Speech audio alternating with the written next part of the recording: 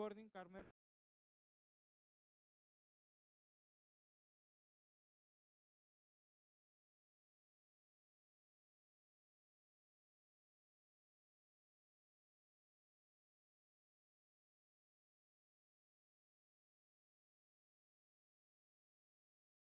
Okay.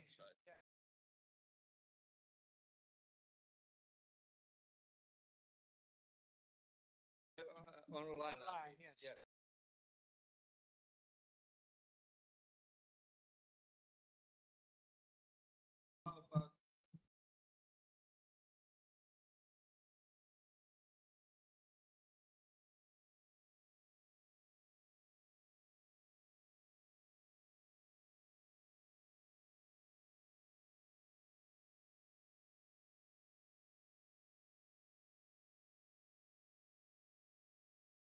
Here. Yeah. Yeah.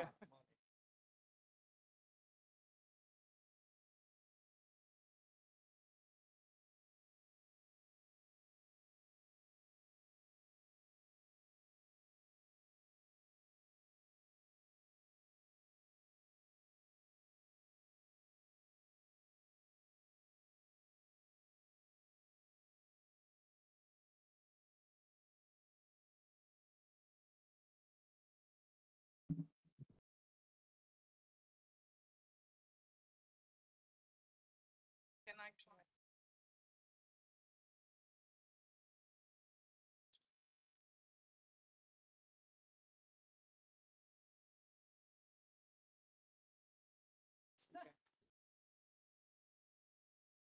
Καλημέρα, έριξε λίγο.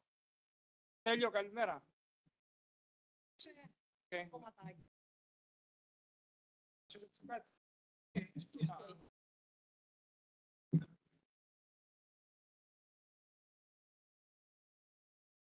Okay.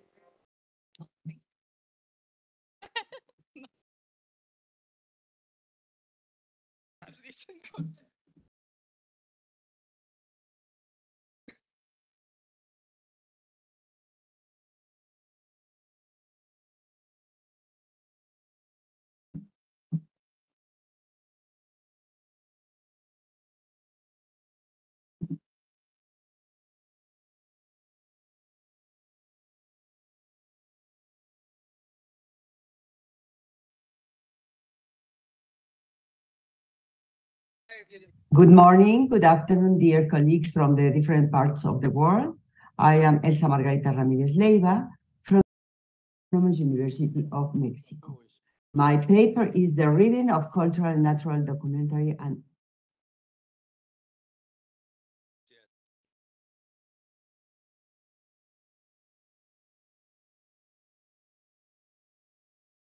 In my workshop.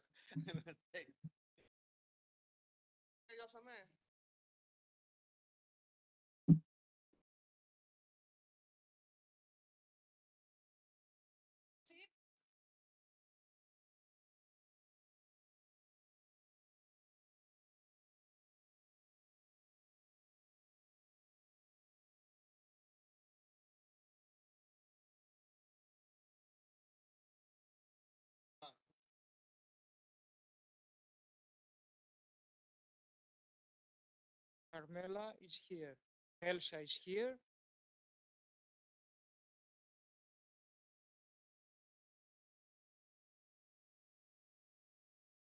Well, if but,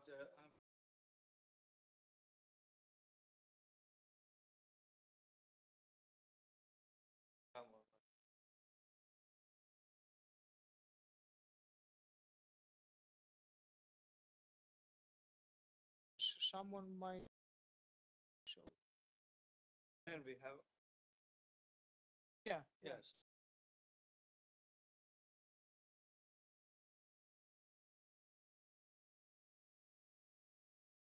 Ah.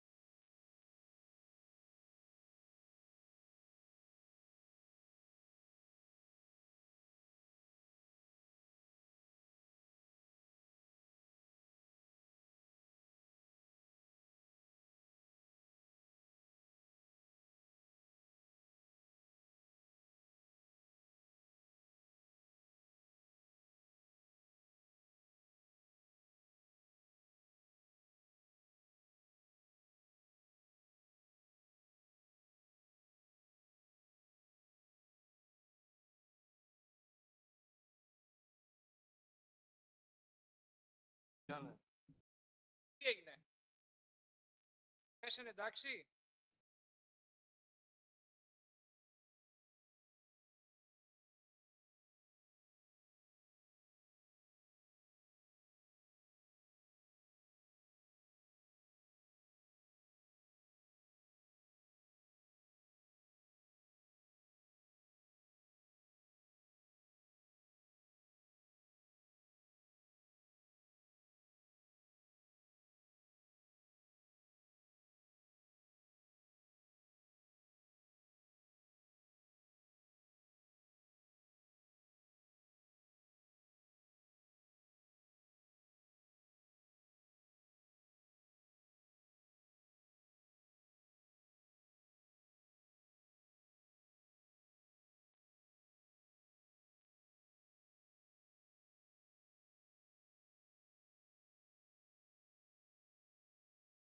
Good morning, Kalimera.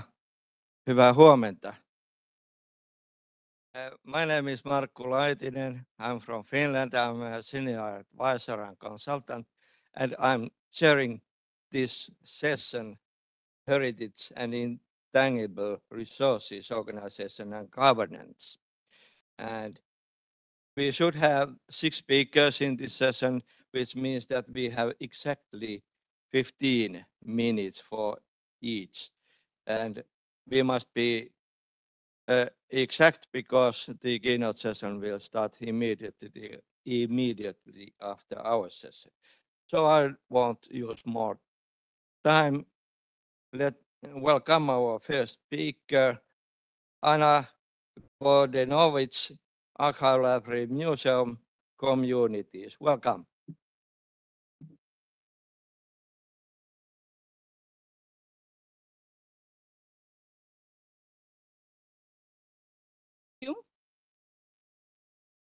The spiritual congregation of Žiča Transfiguration is this Žiča Poetry Festival. It has been taking place for more than 3 decades as a cultural and academic event founded with a view of nurturing, researching, and affirming the authentic values of national culture.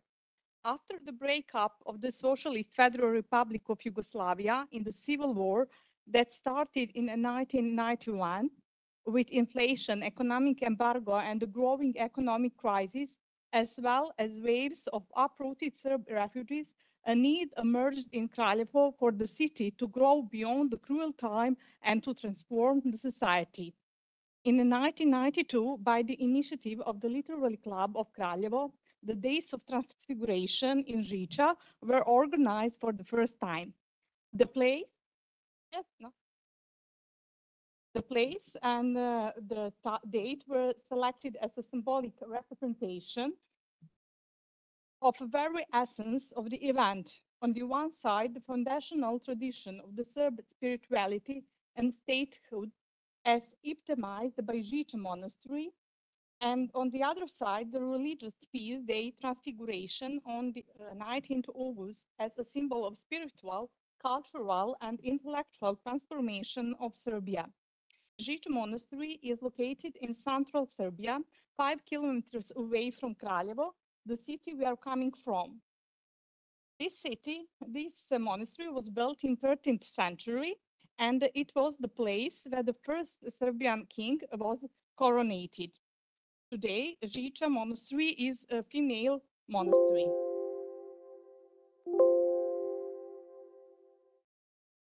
And this is the Žiča Charter, the text from the monastery, and we use it to give the name to the award that was given to the most eminent Serbian poetry writers. In addition to the Literary Club of Kraljevo, other cultural institutions of the city teamed up to organize next event in 1993. The expert supervision and the organizational tasks were taken over by the library, monastery, National Museum, theater, and the Institute for Protection and of Cultural Monuments of Kraljevo and other cultural institutions. The Žička Hrisovulja was defined as an award for poetic works which bring together traditional and contemporary currents of Serbian poetry. The program finishes on 19th August with award ceremony for the poets laureates in the dining chamber of Žiča Monastery. Crucial to the organization of festivity is the financial support of the city of Kraljevo and the Ministry of Culture of Republic Serbia. The award, as a part of Žiča spiritual congregation from 1994 to 2022, National Museum of Kraljevo organized 39 exhibitions, 8 book and magazine promotions, 6 expert lectures in fields of history, art, ethnology, and conservation, a series of concerts and theater performances, and what is particularly significant, 6 scientific meetings, roundtables, and symposiums, cultural heritage and its protection, Žiča, art and history, Rudopolje, Karanovac, Kraljevo, from the first mention to the First World War, Kraljevo, Rankovićevo, Kraljevo, and the journalism in the development of the state and society, report from the object to the objective history. A particular attention was paid to the local museum exhibitions in Kraljevo, as well as visiting exhibitions which were in harmony with the values and the aspiration of the festival. These are the results of that scientific meetings, collected papers and journals that are also promoted in the our museum, library, and in Serbia. These are some of the exhibitions that were organized in the scope of the manifestation. Segments of our nation's heritage were on display at the following exhibitions: tombstones from the collection of the National Museum of Kraljevo, formal attire in Serbia in the 19th and 20th centuries, crafted weapons of the Balkans from 17th to 19th centuries, the Military Museum of Belgrade, the first Serbian uprising, and the others. As a part of the Transfiguration festivity, 2 exhibitions have been organized in cooperation with foreign embassies, Polish embassy and Canadian embassy. This is the exhibition of Greek icons, and on that exhibition we saw some icons from Crete too. Continuity is presenting the most significant historical landmarks, but also in recognizing historically important moments in the present day has been achieved with the exhibition, the 8 centuries of calendar, and then again with the exhibition, the reconstruction of calendar manuscript after fire. The exhibition, The Time of Light, the Serbian art of the 13th century, was organized to mark the 8 centuries of Žiča Monastery. An exhibition making 2 decades on the congregation, Transfiguration 20 years, was initially presented in the National Museum of Kraljevo and then at the book fair in Belgrade. This demonstrated that cooperation of the library and the museum have become recognizable and independent.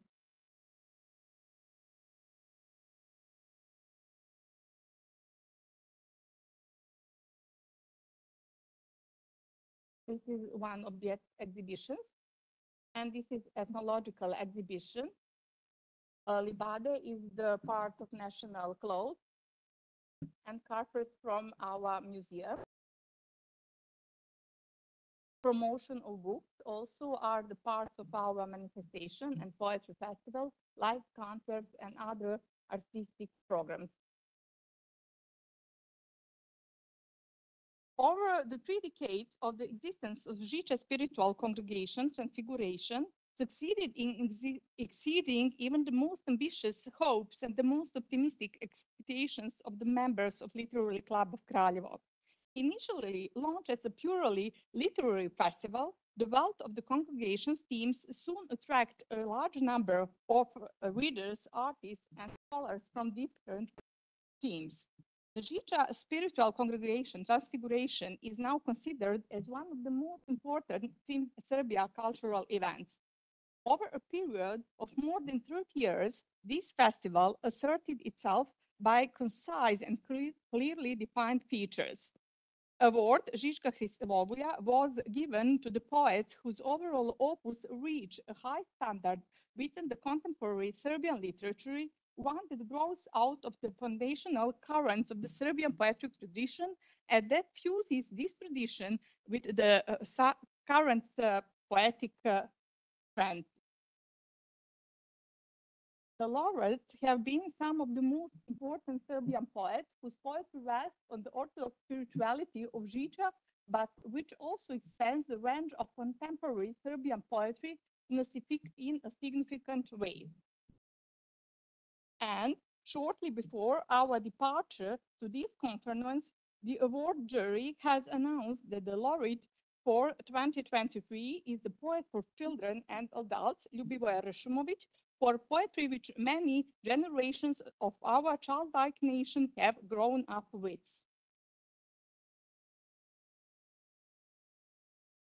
Unsurprisingly, the largest part of the congregation's features is dedicated to the laureates of the year. He is honored by several topical programs in the city. The first literary event on the congregation is the Evening with the Laureate, where the poet himself reads his poetry and thereby introduces his work to the general audience. On the eve of the feast day of Transfiguration, the laureate's poetry is taken up by literary experts, researchers, and interpreters. In the reading room of the Library of Kraljevo, a scholarly conference is organized to debate the laureate's work.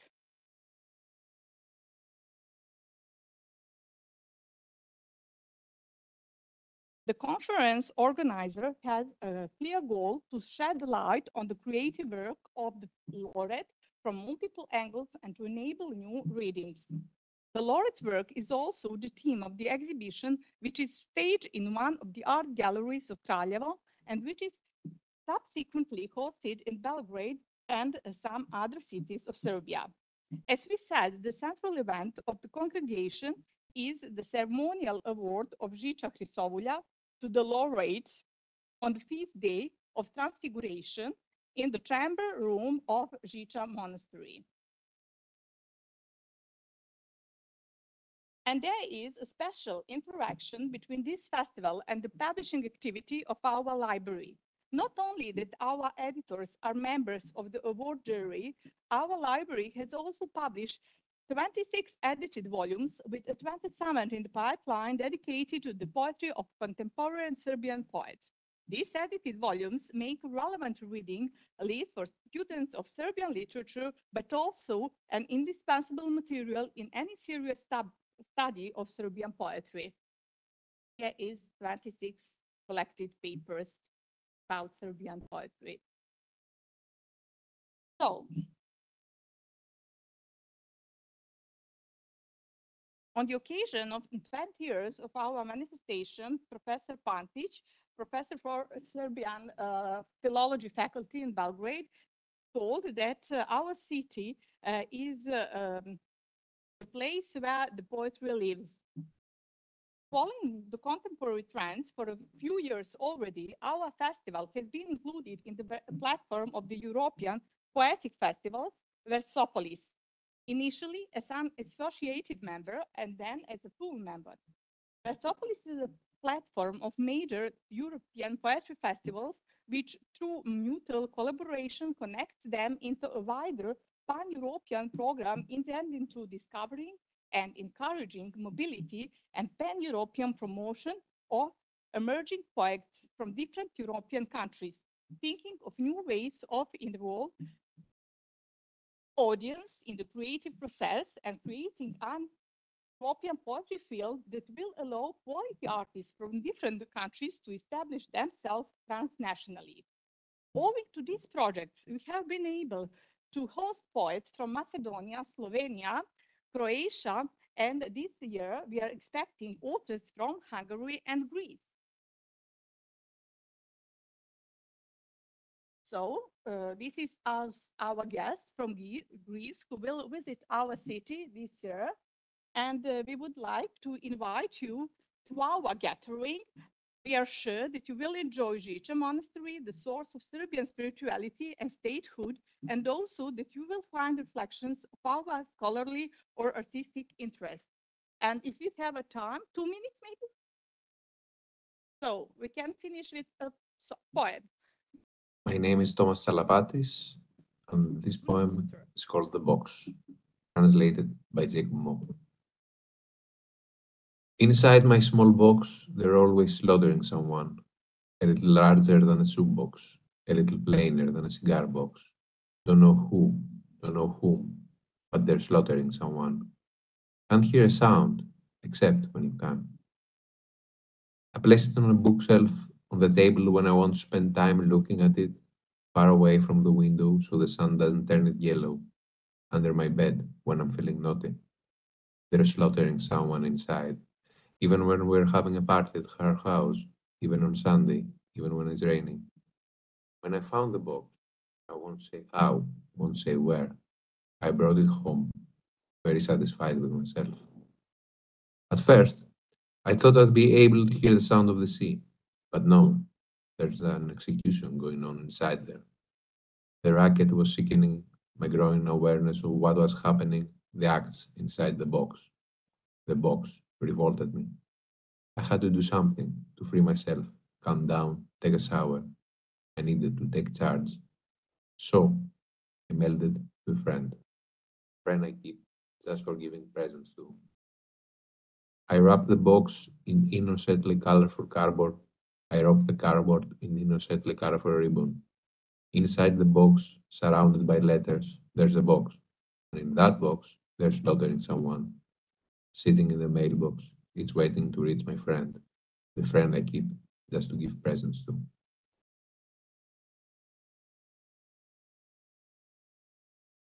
Thank you on your attention. Thank you, Anna. Very much interesting presentation. And now our next speaker about smart digital machine learning and digitization on printed heritage by Martin Lotak. Welcome.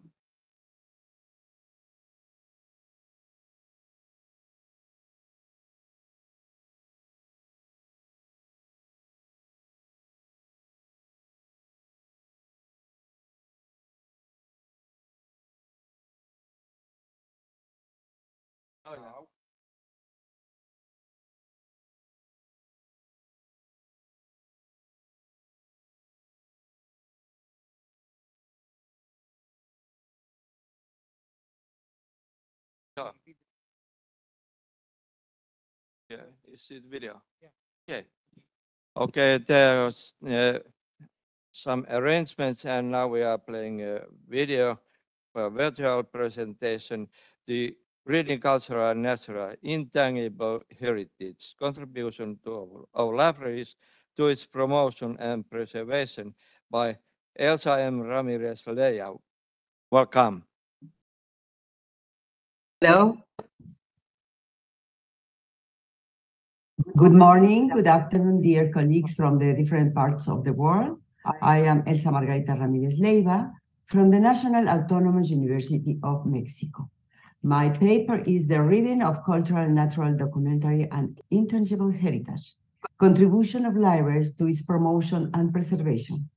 The object is to introduce the potential of iconological method to read, decipher, and understand the information offered by heritage assets at the explicit and implicit level.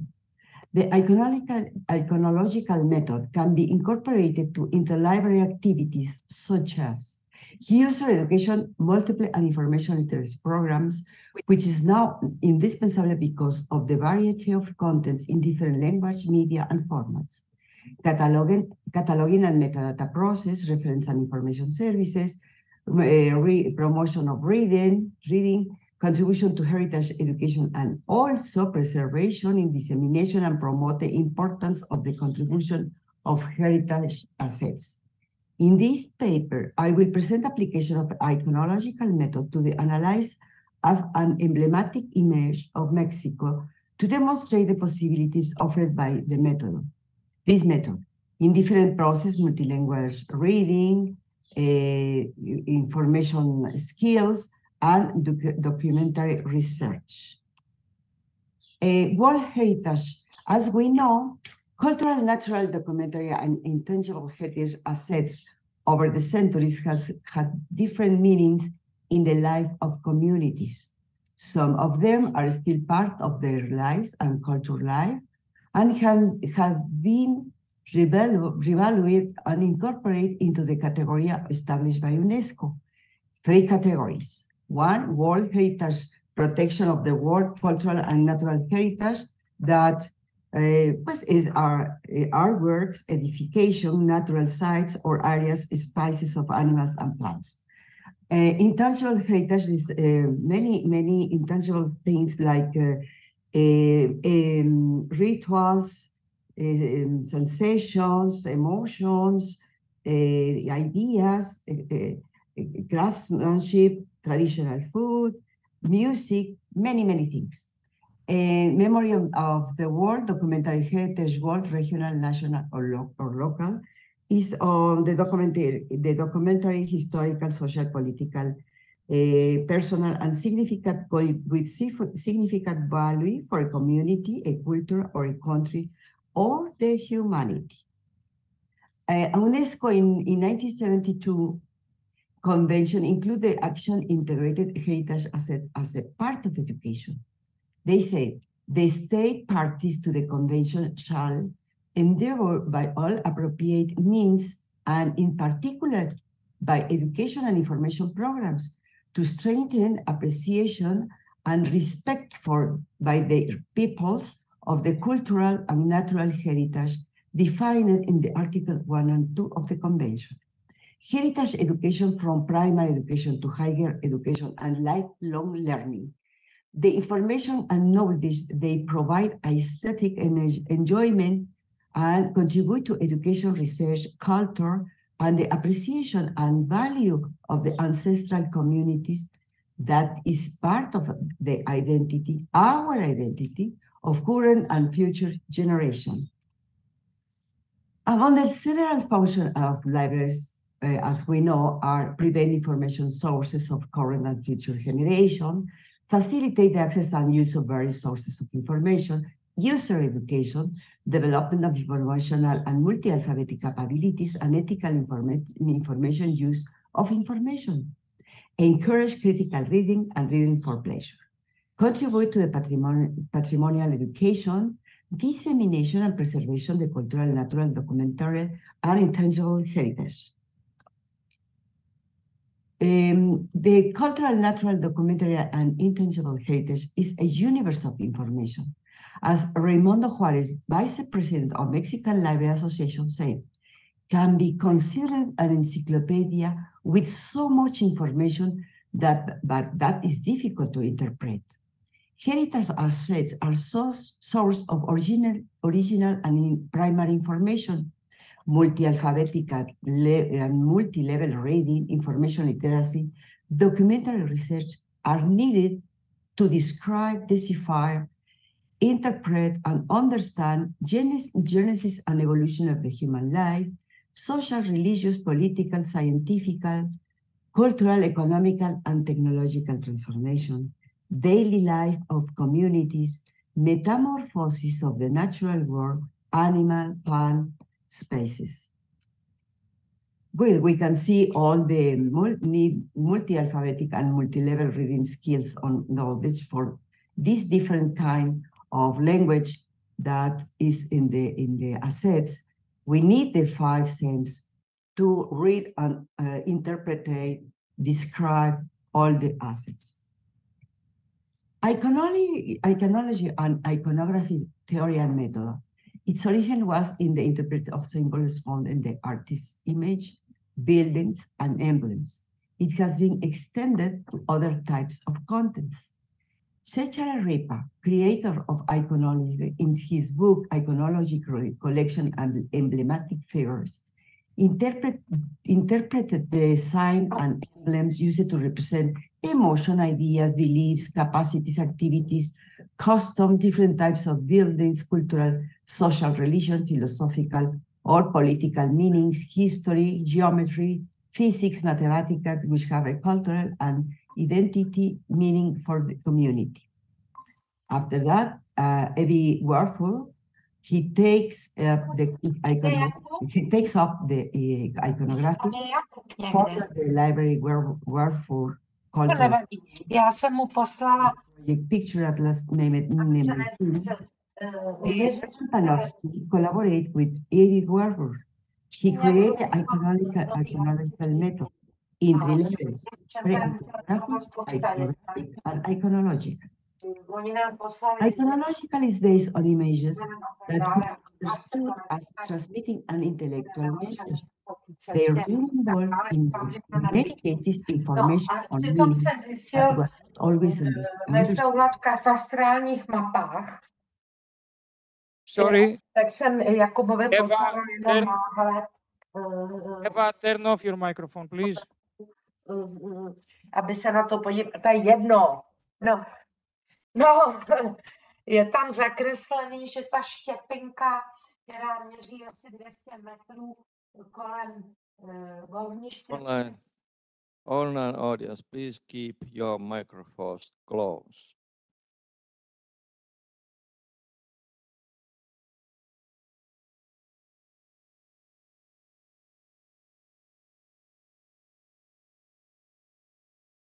Everyone. It has a deep cultural connotation, said Isabel Rodriguez. Iconographic method, as Isabel Rodriguez interpreted, is first pre-iconographic description of what is perceived by both mental and emotional level, can activate the imagination and sensation.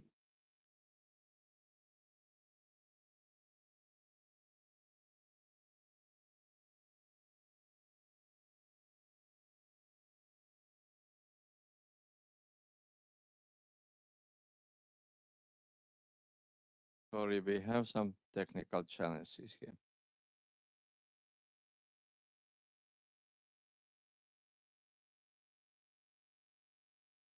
Memory of the world of generation, observation, the culture, and under daily life with the five interpreted after that iconological understood by everyone. It has a deep cultural connotation, said Isabel Rodriguez. Iconographic method, as Isabel Rodriguez interpreted, is first pre-iconographic description of what is perceived by both mental and emotional level, can activate the imagination and sensation. Second, pre-iconographic, decipher to explain the meaning with the information and experience of each person has. Iconological or iconographic level, deep sense, intrinsic or implicit meaning or context. Documentary research is necessary as part of the information literacy to have information to know artistic style, context, history, background of characteristics, author or institution, social, religion, political, scientific, cultural, economic, and technological aspects. Application of the iconographic analysis method to the symbol of the Mexican Tenochtitlan Foundation. The iconographic analysis method was applied to one of the images of the mural on the north side of the building of the Central Library of the National Autonomous University of Mexico, located in the central campus of the university city in Mexico City.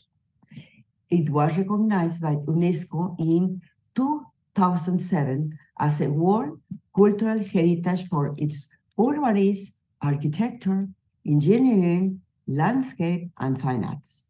The library building is covered by 4 murals made by the architect and artist Juan O'Gorman.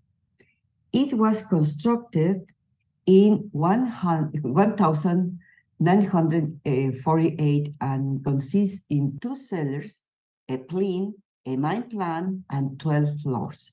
The library opened in 109,056 in April 5.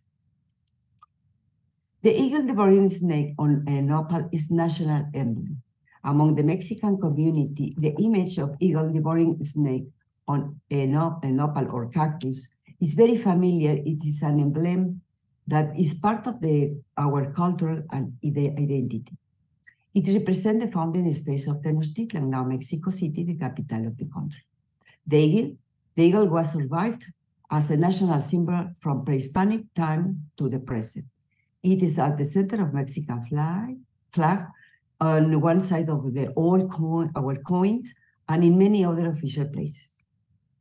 Well, here we have the building, murals of Central Libraries National University. The murals are made but with 10 different colors of stones that O'Gorman collected from different parts of Mexico. He used to create the mural where described the 4 most important stages of the history of Mexico. Imitating the pre-Hispanic pictographic writing, we have the following periods: pre-Hispanic, colonial, Mexican Revolution, and the National University in the 20th century. Aquí we have the pre-Hispanic period, a north mural and building of the Central Library, UNAM. Pre-iconographic level. The eagle on the cactus are the element of the god of the Aztecs who became Mexican after, gave them to identify the place where they should found the empire Tenochtitlan. We have the O'Gorman take the image from the Codex Mendoza or Mendocino, that 2 different interpretations, as you can see. This codex was made during the colony of Mexico, when the Hispanic were here, in the 2000, excuse me, it was made in 1542. And we see here the golden eagle, devouring a snake, a nopal or cactus, the red fruits called tunas. On the stone, in the stone we can see a buckler, spears, and the towns the cycle are towns around Tenochtitlan. We can see the red element is the copal here, is on the islet. Tlaloc, we can see Tlaloc is the white image, god of rain, water, lighting, and agriculture. This is the description. Another interpretation: eagle, golden plumage, eagle facing east, looking down with its wing open. The eagle has a snake in his beak, stand with the right leg on the tip of cactus, meaning iconological level. The golden color represents the sun, arrival of the light to earth, the advent of vital energy, the fecundation power of the sun, Huitzilopochtli, that represents the sun god and war of the Mexicas. Open wings are assigned the symbol of the cross to delineate the 4 cosmic sector and is at the same time the protection. His head is directed to the east where the sun rises. Nopal in the middle of the lake. Nopal or cactus is a Mexican cactus from which a pickled pears sprout sweet and juicy fruit cactus nopal with red tunas. The nopal on the islet emerged from the stone that is the origin of the heart of Copil surrounded by a lake. The city of Tenochtitlan means among the pickled pears. Nopal or cactus represent the life that emerged from the earth where the heart of Copil, Huitzilopochtli's nephew, means fertile land. The cactus produce prickly pears, tasty and nutritious food for the Mexican. The snake. The eagle has a snake in the beak about devouring it. In some version, the eagle has not meaning in his beak. Other versions say that the snake, its eagle beak, represent power of the victors over the people. Buckler, metal or leather object to the combatants used to protect their body, 6 small circles inside. 6 circles means the place that Mexican must conquest. Spears, behind the buckler 5 spears cross the horizontally. Spears will be used Mexican to conquer other towns around the Mexico, the new city of Tenochtitlan. We can see here all these signs. Conclusion. In the three stages of the iconological method, description, interpretation, and understand of the image that represent Mexico Tenochtitlan Foundation, I verified that they are essential, these capabilities: multi-alphabetical and multi-level reading, information literacy, documentary research, pre-iconographic, to read the language of symbols of the image of the aesthetic level, the act of the contemplating allow the reader to explain emotion, memories, experience. After that, the description is not only the different elements and forms, also space, position, distribution, orientation, relationship between elements, color, postures, gesture, expression. Iconographic. Decipher evoke in the memory the information that one has about the representation of the image. Give meaning to the elements that compose it. Infer, identify doubts, ask questions, identify information that is unknown, and identify the information that is needed to understand meaning of the image. Iconology.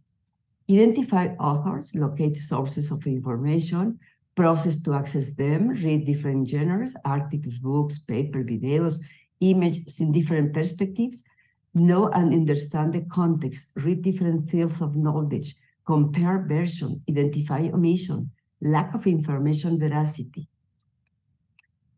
Thanks to this conference, this paper allowed me to expand my knowledge about the national emblem, and which is addressed in history books in basic education, but in a very general way. I verified that heritage asset as very useful to use as didactic material for the information literacy workshop of courses. Develop multiliteracy reading skills, resources to promote reading activities, strategies for the critical information literacy and reading, cataloging process, reference and information service. Also, reevaluate the ancestral communities, his knowledge, the ability to imagine, to create narration, legends that were transmitted orally and through writing and iconic language. It requires reading in different directions, sometimes horizontally from left to right, and other times very vertically to down to up, or up to down.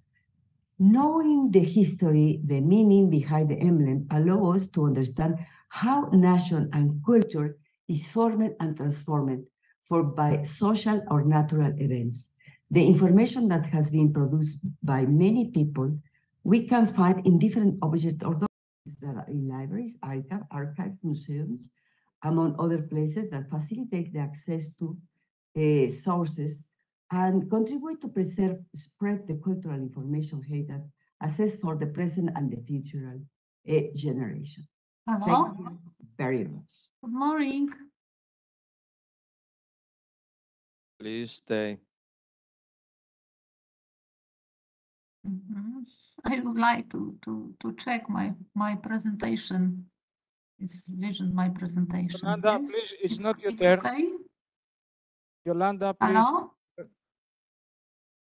Oh, today. Yolanda, can you hear me?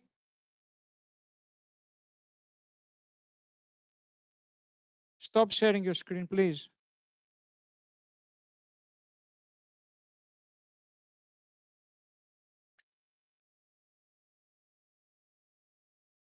Okay.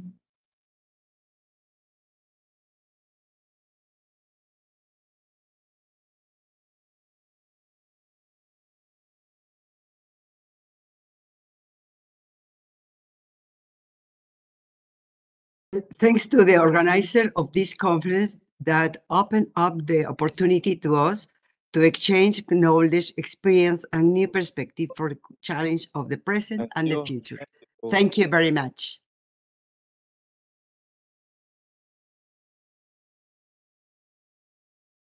Hello. Good morning. Please wait. Okay. Yolanda, please turn off your microphone. It's not your turn, okay? I will tell you. Thank you. And all online, please keep your microphones closed. Check it now. And now we take our next speaker online on site, Martin Lotak again, and Smart Digilive Machine Learning of our digitization of printed heritage.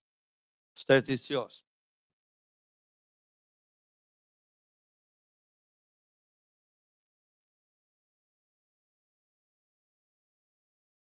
Thank you. Thank you. Good morning, ladies and gentlemen. I am Martin Hoták. I am from the Czech Academy of Sciences, where I work as the deputy director and head of IT and digitization department. Today, I would like to introduce our new project, which aims Hello, good morning. learning for digitization of printed heritage. Hello. Do you hear me?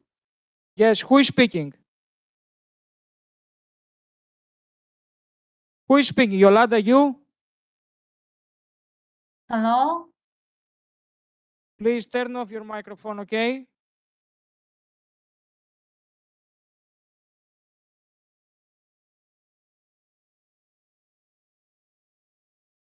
Yolanda, can you hear me? Mute your microphone, please.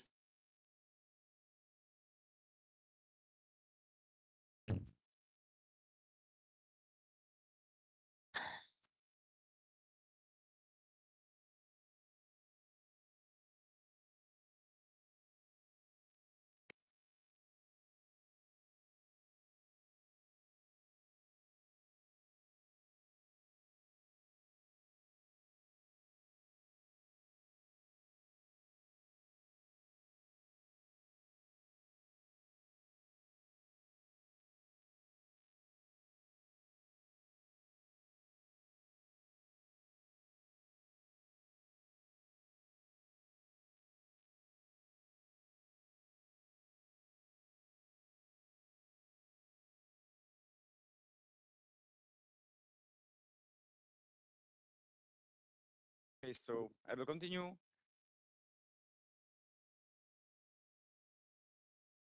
Switch slide.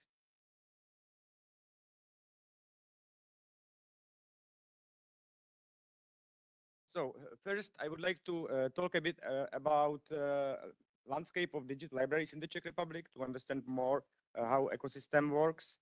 In Czech Republic, there is more than 40 digital libraries working in Kramerius system, which is system developed by Czech libraries and some IT companies, and it's available for all as open source. In those libraries, there is more than 700,000 digital documents, and it means it's more than 160 million pages. In Czech Republic, there is very strong standardization done by National Library and other libraries following these rules, which is good to aggregate the data and so on. So we have also Czech Digital Library, which is national aggregator, and it's possible to search in almost all libraries via this central point. There is also a registry of Kramerius systems, which is another, let's say, portal when you can see all libraries running together, and you can get also many information about those libraries thanks to some information given by API. We have also digitization registry, which is a very nice tool, and it's used for let's say, evidence of digitizing. So no other libraries are digitizing the same what was already digitized. And we have also a system for production of digital documents, which is also open source and also developed by libraries together with some IT companies. And it's used to create metadata and all whole digital document. Concerning Kramerius system, its open source is developed since 2003 together with National Library, Library of the Czech Academy of Sciences, and some other libraries.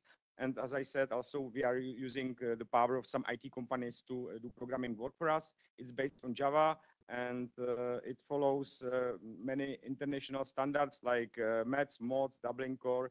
It's possible to harvest it via OIPMH, and it's also used in some other countries. For example, National Library in Slovakia used the same system, and there are also some implementation in Germany. You see the link on GitHub where you can see some information about it. It's in Czech, but I think nowadays it's not possible to. It's not very hard to translate it to any language you want using some online tools.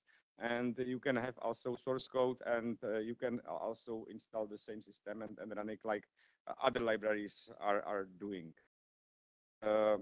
Czech Digital Library is the national aggregator, and it shares data to Europeana.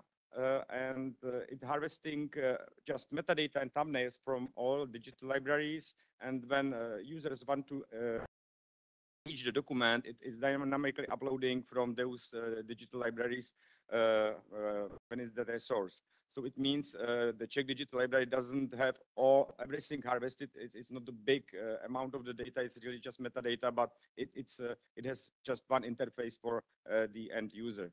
It supports single sign-on. It's based on Shibboleth, and we are using also a Keycloak. Maybe you know the tool for authentication.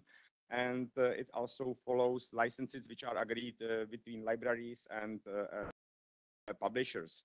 And this Czech Digital Library is also, like other digital libraries, fully based on Kramerius system. Here you can see the interface, how it looks like. There is also a bigger picture of possibility to see what is available, what licenses are in the system. And when you enter the system and you are on some document, you can see something like this. So on the left-hand side are thumbnails. In the middle, you see the document, and then there are some metadata. And of course, you can do also full view of the document. This is picture, you cannot probably see too much, but this is part of metadata, what is possible to download from the systems, which might be also useful for many users, let's say maybe more researchers or librarians. But there is also MODS, Dublin Core, and also Metz-Alto, which is OCR text, which can be used for a full text search. Kramerius registry, it's what I said, that portal where all Kramerius systems are in, and you can see many information about every digital library concerning how many objects are there, how many pages, what version of system Kramerius it has, and so on. And digitization registry is that other tool I was talking about. So when someone digitizes something, then it's very common in Czech Republic that first it goes to this registry to see if it was already digitized or not, and then the registration is starting. And as I was talking also about production system, ProArch is used for creation of metadata, and also it putting together all the documents. So it means images, metadata, OCR, and then it exports data in a standard format, which is then imported to archival storage and also to Kramerius system digital library. It's also open source software. Also, it's possible to download it and use it, and many libraries are using this in Czech Republic. And now we are getting to the topic, which is machine learning for digitization of printed heritage. And there is something what we would like to improve in our production system. And we have a project for this. It's a 5-year research project funded from Ministry of Culture. And we would like to develop some tools which could replace some manual data creation using artificial intelligence and machine learning. And it will be external module which could be used by different production systems. So it could be used in ProArch, as I said, but also in some other digilines where it can be just called via API. This new tools will use library data for training machine learning systems. And we would like to, thanks to this functionality, be able to divide periodic volumes into individual issues. We would like to detect publication dates, issue numbers, page numbers, and we would like to also categorize page numbers and also to be able to describe content in some way. So all this should be done using machine learning and artificial intelligence. So a lot of metadata could be then taken from this tool to the production line, and then it would it would be faster than do it by manual work. And in this project, there is our library, which is Library of the Czech Academy of Sciences, National Library, Moravian Library in Brno. And we have also, as a technology partner, Faculty of Informatics at the Technical University in Brno, where are people which are doing machine learning and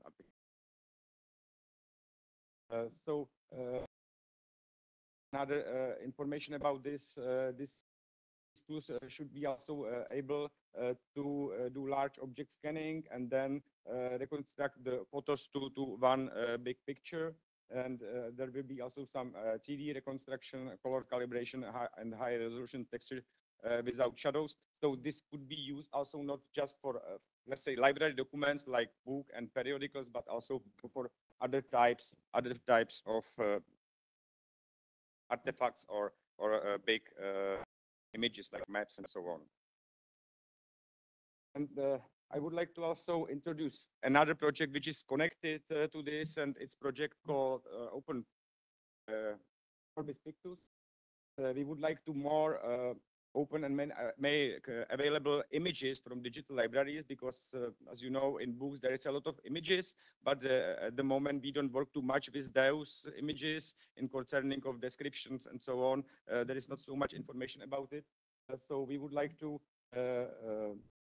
do better work, and we would like to categorize the images by type, and we would like to add there some information searchable, and the solution also will be available as an external module which could be called by different digital libraries or maybe also production lines.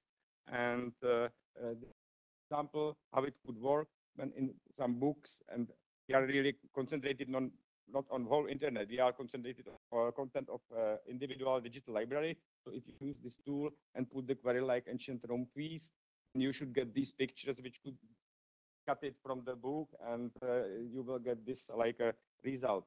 The same, we would like to search people by face. So if you very like President Masaryk, which is the first president founder of Czechoslovakia Republic, then you should go or images from the books which were stored in a digital library where this person is displayed. So and there will be other this slide. If you choose any picture, and you can also put this picture as a search query, and then you will get similar pictures. So this will be also another functionality. And I am at the end, so I don't know. Maybe I'm short. I don't know, but I think that's all information about our projects.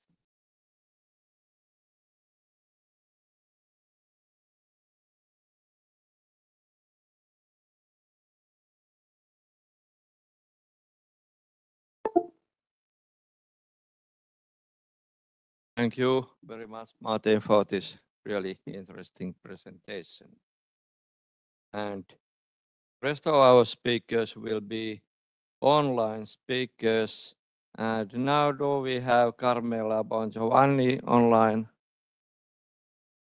Good morning. Good morning.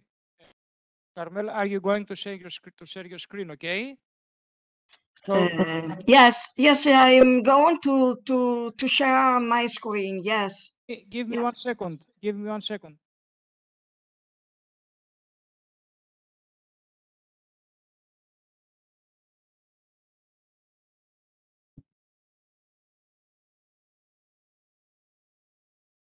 Now, share your screen now.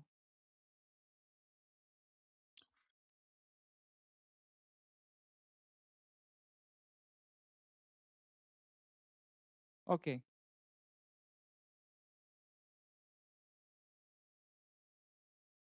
All right, now Carmela Bongiovanni will talk about the future of music libraries with historical heritage in Italy, research and innovation. Welcome, line is yours. Thank you very much. I am the music librarian professor of the Conservatory Paganini in Genoa. I will briefly summarize some aspects of the specific features of the conservatory's music libraries. First, the old collections of the conservatory's libraries have not yet been fully explored and thus catalogued. Second, Italian conservatory librarians are lecturer librarians who officially combine their work in the library with that as lecturers in music research methodologies. In short, even though conservatories are part of the university and research ministry, their libraries are small institutions, although their holdings are not small, that cannot be compared with the large university library systems. On the other hand, as far as conservation and digitalization policies are concerned, a reflection is needed. While it is true that the future is built in the present, there are currently not many digitalization projects underway or completed within the conservatory libraries with important ancient heritage. Of course, not all music conservatory libraries have historical collections.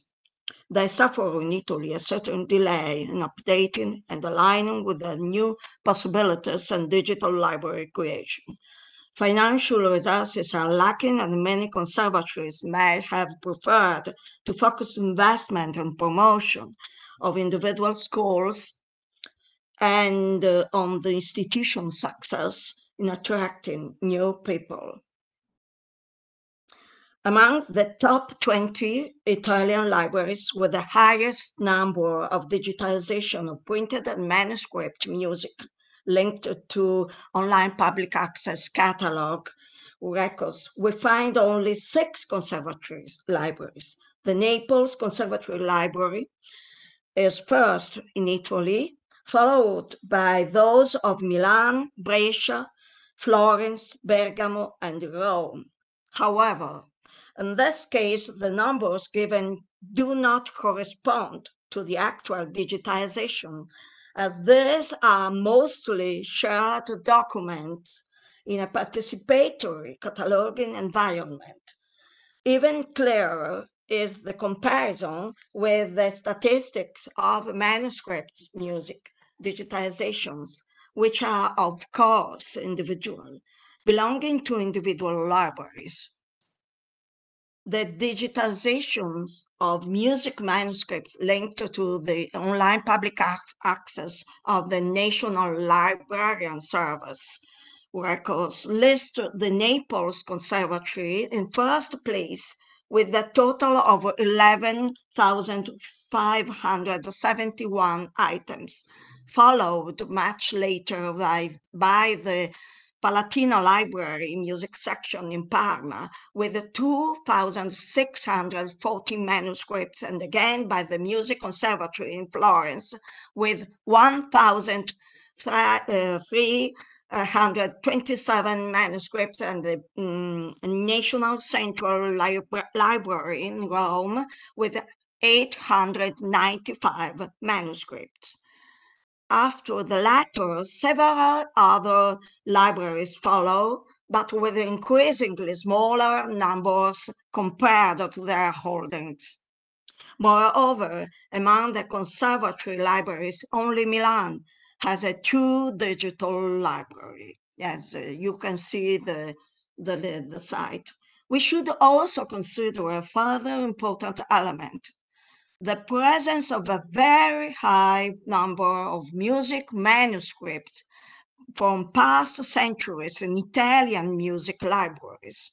The large collective catalog of National Library Service currently contains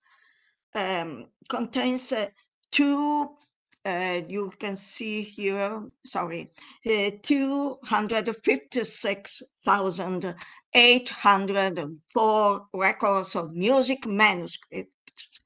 This is only a partial list. Just under a tenth of these have been digitized.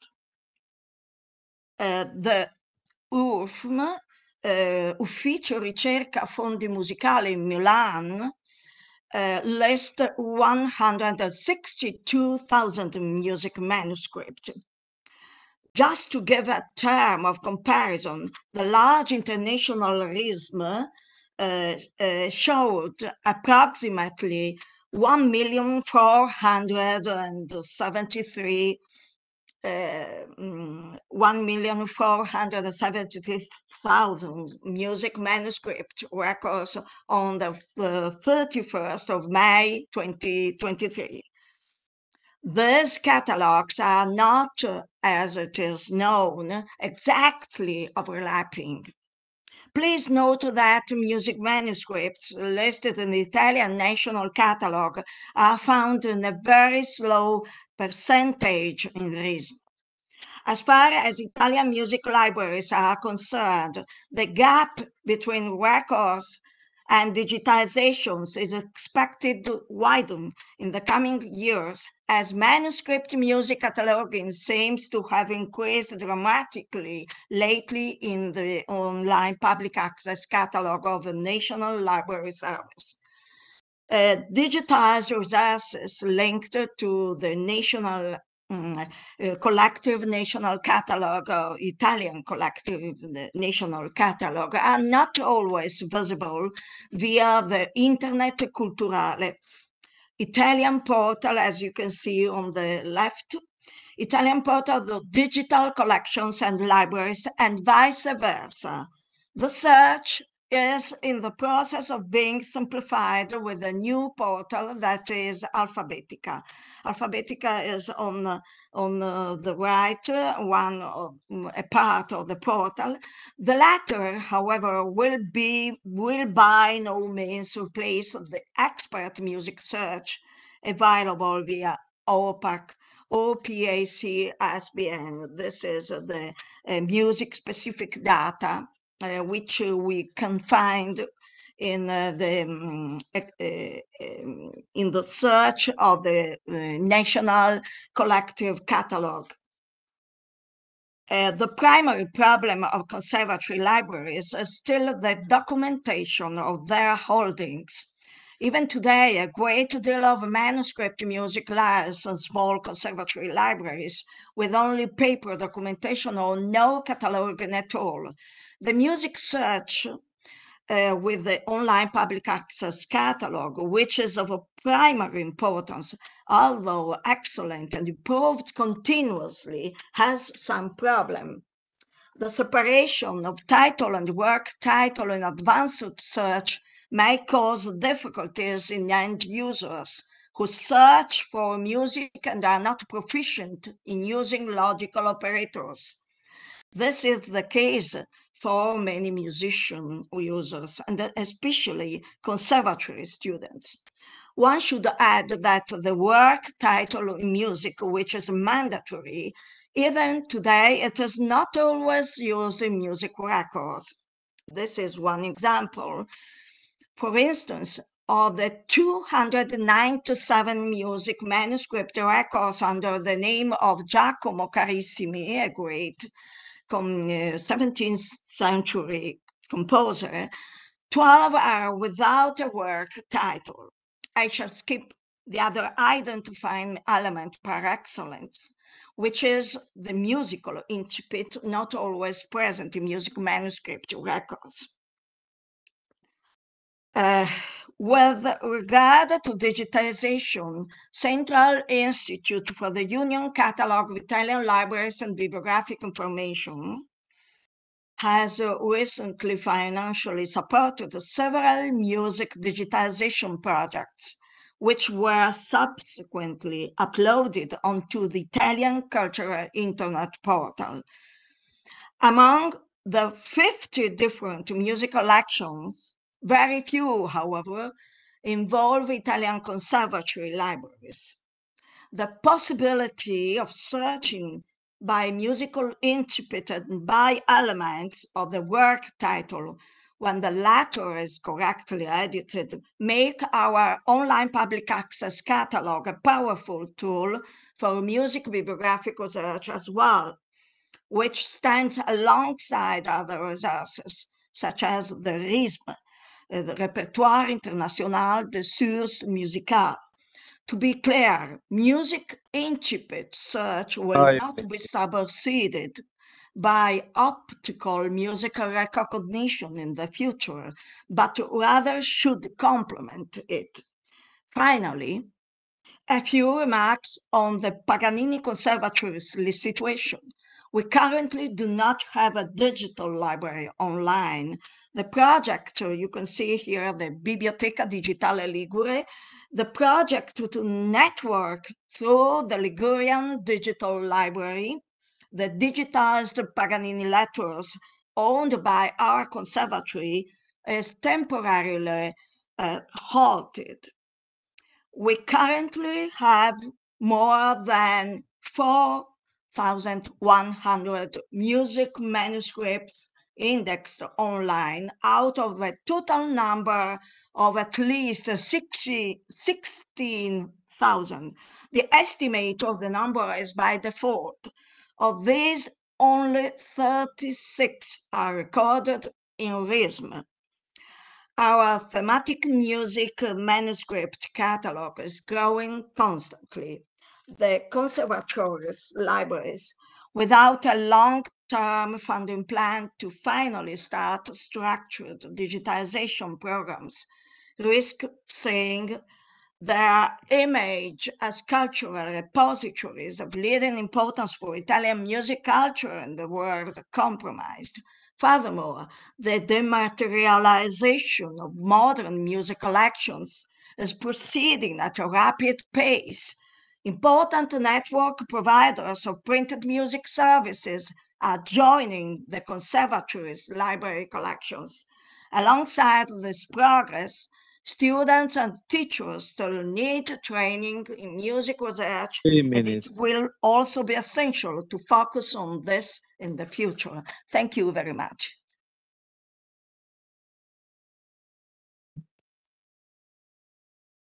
Thank you very much for this interesting presentation. And we go forward. Our next speaker about digitization of Good cultural morning. heritage. Hello, everyone. My name is Brenda speaking? Siso Calvo, and I'm going to talk about the digitization of cultural heritage in Lam communities, convergence challenges in the European context. Okay. Next video, sorry. Okay, it will be a video by digitization of cultural heritage in galleries, library archive, and museum communities, governance challenges in the European context. And this video will be made by Brenda Siso Calvo and Rosario Arqueo Alviles. Okay, line is yours. This work was made in co-authorship by my colleague Rosario Arquero. I'm from the University of Zaragoza, and my colleague Rosario is from Complutense University of Madrid. Both are members of the IdeaLab research group from Spain. The presentation consists of the following parts: the introduction, the purpose and objectives, the methods, the results, and the main conclusions.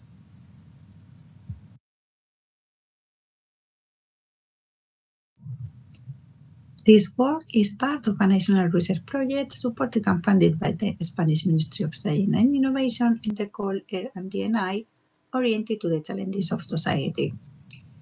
The project, Cultural and Bibliographic Heritage in the GLAM, Galleries, Libraries, Archives, and Museum Context, Virtual Exhibitions as Agents of Dissemination and Reuse. This is the English title, but here you have also the original title in Spanish, so you can find more information. This project was awarded in September 2021 for its achievement in the period 2021 to 2023. The objective is to generate a set of virtual exhibitions conceived as agents for the dissemination and reuse of cultural and bibliographic heritage in the GLAM context. The research project was divided into phases and sub-phases.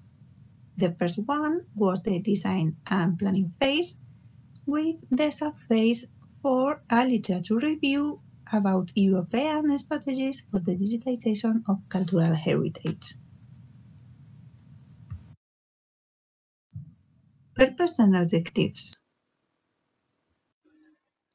The general purpose of this work is to identify and analyze the areas of convergence of Plan communities that promote and facilitate the achievements of goals related to the digitization, dissemination, access, and use of cultural and bibliographic heritage.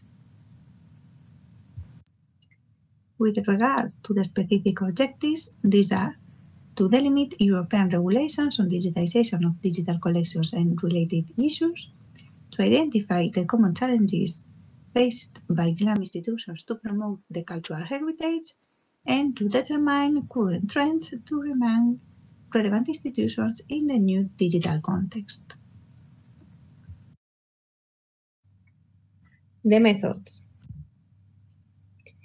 The main method of this work was the review of recent European regulations and scientific literature. We know that there is a lot of European regulations on issues related to digitization, but we focused on recent ones and the literature from a cooperation GLAM perspective.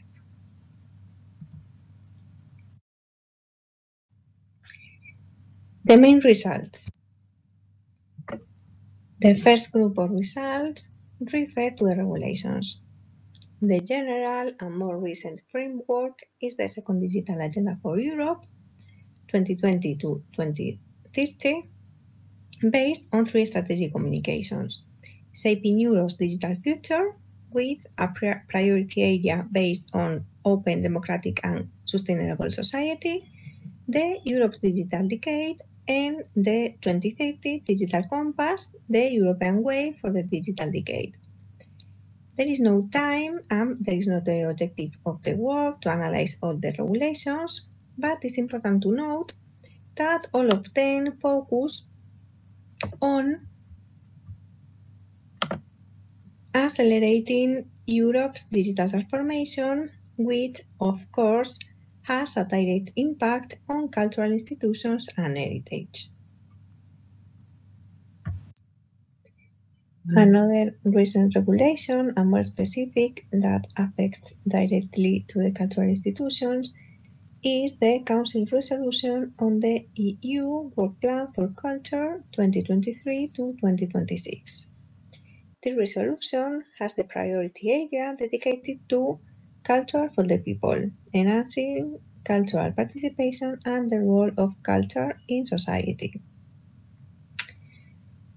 which recognizes that culture, including cultural heritage, plays a crucial role in our democracies and in the lives of individuals. Also recognizes that cultural institutions play a vital role in strengthening democracy and social well-being. And finally, that this role of cultural institutions must be further nurtured. The more specific and maybe important was the Commission recommendation on the digitization and online accessibility of cultural material and digital preservation that was the frame for Member States to further encourage the development of digitized material from libraries, archives, and museums, to reap the benefits of digitization in order to ensure that Europe maintains its place as a leading international player, and to make possible for citizens throughout Europe to access and reuse cultural material for leisure studies or work. One important reflection from this review is that policies and legislation act in a double sense. In addition to fostering initiatives among institutions, they introduce issues related to digitization and dissemination that pose new challenges for GLAMs in terms of collection management, promoting their cooperation. So, the second group of results refers to the challenges. We have identified 6 challenges or opportunities for GLAMs to converse. These are digital preservation, intellectual property rights, reuse, sustainability, accessibility and usability, and aggregation and visualization. Heritage institutions are an essential part of each country's memory, and laws have been enacted to ensure the preservation of digital assets.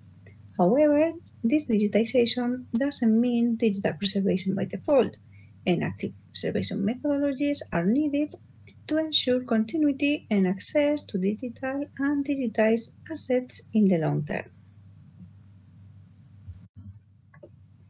Intellectual property is also a common area of work when dealing with digitization projects, as it is necessary to find a balance between copyright compliance, public domain, and access to as many resources as possible while respecting legal precepts.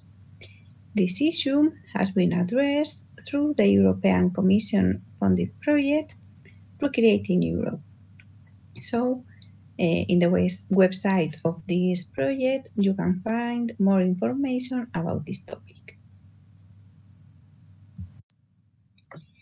Another of the implicit aspects to be considered in the dissemination and access processes is the reuse of digital assets, for which the correct management and publication of the data associated with digital collections with their respective licenses for use, mainly open, is fundamental to promote the reuse of content, provide high-quality content and efficient, reliable, and user-friendly access, and stimulate the creation of innovative and creative services and products.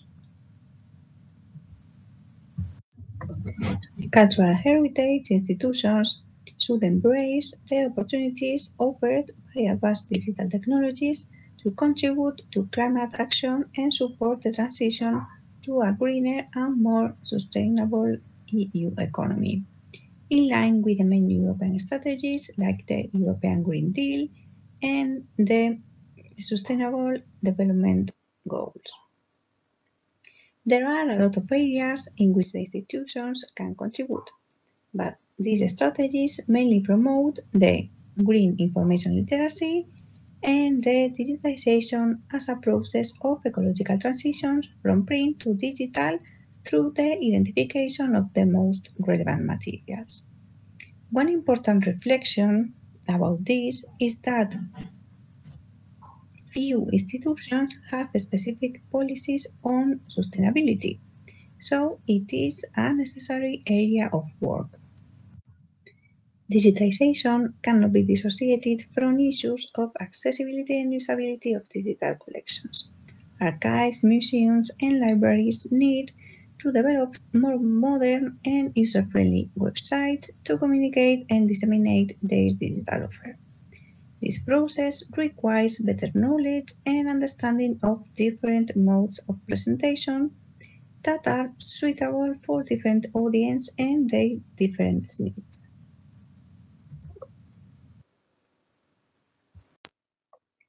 The need for single points of access to digital content, both to the collections and to the data, is one of the aspects that has been most discussed in the scientific literature on GLAM convergence and that has materialized to a greater extent in professional practice. This is evidenced by the numerous trans-institutional repositories and portals that have emerged in recent years, like Europeana or Wikimedia, which bring many benefits and are a true evidence that joint projects between GLAM work successfully. The third group of results refers to the trends. The scientific literature shows that the development of advanced digital technologies like artificial intelligence, 3D technology, cloud computing, data technologies present opportunities that GLAM community could embrace for the promotion of its cultural heritage. Good training on these topics is essential in the curricula of future professionals. One important and very interesting trend is the disciplinary approach of the GLAM. Some authors point to an evolution of GLAM as a multifaceted discipline that should address several issues that have yet to be resolved, like updating curricula, generation of a theoretical framework, or the increase of specific policies. And finally, the conclusions. One of the main discussions is whether CLAM institutions should move towards convergence on the premise that they are member institutions with similar documentation, or whether they should collaborate from the point of view that they are conceptually different institutions and therefore users visit them for different reasons. The challenges described related to digital heritage management bring new opportunities for CLAM to converge. The perspective that in the digital context it is not relevant for users to know whether the original material is held in a library, an archive, or a museum reinforced the need for convergence. This theoretical work highlights the need for a coordinated effort in the area of digitization to face up to the goals about open dissemination. It is important and necessary to investigate and analyze empirically how these institutions are collaborating and facing together the challenges outlined. Thank you so much. Here you have our contact information, so you can email us if you want. Thank you. Thank you.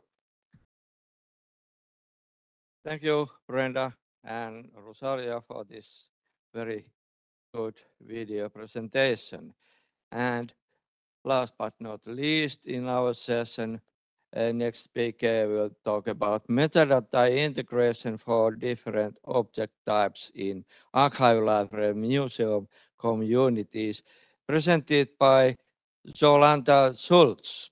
Are you online? Can you hear us?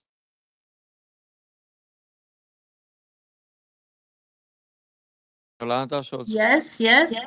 What? Welcome. Yes. You can share your screen now. Okay, okay.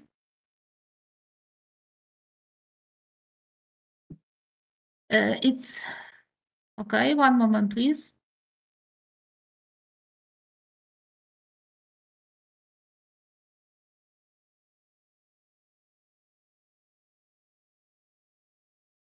It's okay.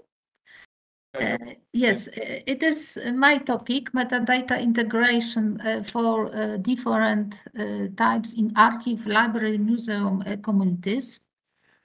I would like the topic because it is, I think this very, very interesting and popular research of the topic. Yes, it is a very interesting, very important problem. One moment, please. It is okay. What is problem? It is. I'm sorry, there's one problem. Oh, it's okay. My presentation consists of introduction, the short information about metadata integration, and the short information about metadata standard in Polish libraries, and Polish archives, and Polish museums, and conclusion.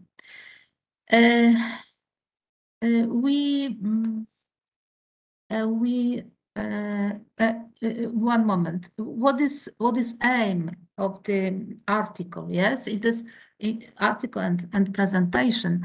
It is answer to following questions. It is possible to develop a common standard. Is such a standard needed? What are our recommendations? Yes. I think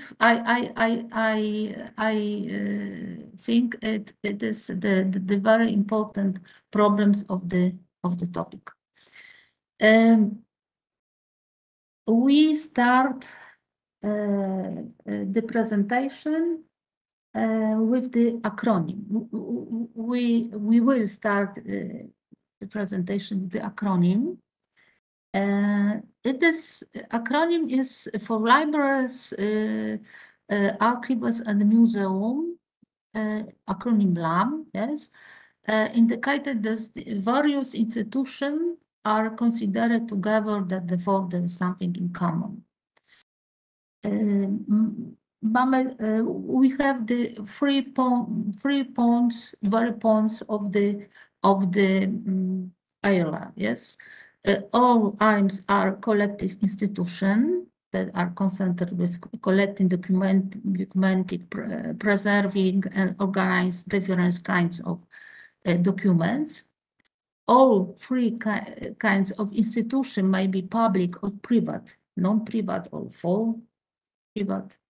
And all these institutions we refer to the basic concept. It is a common term, yes, document, print, publication, literature, record, information, and cultural heritage.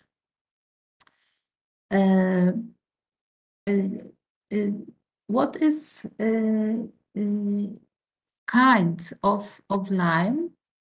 The libraries, yes, include the national libraries, public libraries, private libraries, digital libraries, maybe other, yes. The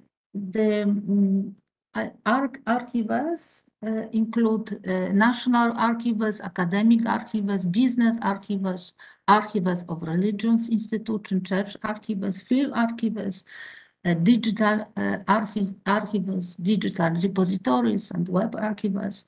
And museum include the National Museum, maybe cabinets of curiosities, yes, museum focusing on natural history and not natural object, for example, natural history museum, for example, animals and plants, minerals, and then botanical gardens, other, and museum focusing on aspect of human history and culture, yes, for example, art museum, local museum, military museum, science and technology museum, and other. Very interesting term is convergent, yes, LIME is convergent institution because these are institutions that combine library, archive, and museum function. We are most interested the other terms: institutional convergence, physical convergence, digital convergence. Yes. Other problems is our drivers and motivation on convergence. For example, to serve users better, to support scholarly activity, to take advantage of technological developments. I think it is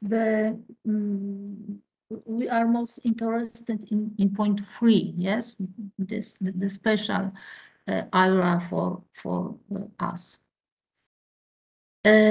What is metadata integration?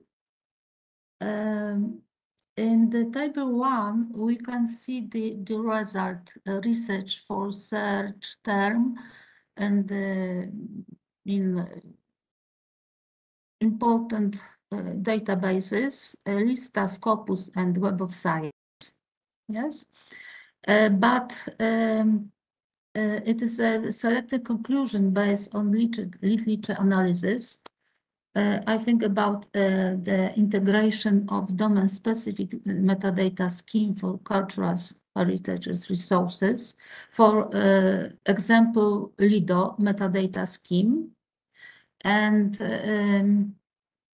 ontology, it is all area for the problem. Shared ontology to integrate the other metadata generated by museum and libraries. It is possible to use adopt FRBRO as an ontological approach to integrate heterogeneous metadata and relational languages for metadata integration. For example, a federated interoperable relational algebra, federated interoperable structured query language, for example. What is standards in Polish library? Yes, because we can speak about the integrated. We must know about the standard, yes, for the metadata. In Polish, we have in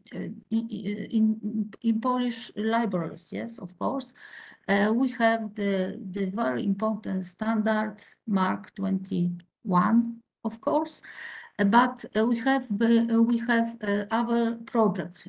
For example, the Omnis project of the National Library and initiatives project of the NUCAT Center and the initiative, the Polish Science Platform. What standard are what are the related standards? Yes, I think it is very important is IFLA library reference model and standard of Library of Congress. I think about the BIP frame and National Universal Center Catalog, NUCAT, which the standard started in 2018. It is implementing the new resource description and access cataloging standard. What standards are used in Polish archives? The proprietary solution dominate is standard ISAT. The standard introduced for use in 2015 by decision of the Chief Director of the State Archives Head Office. But very interesting, very important standard and system is the ZOSIA system. It is a system for recording, managing, and describing archival materials. Jolanta, sorry Yes. that I must inform there are 5 minutes left. 5 minutes, yes? Okay, okay. Okay. What is the standard related? What is related standard? Yes, this is important. The 4 consolidated 4 the standard ISAT. It is General International Standard Archival Description. ISAR, International Standard Archival Authority Record for Corporative Bodies, Persons and Families. ISDIAC, International Standard for Describing Institutions with Archival Codings, and International Standard for Describing Function. In Polish archival is decision Archiva thinks about the new conceptual model, international conceptual model or archival description, record it context. Yes, what is standard are used in Polish museums? I think about the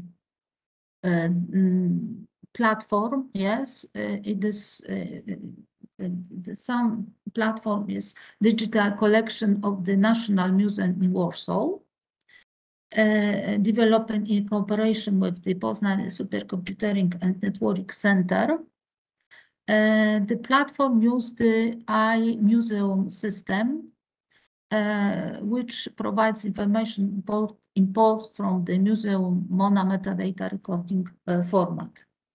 I must to say about the standard CDOC CRM and Graph DBT. And our project, 1 minute? 3. 3, okay. Our project is the Zaurus of Cultural Heritage and the project Museum in the Polish Culture of Memory. Okay, I have conclusion. The analysis of the literature on the subject show the interoperability of system in the modern heterogeneous information environment is necessary. It is ideal status truth for being aware of the never entirely unsatisfactory effects of this effort.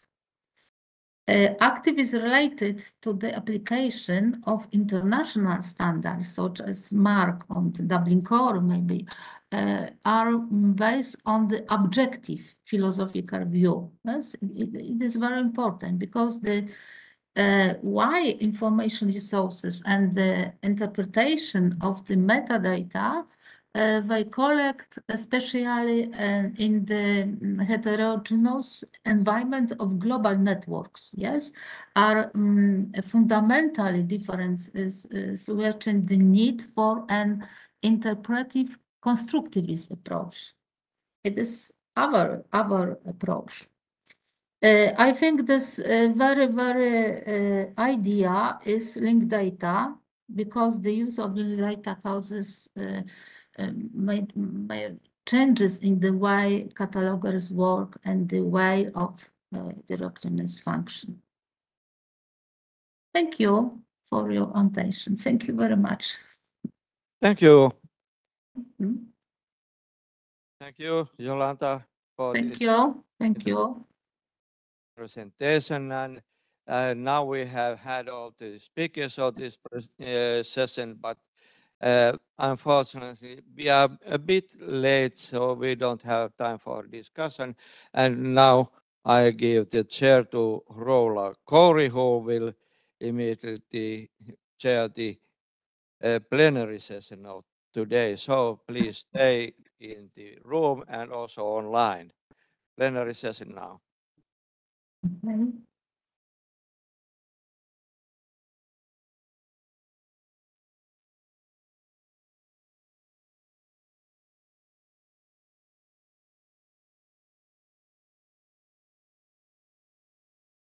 Good morning to everyone. My name is Tavrula Kouri, and I am the chair of this first plenary session.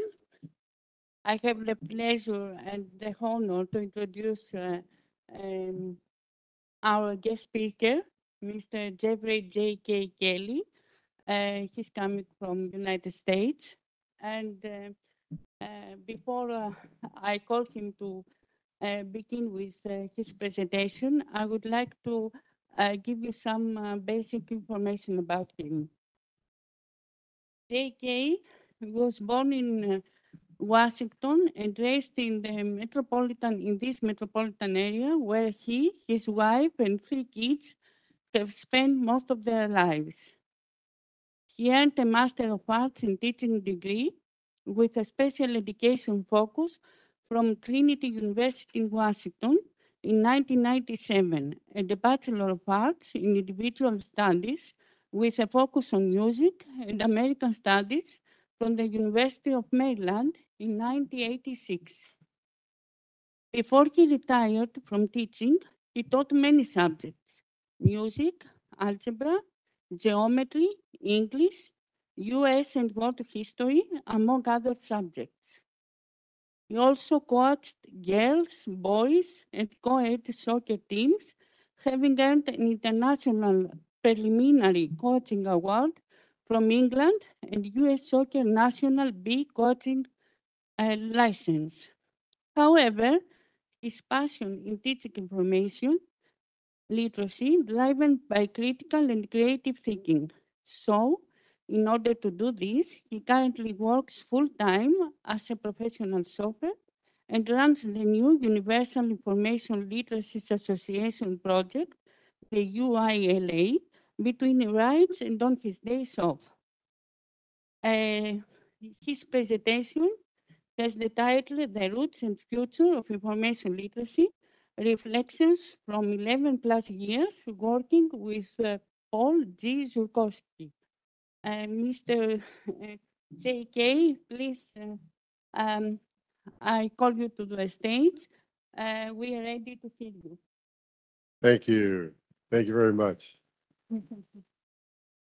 While we're getting set up, I understand about multitasking. That's the website, uilaz.info, that you can go to during my talk to learn more about the association that I recently started with Paul Zurkowski. He passed away a year ago at age 89, but we started this. And so if you want to pull that up on your phones while we're finishing getting set up here, then you're multitasking like everyone else does. All right, so let me just get set up here.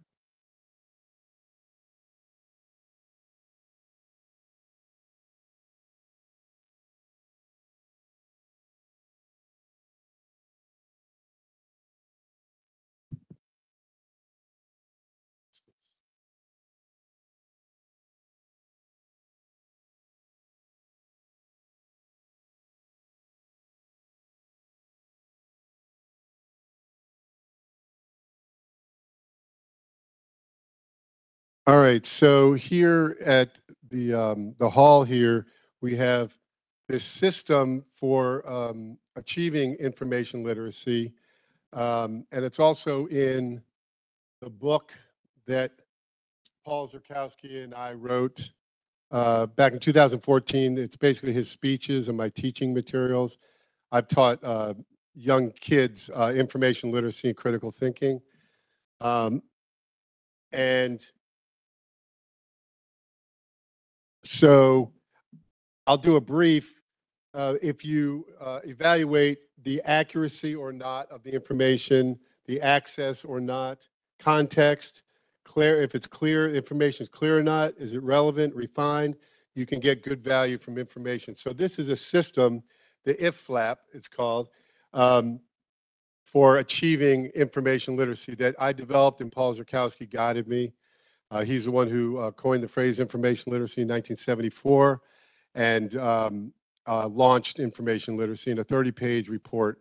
And I'll talk more about that. So a critical thinking code, AACCRR equals V at GT&M, is a way to remember this system.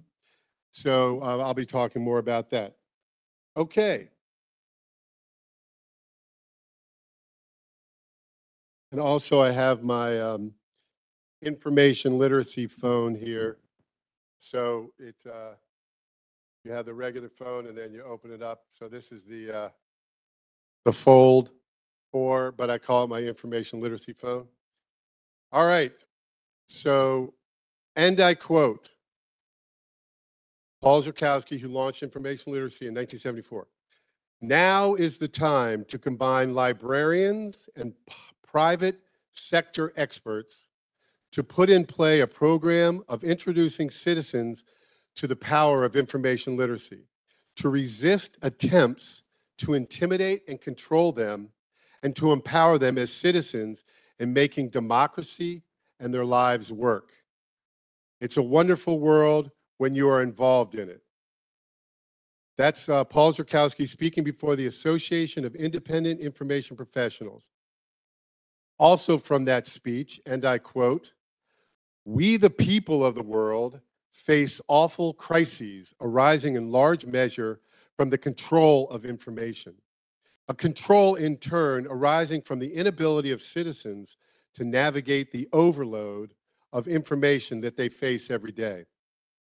While at the same time, other interests are perfecting information techniques, including disinformation, to disable citizens in order to achieve their self-serving goals regardless of the dangers to civilization. Information literacy is an antidote to information control exercised by the special interests.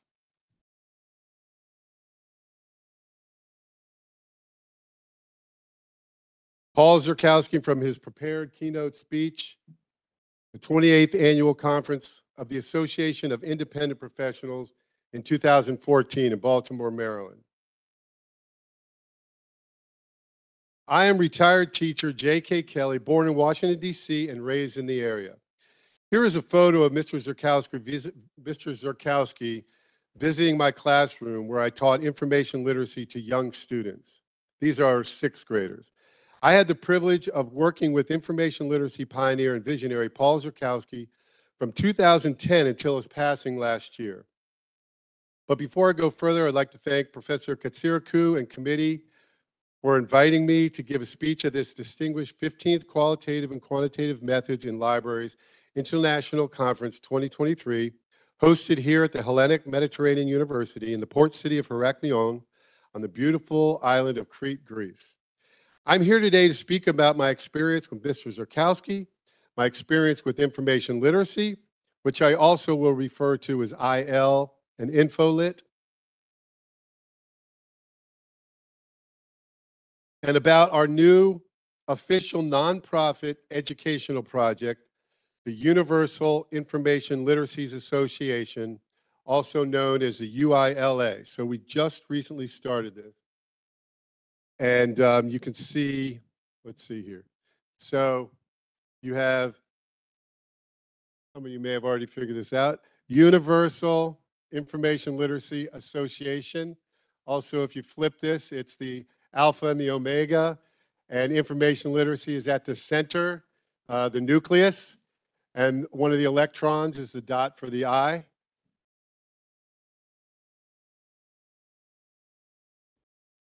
The nonprofit educational Public Charity Association is named after Zurkowski's call to action so long ago on the final page of his foundational IL report, and I quote, to achieve universal information literacy.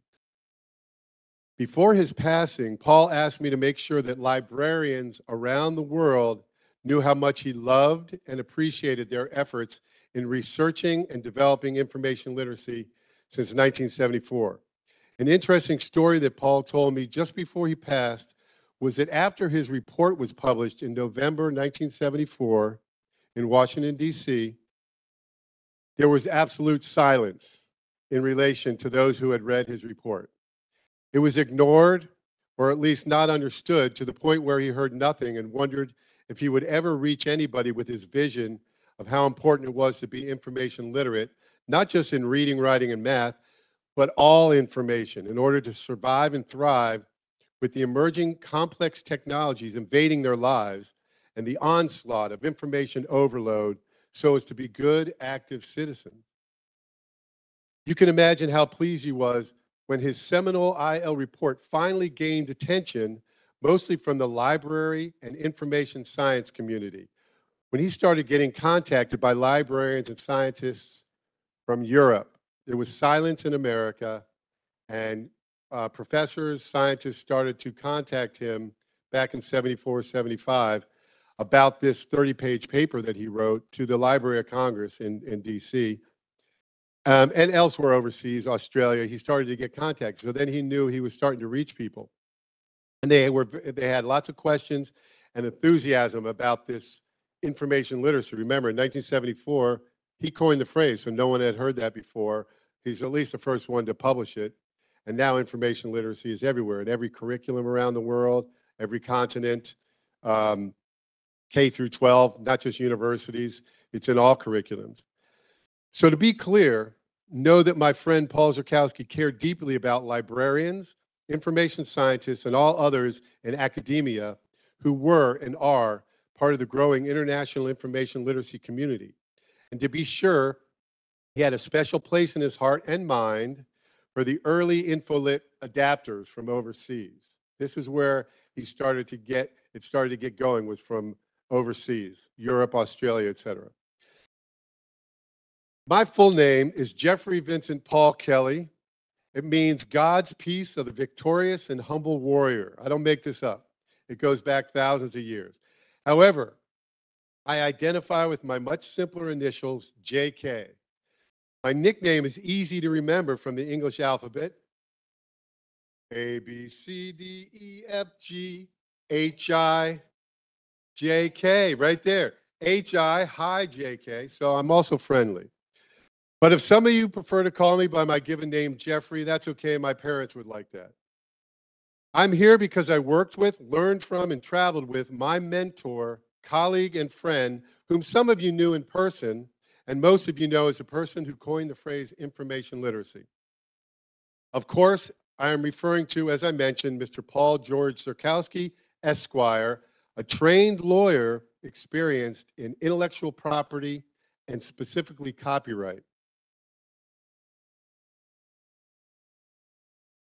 Back to that slide. My collaboration with Mr. Zurkowski started when he came to my parochial school classroom in Washington, D.C. in 2010, where he expressed how pleased he was to observe that I was teaching 11-year-old sixth graders information literacy and critical thinking, which is a big part of information literacy, critical thinking. Oh, and you can see if right up at the top there I'm pointing to, there's information literacy with sixth graders. I continued collaborating with Mr. Zurkowski until his passing last year at the age of 89 on January 31st, 2022. May God rest his soul. As we approach the 50th anniversary next year in November 2024 of First Information Industry Association President Paul Zurkowski's original 30-page IL founding report to the United States National Commission on Libraries and Information Science, NCLIS, in Washington, D.C., where he identified, named, defined, and launched IL. It's important to reflect on the roots, development, and future of information literacy. My reflections are based on 11+ years with Mr. Zurkowski, developing his and our vision for the future of information literacy. Thus, the title of my speech, The Roots and Future of Information Literacy, Reflections from 11+ years working with Paul G. Zurkowski, Esquire. And it's important to note, back in 1970, the NCLIS was created by U.S. Congress Public Law 91-345 in 1970 to increase access to information. So do you think since 1970 that we have more access to important government information, something to think about? I'm not so sure about that. But that was 1970, and it was a law by Congress. All right, the roots of IL, and this is the context. Context. Paul George Zurkowski was born in 1932 in Madison, Wisconsin, USA. His interest in literacy and information can be traced all the way back to when he was a young boy during World War II in Palmyra, Wisconsin, and his father gave him a gift of metal printing typeset letters. He was young and he could play with all the letters. This fascinated him and literally developed his literacy into one who knows the letters, as literacy was defined in 15th century Latin, one who knows the letters. That's the original definition of literacy. As he grew, he turned this fascination with letters into printing his own local advertising and shopper's guide that introduced him to the importance of good, reliable databases, which became a side business that gave him spending money during high school and helped pay his way to the University of Wisconsin undergraduate and law school education. And this is when he learned that though making money was important, being ethical, moral was also first, was always first. This laid the foundation for his future as founding president of the for-profit Information Industry Association, 1969 to 1989, so 20 years. And his information literacy eureka moment leading up to his visionary IL paper in November of 1974. So starting in 1969, he was already dealing with intellectual property and copyright as a lawyer. He lived with information as a product and a service for 5 years, and that's where he just the eureka moment. He coined the phrase information literacy and started all this. As groundbreaking Information Industry Association president, Zurkowski increased the original 9 to 12 information companies of the original IIA, it's called, to over 700 information technology focused businesses by 1989. However, his toughest but most exhilarating duty was to convince even the business executives who started his association that information itself was a product and a service. Just information, and people didn't really understand that. He was one of the first to think about information as a standalone subject. Starting in 1969, representing the IIA, Zurkowski eventually became known as the Johnny Appleseed of information. Does anyone here know what I mean when I say Johnny Appleseed of information? It's an American thing. Johnny Appleseed would go around America back in the 1800s throwing apple seeds, and it grew apple trees. So now we have apple trees, but we didn't originally. So he went around seeding the world with information, traveling across the continental United States and across the Pacific to Hawaii, and across the oceans to England, France, Australia, and most noteworthy for this conference, as IIA president, he came to Greece. Not sure when that was, but his wife confirmed that they went to Greece as the official president of the Information Industry Association. He was even invited to the Soviet Union by communist leader Leonid Brezhnev's nephew in the 1980s, seeding ideas of openness and democracy at the Kremlin before 1990 and the change. Along the way, innovative information businesses sprang up from the info seeds he planted that brought information itself as a product and a service with its intrinsic value from the collective unconscious into at least the business and academic world's consciousness. He and a small visionary group of information age pioneers like Vinton Cerf, one of the fathers of the internet back in 1974 also. Anyone heard of Vinton Cerf? He's known as the father of the internet. By the way, what you put in the top, the URL or whatever you put in the top, he came up with that formula, him and another guy. They helped set the groundwork for modern businesses like Google/Alphabet, Microsoft, Apple, Infosys, Amazon, Twitter, Instagram, Facebook/Meta, other social media platforms, and millions of other information businesses and organizations. They were planting the seeds back since 1969. So it's important to note that the first developer of IL had a fascination with the building blocks of language, starting a business at a young age with printing based on creative sellable content, ethics and morality, law school and intellectual property/copyright. Government worked. He worked for the Copyright Act of the 60s that became the Copyright Act of 1976, which is still the foundation of copyright. Military Army service, he was a lawyer in the Army. Pioneering the information age with the seminal IIA and connecting with academia through library and information science via his report to the U.S. Commission on Libraries and Information Science in 1974. In other words, what is baked into the DNA blueprint of information literacy from the beginning are the building blocks of language, ethical and moral business and behavior practices, law training, scientific information, government and military service, technology, the information industry, and library and information science. Information is truly relevant everywhere, where we'll see as we go along.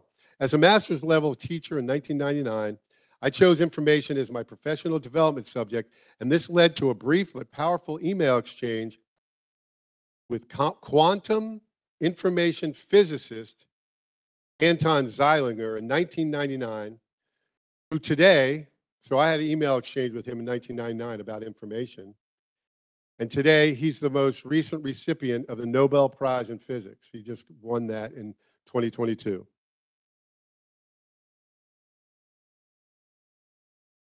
The following slides illustrate InfoLit developments and perspectives that have helped me grasp the enormity, omnipresence of information as a standalone subject and the importance of information literacy enhancing my ability in the teaching and learning feedback loop to instruct young students. Young students is where I focused on teaching information literacy through critical thinking, and students of all ages about the powers of information literacy.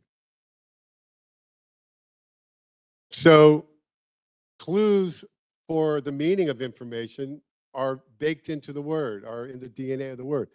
So in formation, you put letters into formation to create meaning. You do that to inform, and then people become informed. And that's, as a teacher, I have a master's in teaching. That's an important part. That's how you inform them. Then, is morphe the Greek word for form? See that? Is it? It means form. Okay, yes. Yes, so put something into form is how you create meaning. So information. So it's all in the word. Then you see I bold and highlight if. If is also in the word information. And that alludes to the quantum nature of it, the probabilities. If this, then that. And it's in the word. Data information equals meaning. Okay, here we go. This is the quantum information physicist, Anton Zeilinger. Like I said, just won the Nobel Prize in Physics last year, the most recent winner, him and two other gentlemen. This is the big quote. It is operationally impossible to separate reality and information. And he said that in 2011 in South Africa, University of Cape Town, in a presentation. And also, I have the paper that this talk is based on that will be published in the QQML journal. I give all the citations and footnotes here. So digest that. What do you think? He's saying that information's everywhere. My finger has, the DNA describes how to make the finger. You have design of the computer. Information is everywhere, is reality. So that's even more fundamental than a quark, than an atom, because an atom has a blueprint. What is an atom made of? That's information. So he said, he made it clear, that's his opinion. And I have accepted that, or at least a perspective. If you accept this, then this. If you accept that, then water is to marine life as information is to people. So we're swimming in it. We're surrounded by it. The design of the chairs, the design of this screen here, we're surrounded by it. So it's everywhere. So trying to understand this, here's another way of trying to understand the omnipresence of information. The nutritious ingredients and the meals they create are all food, as the bits, data, letters, symbols, and the meaning they create are all information. So not everyone agrees with that, but that's my perspective, and that's helped me understand the omnipresence, the enormity of information, that it's everywhere. No one has yet shown me a place that doesn't have information in it. No place, even a black hole, has information in it. So, using that as a metaphor, let's see here. Is that the one? Yes. Okay. But you can use anything that you're an expert on as a system for understanding about information. I'm just using food because that's most universal. But if that's not an area, or you struggle with that or whatever, then you can use something else for understanding. So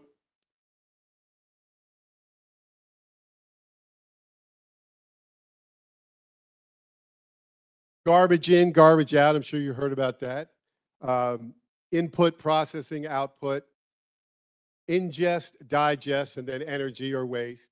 Accept, process, share. So the information system there is accept, process, share. We accept information or we reject it, but what we let in, we process that, and then we decide to share that information, and using some kind of a analysis evaluating system like this, like the if flap here, to get good information. That's the idea behind it. So, not nutritious, bad. Empty calories is like useless information. It was hot last year. Not a whole lot you can do with that. Or junk food. Short-term enjoyment like a game, trivial game. There's a game called Trivial Pursuit in America. I don't know if it's anywhere else, but we have junk food, sure. But it gets worse and worse.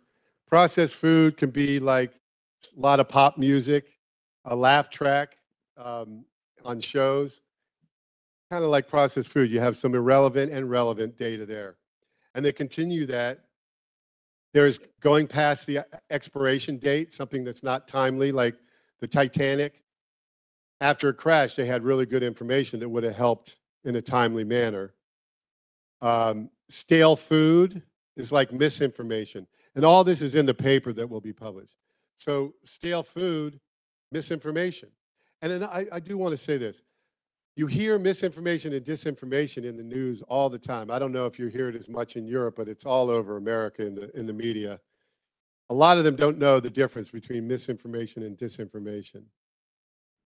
Disinformation is lying, giving inaccurate information to do harm. Misinformation is when you pass on bad information that does harm, but you didn't check it in the first place, so it's reckless. Misinformation is different from disinformation. That's why you have the two words. But most people don't know what it is. All right. So then to keep sour milk, you know, sometimes information is like sour milk. Rotten food is like fake news. Contaminated food is like disinformation. Food poisoning is when we get information overload. We watch too much news. We are overloaded and we just feel terrible, like you feel terrible when you have food poisoning. Serious food allergy, exposure to a food allergy can lead to death. Poisonous food, the collective knowledge is power. So this plant looks like another plant, but this one is poisonous, this one's not. So that's collective knowledge is power. And then poison put in food is like deceptive information that's used to cause death. So when someone puts poison in something, that's done to do a lot of harm. Well, there's a lot of information out there that's done to cause harm and even death. Now, nutritious. So hopefully with this talk, with trying to get good value from information, is like vitamin C or probiotic or iodine, almonds. Pure water is like clear information. Belgian chocolate is like relevant information. That's one of my favorites. Fine wine is like refined like gold and diamonds. A perfect meal at the perfect time is like timely information. The Titanic, if they had the timely information, would have moved and not crashed.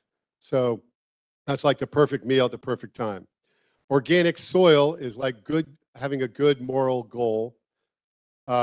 Certified clean, natural food. Local food creates good energy and community. Sunlight sustains the good life. So there's not nutritious is like bad information. Good nutritious is good information. So that's one way to understand because of the enormity of information. All right, so now that's information as a standalone subject. Now being literate about information, and we start with if flap. That's this here. I think I have it here. Yes, so that's a little bit easier to read than this here. But the basic, there's a lot going on there, and it's in the book that from 2014, Paul Zerkowski and I wrote. It also talks about his trip to Istanbul at the first European Conference on Information Literacy. It is on Amazon.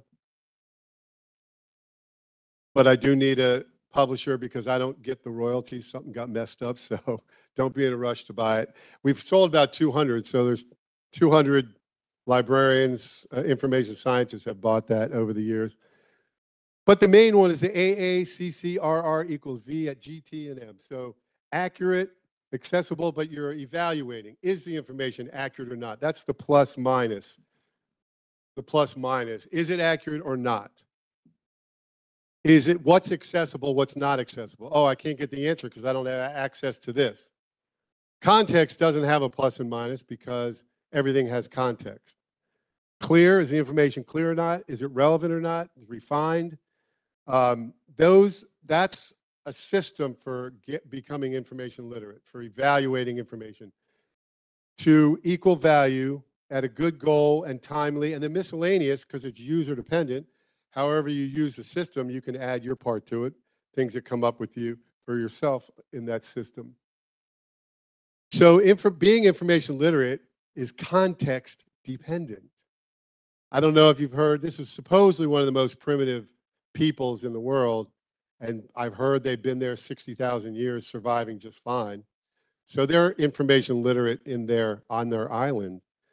Sentinelese people are information literate in context of their North Sentinel Island in the Bay of Bengal, India, but would be information illiterate if dropped into Harvard Yard or Hellenic Mediterranean University. They'd be illiterate. In contrast, students information literate in Harvard Yard or Hellenic Mediterranean University would be information illiterate if dropped onto the North Sentinel Island if they survived. Has anyone ever heard of them, the North Sentinel? Okay, yeah, so people have tried to go there and they get killed. They shoot them with darts and arrows, and they've killed many people who try to go invade them. And they're also isolated by choice. And I don't know what they call themselves, but they are fine by themselves on this island. And they're information literate on the island. So it's not just reading, writing, and math. It's any kind of information. So information literacy is context dependent. Very important to think about that. Then kind of on a related, in the ballpark, is multiple intelligences. Take a look at that and think about what is, out of those 9 multiple intelligences, there are 2 that are most prevalent, especially in academia and in our world, or in the Western world, or what I say, in the advanced world.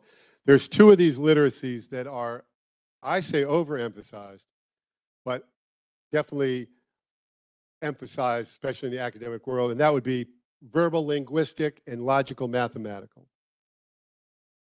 Those are emphasized in our cultures. But I'm saying, as a teacher with my students, it was important to appreciate all of these. And you find a student who's really good at naturalistic, the last one, number 9, then you take them outside and go to the creek and learn about tadpoles and biology, and they're hands-on. And hands-on is also number 4, bodily kinesthetic. You let your students move around. So all these are important, but if you have 8 of them and you don't have 1 of them, it doesn't really matter. There's a lot of smart people that didn't necessarily do number 1. So if you don't have moral, ethical, then none of those really matter, according to me and Paul Zurkowski and others. Visual spatial, artists, musical rhythmic, musicians, dancers, actors, interpersonal, being self-aware, emotional, so the emotional intelligence, social connections, and naturalistic. Those are important in terms of information literacy. And there's a definition. I did that mostly. Paul Zurkowski guided me.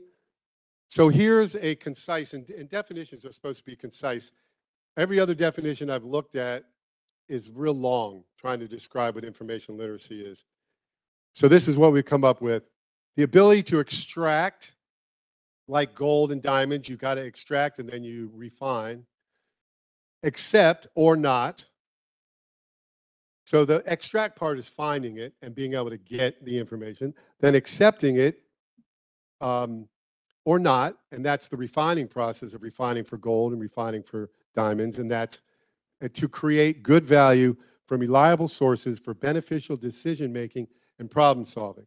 Titanic again, problem solving. If they had timely information, they wouldn't have crashed. So that's how to be information literate. Now, what gets in the way of being information literate? So you can think for yourself, what, for yourself personally, what keeps you from being information literate? These are external things, more acting upon us, things that happen to us, like information overload is happening to us. That's external. Mis and disinformation, we get bombarded with mis and disinformation.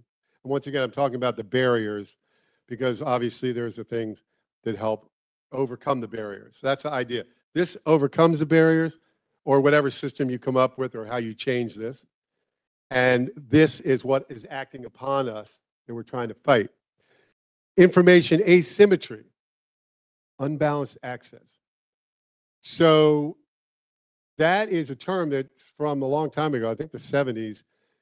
And in our book, we talk about, I can't remember his name, who came up with that, but it's when someone has inside information and you don't have that. And then they invest or whatever, and you miss the boat because so that's the asymmetry. It's not equal. Level the playing field, things like that. Democracy. So unbalanced access. The access is not balanced, and we talk about access, how important that is. So it's important to know, oh, I didn't do that because I didn't have the access. They did, they didn't tell me, I'm mad at them. Cognitive dissonance, difficulty processing conflicting feelings and facts. We feel this way, but the facts are different.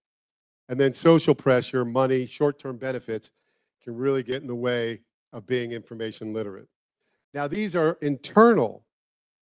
So those are the ones more you can think about for yourself. What keeps you from being information literate? What keeps you from understanding context or being clear?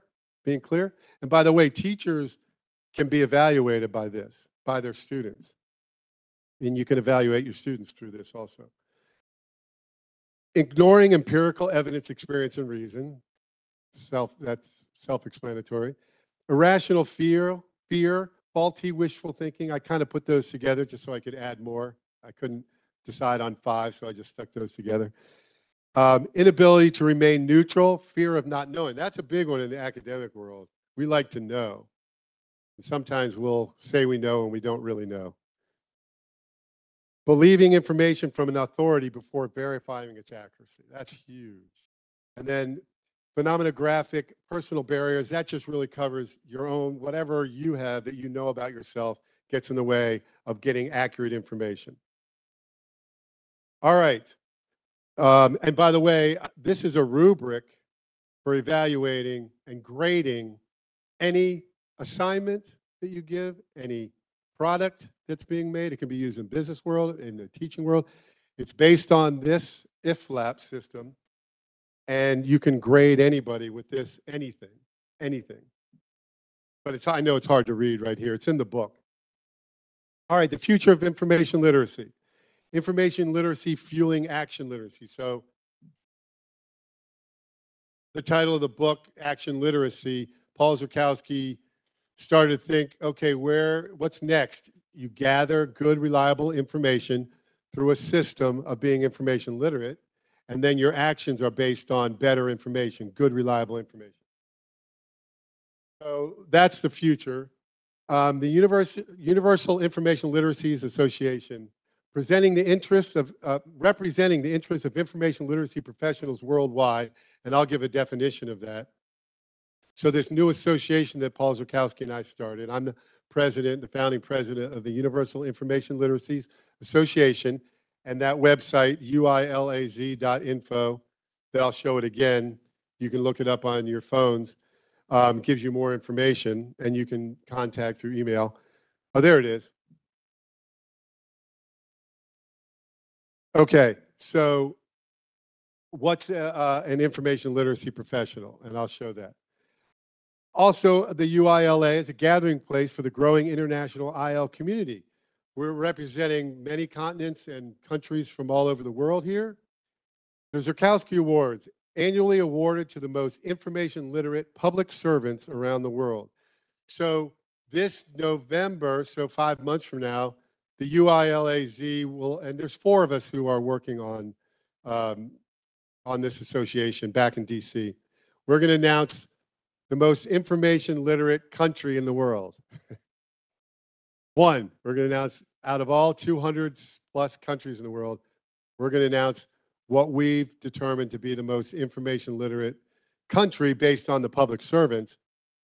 And the evaluation is based on UN data, UNESCO, Paul Zurkowski's original 30-page report, and feedback from information literacy professionals to determine the most information literate country, because November is when he started it. And this will be the 49th anniversary this November, 2023. Then the 50th anniversary of the launching of IL, November 1974, so 2024. So 18 months from now is the 50th anniversary of information literacy. All right, we're wrapping it. We're getting close here. So universal information literacies, and notice it says literacies, IES, because that includes all literacy: media literacy, health literacy, financial literacy.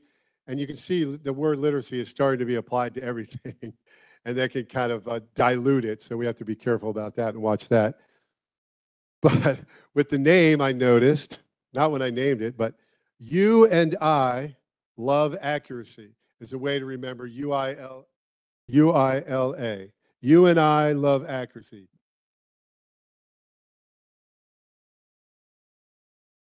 All right. And so the Universal Information Literacies Association, UILA, was and is set up to represent the interests of information literacy professionals worldwide. And ILP is defined, there it is. A professional who makes a living proactively researching, developing, applying, and teaching information literacy. So the proactively part is you're conscious of what you're doing, whereas, you know, lawyers, doctors, a lot of professionals around the world are already information literate when you're verifying things and all the systems. But if you're conscious of it, that makes you information literacy professional. So many of you, most of you, or all of you do this. It's just being conscious of it and having an association to represent ILPs. All right. Wrapping it up here. The inaugural awards will go to the country with the most information literate public servants announced in November 2023, and to the U.S. state with the most information literate public servants announced the previous month in October 2023. Because in 2009, President Barack Obama announced, October as Information Literacy Awareness Month. So one of the first things he did as president was say we need to be aware about information literacy. So that was October 2009. So that's why it's going to be October for the United States. 50th anniversary of the launching of information literacy, a year and a half from now. In other words, 18 months from now, in November of 2024, I would love to have the celebration at the U.S. Library of Congress and have a conference. But, you know, we're very new. We don't have a lot of resources yet. But hopefully we'll get more interest and we can have a conference there, which would then be virtual, so people can join it from home or from their university or wherever they're at. That's a big dream right there. That would be amazing. But all right, here we go. Action literacy, the ability to transform good, reliable information from information literacy, some system to get accurate, good information, into moral, ethical action. And that's rooted in Paul Zurkowski. He was very moral, and people came first before money. I conclude with more inspirational and empowering words from Paul Zurkowski.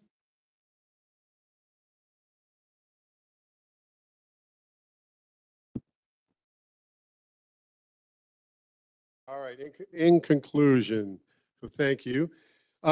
Here's just some, adding some, I had said that I'd be addressing this, so I'll do them quickly. Information optics equals the way information looks. Oh, the way information looks influences its effectiveness, like in semiotics. So that's information optics. Let me, okay, yeah. So there's the information literate. Back in Istanbul, we took the tour. And so that's the world librarians representing many countries. Maybe some people who are watching online are in these pictures. Anthi was there. Library of Celsus, Ephesus, Turkey. So the first European Conference on Information Literacy, 2013. And here's Paul Zurkowski right there. I'm over here, and That's from 2000, no, more than 2000, no, about more than 1,000 years ago. All right, space and the challenges of the universe beyond Earth that Paul Zurkowski talked about with increasing intensity near the end of his life. Information is everywhere, so artificial intelligence, ChatGPT. What artificial is better than the original, I ask? I say nothing. AI, et cetera, is a neutral tool that is programmer, database, controller, and user dependent. All technology is neutral. All tech is user dependent. All technology is created and designed and programmed by people. So you hear about AI, you can get scared about whatever. It's always people behind it, and it's dependent on who programmed it and who's using it. A hammer, now I'm talking about technology, can be used to build a home for someone in need or to immorally hit someone over the head. All technology is neutral. So it all depends on who is controlling the technology and how it is received or rejected. In conclusion, and I quote Paul Zurkowski, finally, ways must be found to enable ordinary people to produce and wield countervailing power to effectively restrain the harmful forces of economic inequality, media control, and disruptive politics, challenging the effectiveness of representative governance. And representative governance is fueled by we the people, thus democracy and active citizenship, the main theme of this conference. Using IL as a framework for discourse and action for good informed decision-making. And Paul Zurkowski called for a coalition for citizens' informed rights and responsibilities, a junta organized by librarians who he sees as informed virtuosi to wrest control of the information switches from the power mongers who are doing damage to representative governance. Honest governments is dying and needs to be given an injection from the information fluent. I call you all information fluent, not just information literate, but information fluent. If we can do this, we can thrive and not just survive in a sustainable, global democratic society of informed and thus moral citizens. And Paul Zurkowski said, what good is being information literate if the information or wisdom is not used for good? Here we go. If is a small word with big consequences that is now revealed within the very important and powerful word information. Information literacy, democratic networks are making the distance between doubt and certainty, accuracy, shorter. That's a quote from Paul Zurkowski. If one can match their unique DNA to perform their part in the IL universe, and if you now know how much Paul cared and I care, and if I can know how much you care, and if we can be literate about the various forms of information that surround us, information's everywhere, and if we can rely on the information literate here at this conference and those who eventually tune in, whom Paul called the informed virtuosi, and I call the information fluent, then we, the people of the world, can come together via transformative libraries and other mediums for every good, critical, and creative thinking voice to be heard through active citizenship and democracy driven by information literacy, fueling action literacy, to take IL to the next level to achieve Paul Zurkowski's call to action so long ago in his original 30-page report in 1974 for good, universal information literacy. Thank you very much.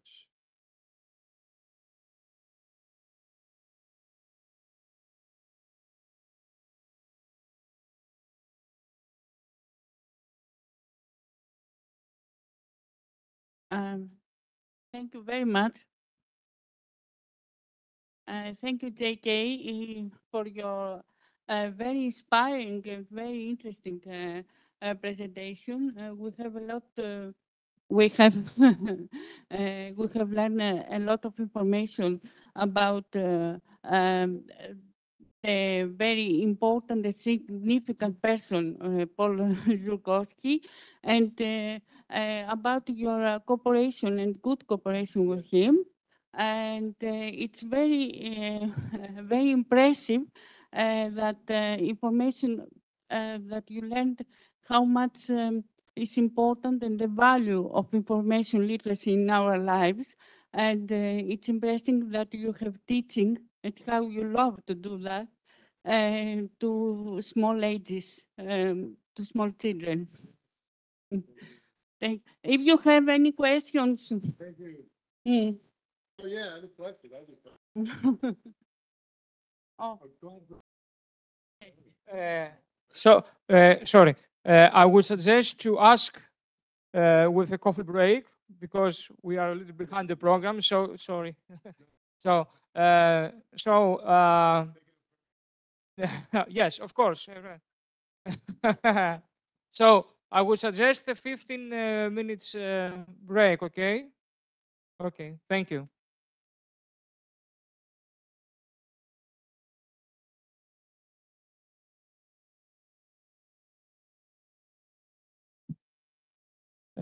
Alice, would you like to ask something?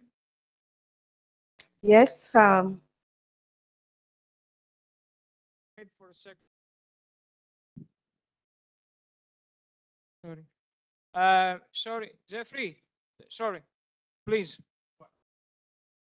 One lady would like to ask something. Fine. Yes. Okay. Sorry. Okay, please.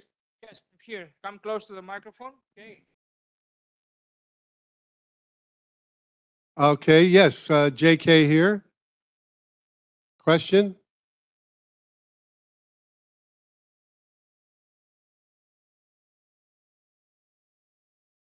Alice? Are you hearing me? Yes, please, you can ask. Okay, thank you very much. The presentation was very fascinating. Thank you. As a person, I'm from Nigeria, and I'm in Nigeria now. I would love to know more about the Association of Universal Information Literacy. Yes, so we have a And website. if it's possible, okay, ahead. to get a contact, I will so much appreciate it. Thank you. You're welcome. UILAZ.info. And you can see that on the presentation that I just did. And there's an email that you can contact me on that's on the website. It's also infolit@uilaz.info is the email address. Hello? Thank you, Alice. Network. Okay.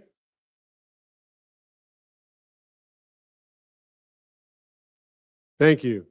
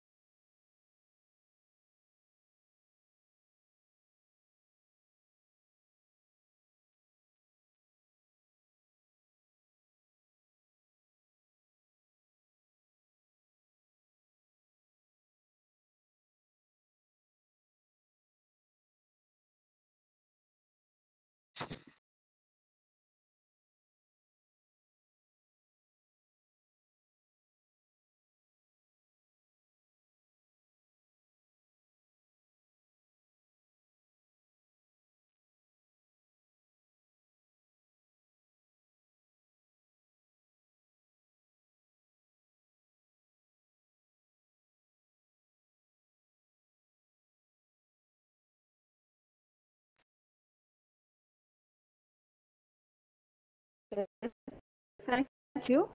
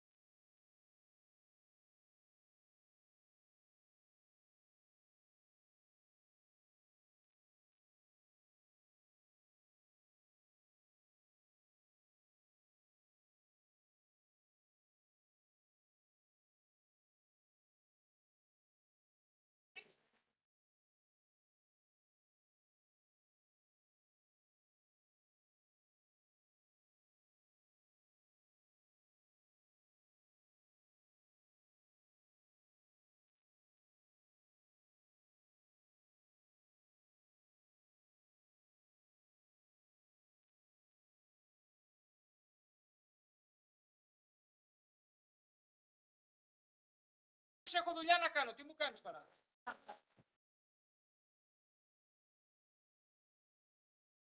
Εσύ τα κάνεις όλα.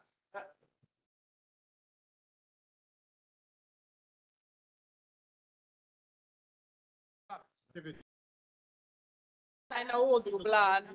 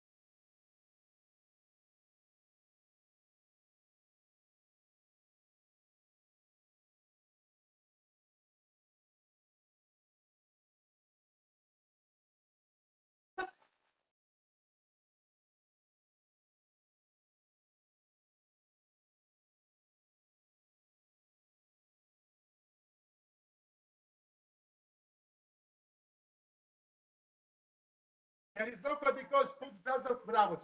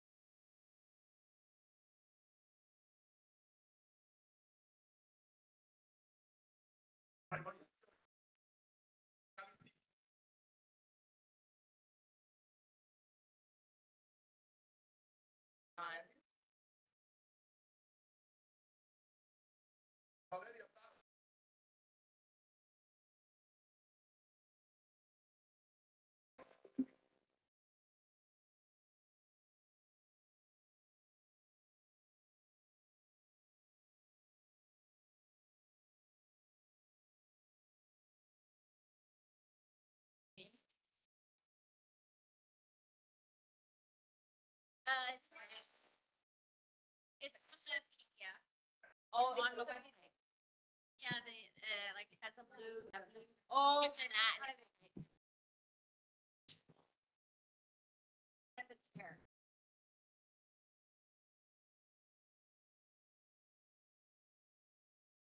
Okay.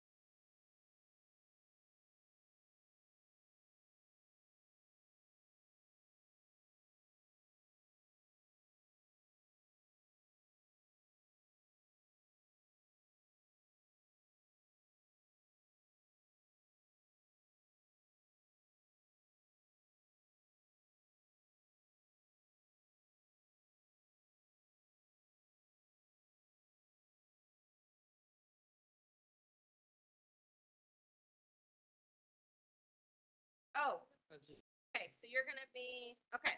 We're going in the order of the PDF.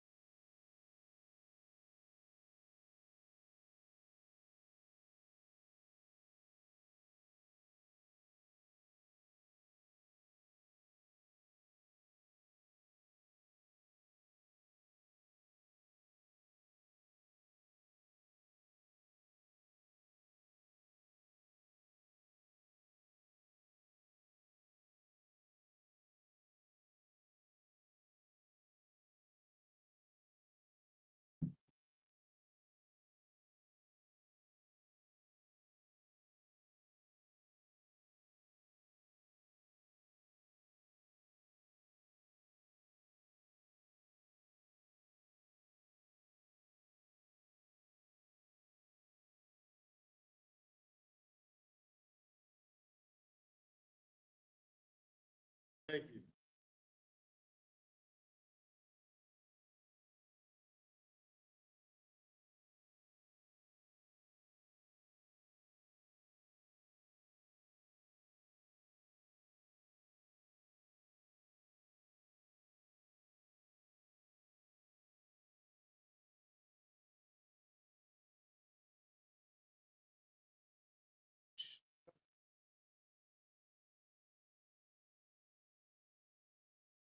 some people are here. What we will see.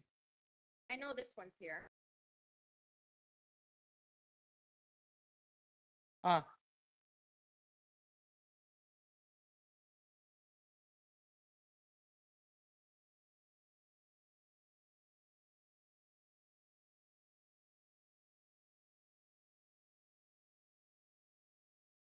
And then that one. Okay. Slide two, I So,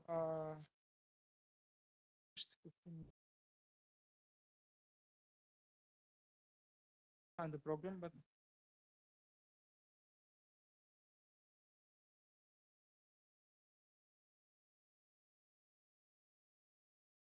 so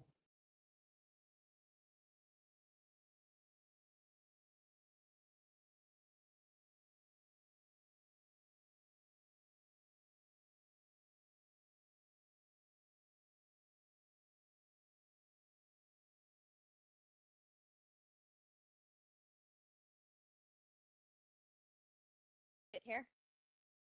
Advance. Ah. this one. This one of the action. Ah. Down. Okay. Yeah. Got it. Hello. Welcome, everyone. We're going to start in just a minute or 30 seconds.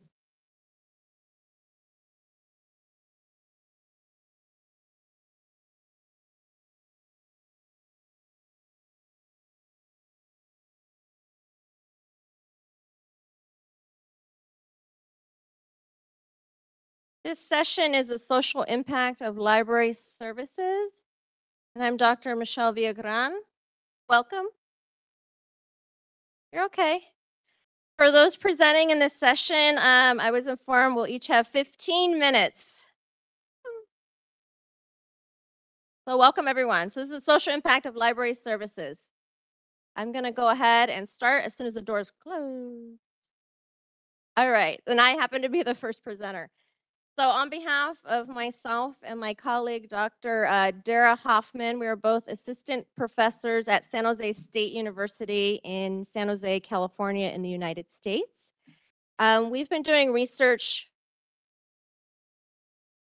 around LGBTQIA plus populations. We have conducted research actually, I think this is 2 or 3 years now, looking at particularly university students, librarians, as well as LIS faculty.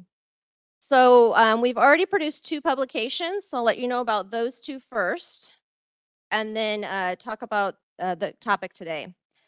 So the first publication, it's hard to know what we should be doing, LGBTQ plus students, library privacy in the COVID-19 pandemic, was published in Sexualities Journal this year.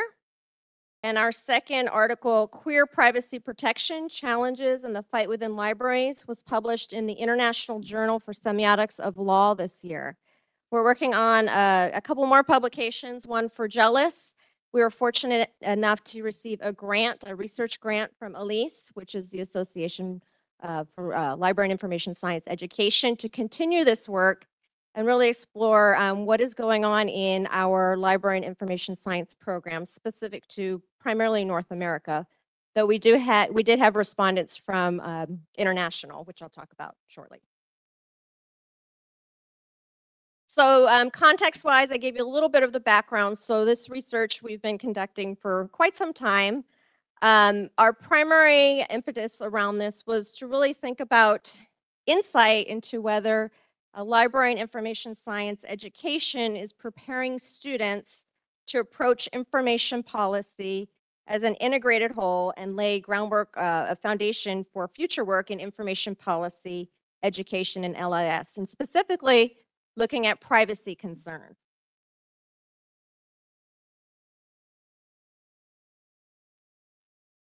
So we were very advantageous or aggressive, I should say, in our research design, and we did do all of this.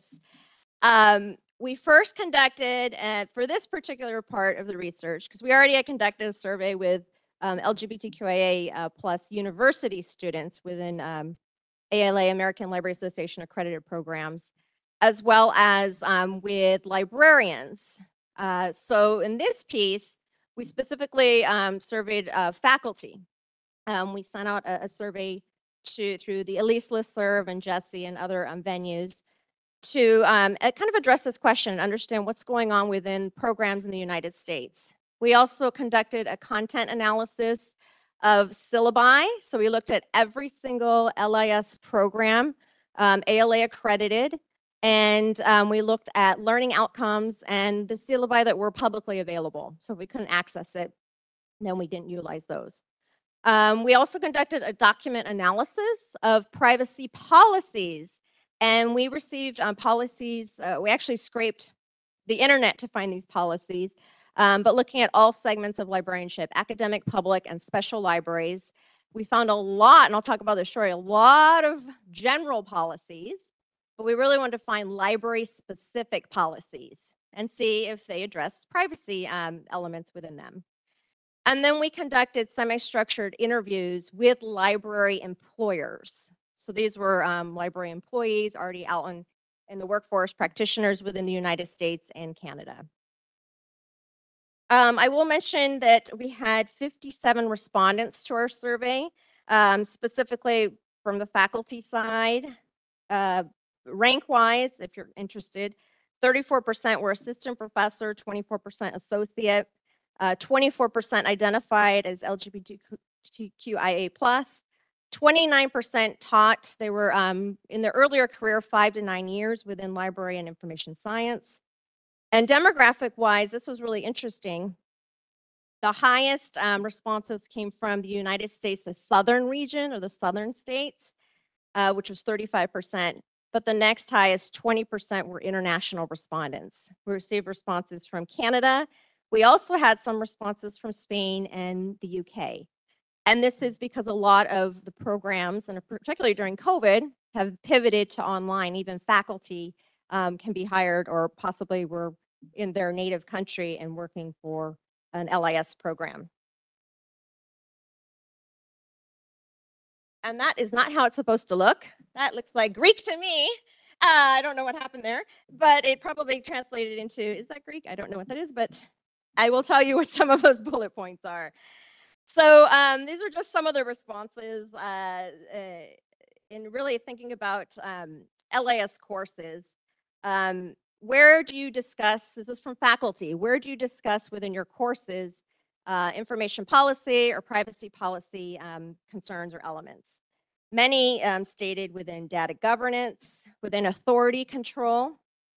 When talking about discussing minimizing data collection, so really thinking about like collection development and understanding the integration and including LGBTQIA+ titles within collections. Confidentiality. So in reference to readers advisory, as well as I mentioned collection management issues with the impact on privacy. In addition, identity management, that came up, which I thought was pretty interesting because we have a small piece of that in one of our papers, but I think that might be an area to really dive further into.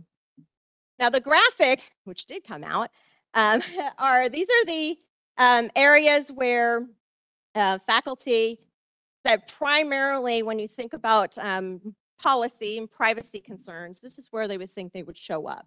So the biggest one, of course, is within privacy policy, right? That makes sense. But also privacy education, patron consents for data collection, which we think of public libraries, it's critical. Breach notifications and protocols. Also data encryption, even data minimization, and then thinking about sensitive data and those PII, personal identifiable information.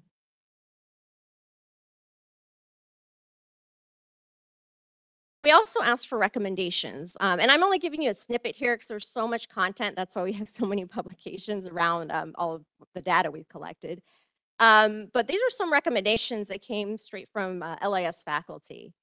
So pursuing LIS programs need to pay more attention to these issues. Its approach must be interdisciplinary. We are an interdisciplinary profession, and it's necessary to offer specific training because we asked questions around training, and it's pretty sad, like we're not receiving that training. And even in for librarians within universities and even in public libraries, they're not receiving privacy training around specific issues related to privacy, or even information policy training.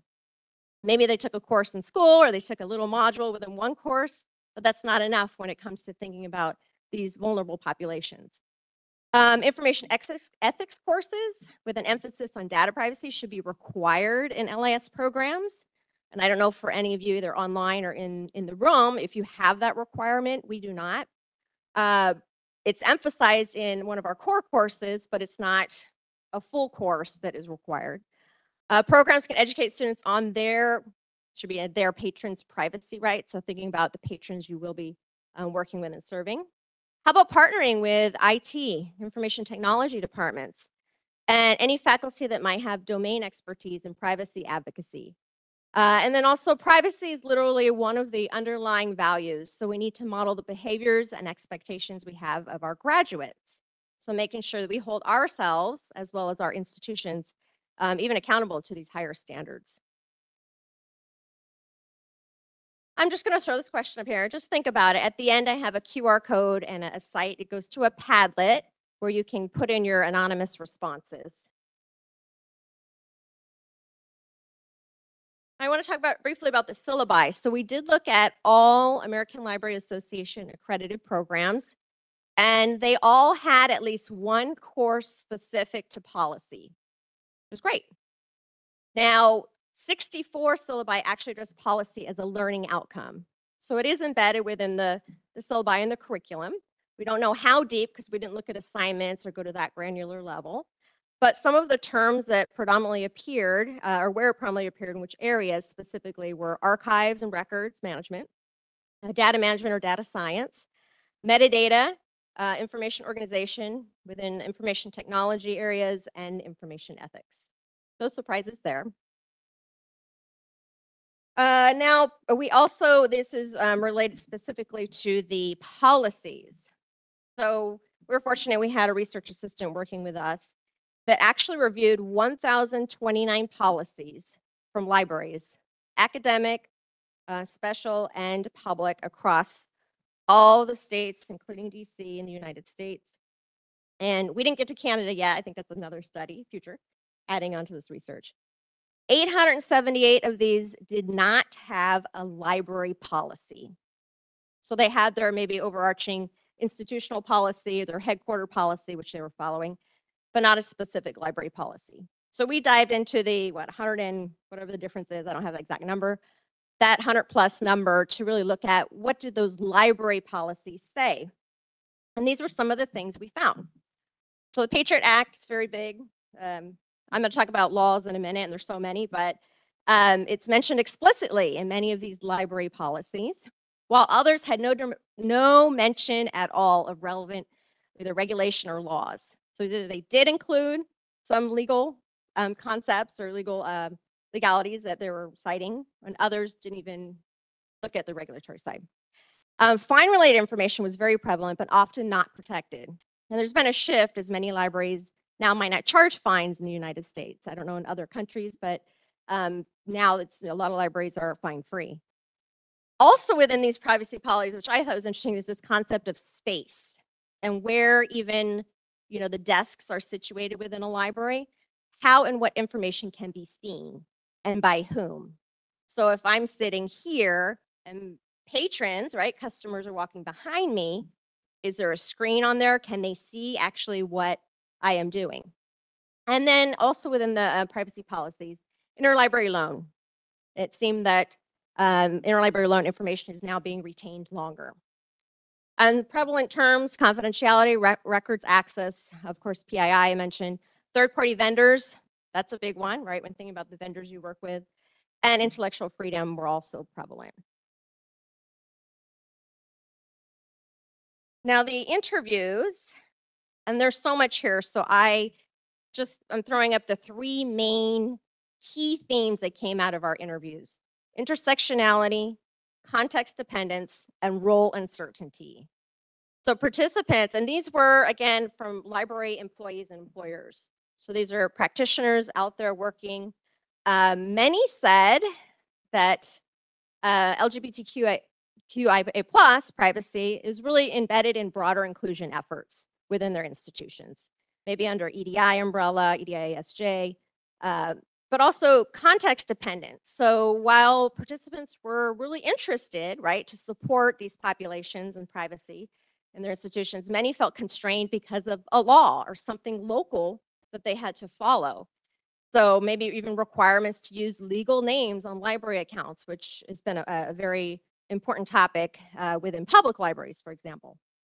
But also role uncertainty. So like many of us across the world, we wear many hats.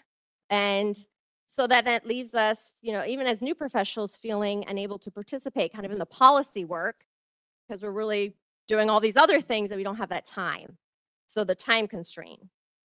And again, all of this occurred, our research was during the pandemic, and it might look different even now.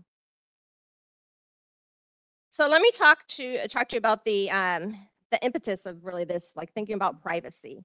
So as the right to privacy and the determination of what rights are implicit in the concept of ordered liberty, this is determined by the courts within the United States, recognizing that privacy rights of LGBTQIA+ people have been slow. The inability to predict how technology will evolve is very problematic to the individual in deciding how to weigh risks to their privacy. Also, surveillance state, and COVID's a great example, continually expands. So even our privacy norms are eroding in the ways that, you know, the data subject cannot have foreseen or can't mitigate against. So in these contexts, the actions libraries take to protect their users' data through data use or privacy policies, if you have one, go check your policies, through the contracts you negotiate, you know, with your vendors, really, and can empower patrons through information. And this is a critical component. So privacy has long been a fundamental value in libraries. I think we'd all agree with that. We all know that. The quote at the top is from the American Library Association. I'm not going to read it. But at the bottom, the very bottom, it says the right to be let alone. This definition, actually, this echoes one of the most concise and still widely cited American definitions of privacy, which the American Supreme Court justices here, Warren and Brandeis, described in 1890. So this isn't new. It's been around. It's been in the courts. It exists. Now, in Western literature, went too fast. Western literature has been ever since grappling with the contours of privacy. And I'm going to say privacy in quotes because there's so many elements, which I'll talk about in a minute. This is one interesting quote from one of our interview participants. And just thinking about how they understand or if they understand policy. And again, here's privacy policy, but not feeling comfortable. Maybe because when they go to explain it, the patron might be upset, the customer, right? And they might not, I don't believe any of our users help people how to deal with angry patrons. So this is more of a people, it sounds like, issue here. We're thinking about the people and how you correspond and communicate. I really think every librarian should do a couple years of retail because it's a completely different mindset and different way of dealing with people. So even before we can go to the policy and privacy concerns, when you think about not dealing, I would say just working with one another and working with serving our patron, whoever that group is or groups. A couple other things here. So when thinking about privacy, there's so many, I would say so many independent bodies of jurisprudence that must be considered. There's data and information privacy, there's sexual privacy, medical privacy, the countervailing state of interest in public health, and also the limits in the United States if you look at constitutional protection under the state action doctrine. And this, many of you might or may not know, but COOPS, the taxonomy of privacy, this is a really great, and there's, we look at the research and the references in our article, but looking at how privacy encompasses everything from our bodies to our thoughts and relationships. Can't separate it. Similarly to even information literacy. It's all encompassed with, you know, information, what that privacy looks like.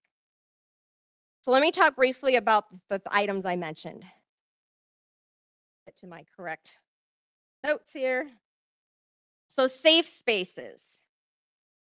With COVID-19, we all probably are well aware of contact tracing, which occurs and has occurred in the context of ubiquitous information and communication technologies. So digitization of public records, the Internet of Things, and the ever-growing body of digital traces as we shop, we check our email, we're looking at our phone, we're watching those cute cat videos, right? It's made it viable as a process of access and aggregation of the records on each of us, literally.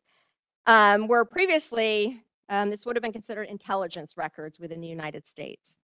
Proximity data, for example, reveals a lot of information: who you were with, where you were at, where you went, for how long. Effectively, it creates this detailed map of our own social interactions, which can be used to actually out LGBTQIA+ people. Unlike intelligence records of the past, however, these are not collected often by government agencies, but rather by private entities, as we know. And then there's a whole other, there's the aggregation, right? There's the analysis, if they do any analysis, but then selling and sharing that information. So these data brokers and networks that are out there. And if we think of university students, for example, because this came out in our research, if they wish to continue their education through the pandemic, or even, I would say pre and post, they are doubtful to have any option other than to agree or opt into the collection. Even we utilize Canvas, and even there's lots of analytics. You can see like how long the student was on, when they signed on, all these details. And who knows if this information is being sold or what's being done with it.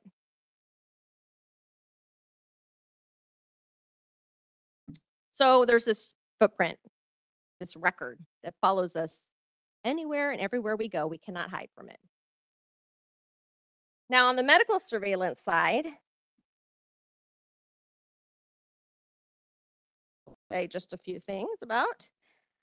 Fundamental rights, including privacy, are strongly protected, actually. However, they can be limited. So a law that burdens these rights to be constitutional must be narrowly tailored to achieve a compelling state interest. So it is long established within public health, particularly during the pandemic.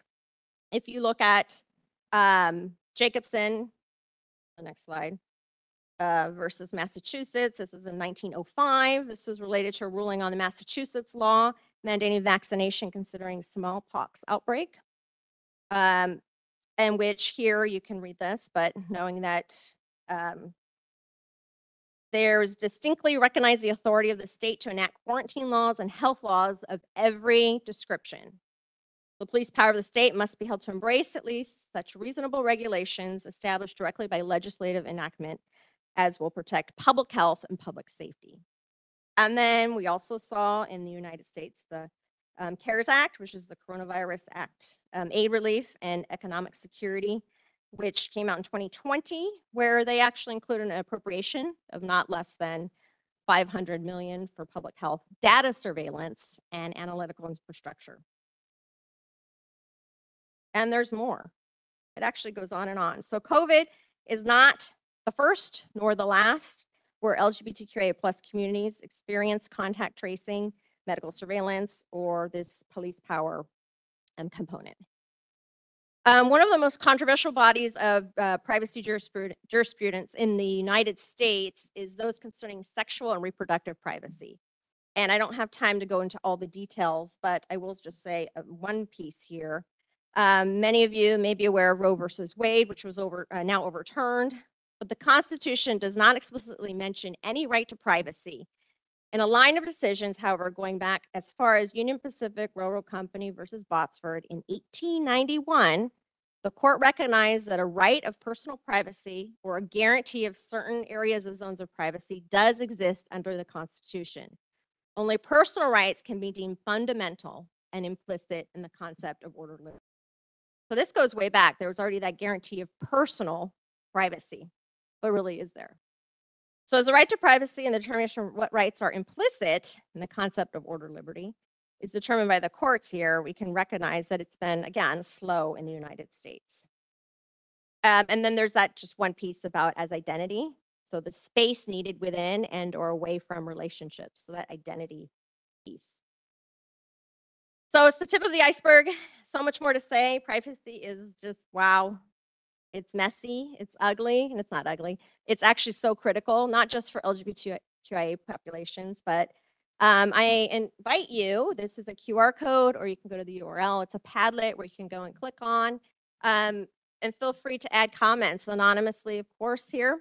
But so how can we call it the choppy seas. How can we navigate the choppy seas when it comes to the application for students? How about supporting policy education in the classroom and in curriculum? What about with practitioners, with faculty?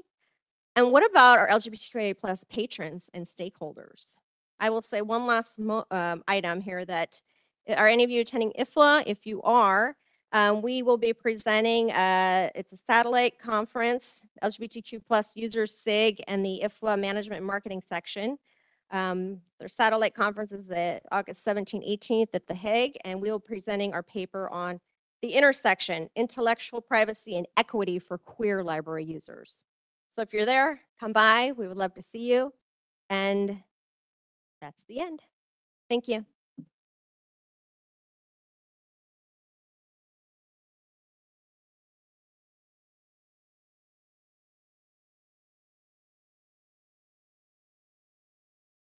Next one's virtual.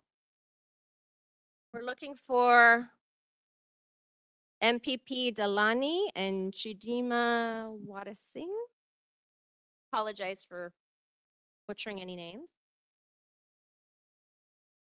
And the session is, or the topic is developing a model for accessibility of medical information for identifying barriers encountered by medical officers in primary medical care units.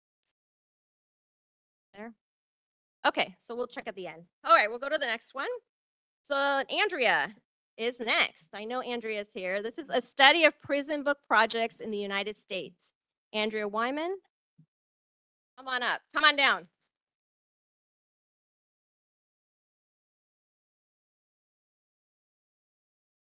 Oh.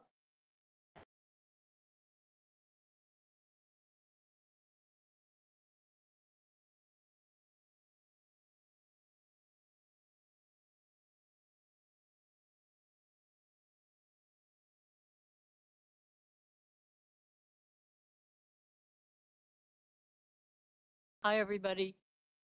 Kalimela. It's exciting for me to be here today because I come from a really, really small town. So, so this, I feel like I'm in a big city. Yeah. The gentlemen you see here who are reading are in a prison in Philadelphia in the legal section of their library. This is unusual because you don't usually see a library that's this well stocked. But what I'm going to talk about is the Prison Book Project, which has to have some vocabulary, because the vocabulary related to prisoners is really changing. Even using the word old-fashioned and not very appropriate. But for today's talk, I'm going to be using male or female, whatever. But the terminology changes.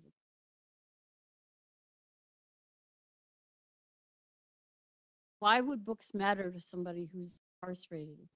Well, sometimes they want to build a skill, or while they're in, they want to work on their personal development. Sometimes the isolation is so serious that books will take to a whole different place. And I'll talk a little bit about that when we get to the letters, but I know one letter that I read of someone who was requesting books said, I want to come out better.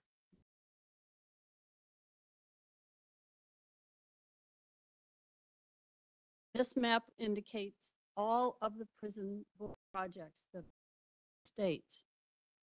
It's very impressive. And all of these projects are volunteer. Everything that you see on this map.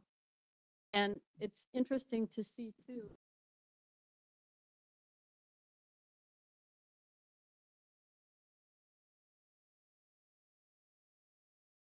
all across the United States.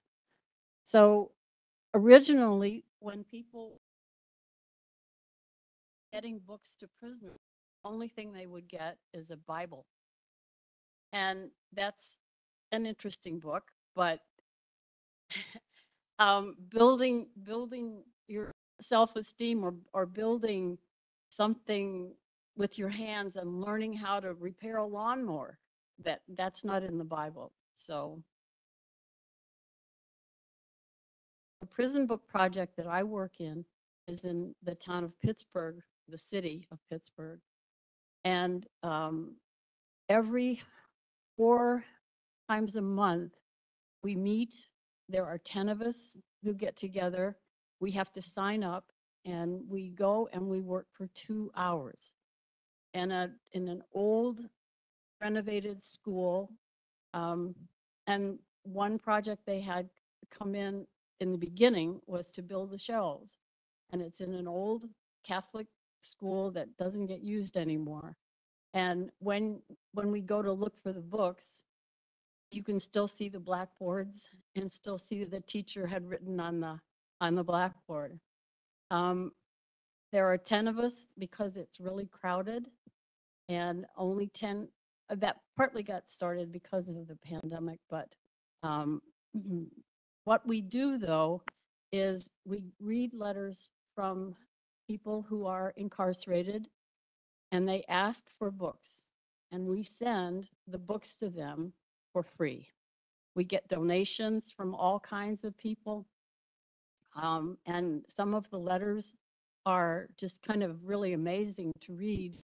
Mostly we get letters that say thank you. Can't believe you're doing this.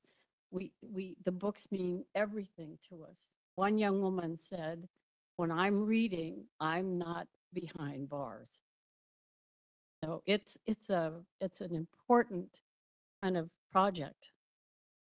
The letters that we get thank us, but they also are really important because if you'll look at the one, it's kind of hard to read down in the right-hand corner.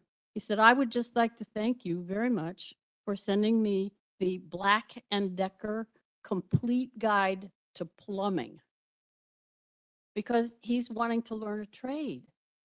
And so he is building a skill. He's trying to change his life. It is exactly what I was hoping for, and I greatly appreciate it a lot. Now, if they ask for a book on plumbing, and I get that letter, I usually go, okay, let's see what we've got, and I go pull books for them. I almost always throw in a National Geographic. I throw in a People magazine. I throw in all kinds of things, but what they mostly ask for are and our biggest thing is dictionaries and almanacs, and they love those kind of like books that have, did you know, 1,000 things you didn't know, and they share them with other people. They also steal other people's stuff and have their stuff stolen. And we got one letter that the guy said, I'm really upset because somebody took my almanac. Can you send me another one? So you know, the romance that comes in, the requests for those are they're sweet. They're just as a interest in finding something to go to, someone, you know, make yourself into that beautiful romance scene. So we see letters like that. A lot of motorcycle repair. A lot of motorcycle repair. We get the letters, we pull the books, we write a ticket that has the title, and we have to put that with the book. And once we get that ticket set up, we have to have the person's name, his identification number for the prison, the state correctional institution, and the ones in blue are the men's prisons, and the two red are, so there are that many males. Oh. That's a temporary, okay, yeah. Now, just so you know where I live, that you'll see Albion in the left-hand corner, and then you'll see Cambridge Springs. My house is exactly between the two of them. But I have to drive to Pittsburgh to help with a prison book project because there isn't one near me. And I just spoke with the minister 3 months ago, and we're going to try and get a tiny little prison book project in our town because we have a university and we have criminal justice majors and social work majors, and we have an elderly population that is just itching to do things. So he's very excited that we could get something started. Once the books are given a ticket, they're wrapped in old brown paper bags that we tear apart, and they're marked with the address and the person and everything. But the weird thing is they don't go right to that person. They go to a clearing center in St. Petersburg, Florida, where they're scanned, they're x-rayed, they're absolutely looked at with a fine-tooth comb, and then they are sent to the individual at their prison. So everything this side of the Mississippi, which is like half of the US, goes to St. Petersburg, Florida. Oh, wow. Okay, that's interesting. Yeah.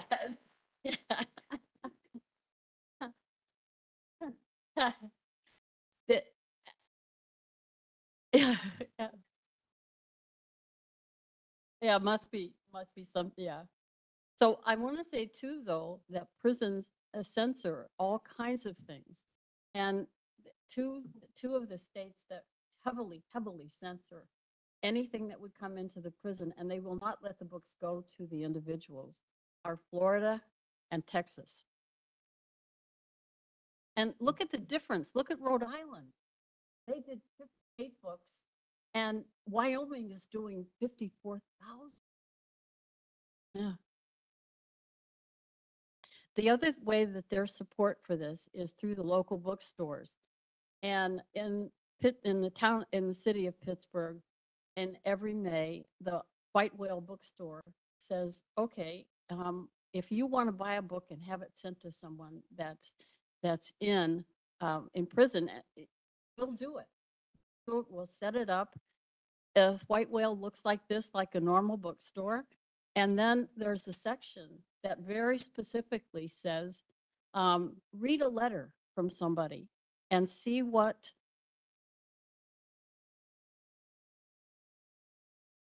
Oh, I can't get it to advance. There we go. They say, please read a letter from someone who's incarcerated.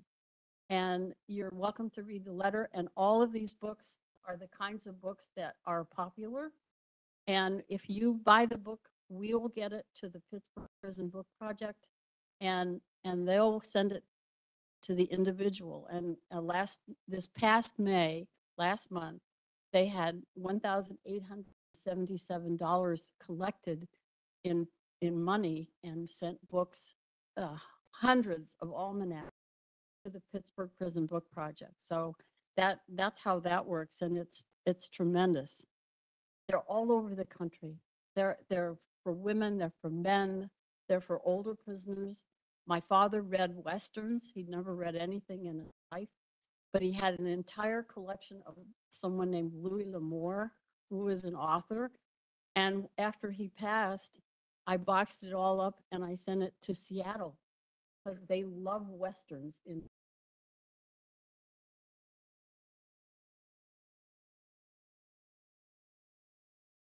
So if you want to take something away from anything you heard me talk about today, think about finding a prison book project and donating a book. Think about volunteering. Think about writing to someone in prison. Think about anything you can do to make a donation with anybody that is incarcerated, because books mean everything to them.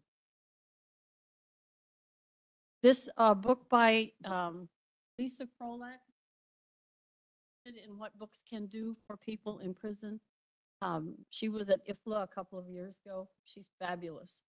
And I recommend this. I'm going to leave a set of letters down here with my contact information and contact information on how to find this book. And if you want to talk to me about it or get a hold of me after the conference, I'd be happy to explain about prison book projects. Thank you for having me here today. As I said, my town has 3 traffic lights, so this is really big. I bring you best wishes from the Prison Book Project, from librarians in the US, from anybody connected to working with the incarcerated in libraries, in and out of libraries. And if you'd like to learn more, as I said, I'll be happy to talk with you. Thank you.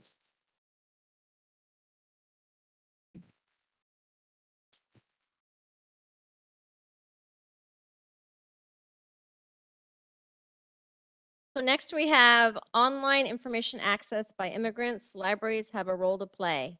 Yanli Lee?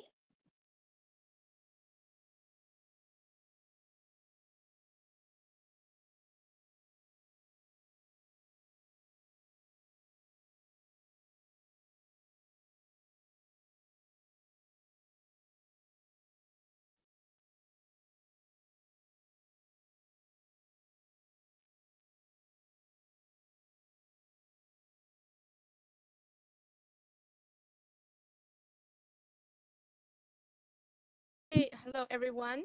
My name is Yanli Li. I'm the business and economics librarian from Wilfrid Laurier University. It is located in Waterloo, Ontario, Canada. So I'm very happy to be here today to give a presentation. The title is Online Information Access by Immigrants. So this is based on a research paper that I published actually last year. I had to say that this is based on, or in the context of COVID. It is a little bit out of date because now it is not that concerning to us. But I hope that the findings from this research will be still valid for post-COVID period. The background about this research is that during COVID, there are concerns about misinformation on social media. And because people are concerned about the prevention, about the outcomes of the COVID, and in addition to social media, people still in Canada, okay, they can get information from different other sources, including government agencies, friends, families, employment places, and schools, health professionals, etc. So I want to see how social media, compared with other sources of information, affects people's mental health. Okay, so in the same time, Canadians reported lower mental health during COVID, and I tried to find some information or literature about the association between information sources or information seeking and mental health outcomes. However, it turns out that there are very limited studies trying to connect those two. Particularly for immigrants, they are a vulnerable group. And in Canada, immigrants have been reported has a lower mental health and they have a higher level of concerns. So this is my focus of the research. I want to see, particularly for immigrants, how different information sources connect with their mental health outcomes. There are 3 research objectives. Firstly, I would explore COVID-19 information seeking behaviors of Canadian immigrants, and then how their information seeking behaviors were connected with their mental health.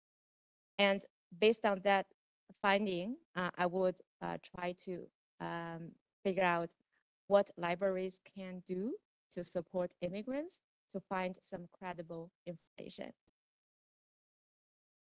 Okay, so the data was from Canadian Perspective Survey Series. It is 5 short survey online. The data I would use is from Series 4, Information Sources Consulted During the Pandemic. So the data was collected in July 20 to July 26, 2020. And the respondents were 15 years over across 10 provinces in Canada. So ultimately, the total sample is 101 immigrants. And you can see the males and females account for 1/2, and they are quite evenly distributed among age groups. And about 70% are married or in a common law relationship. And in terms of education, they are quite evenly distributed as well. And 53% were employed and at work, and 39% were not employed at all. Okay, these are the indicators that I selected because they are related with mental health.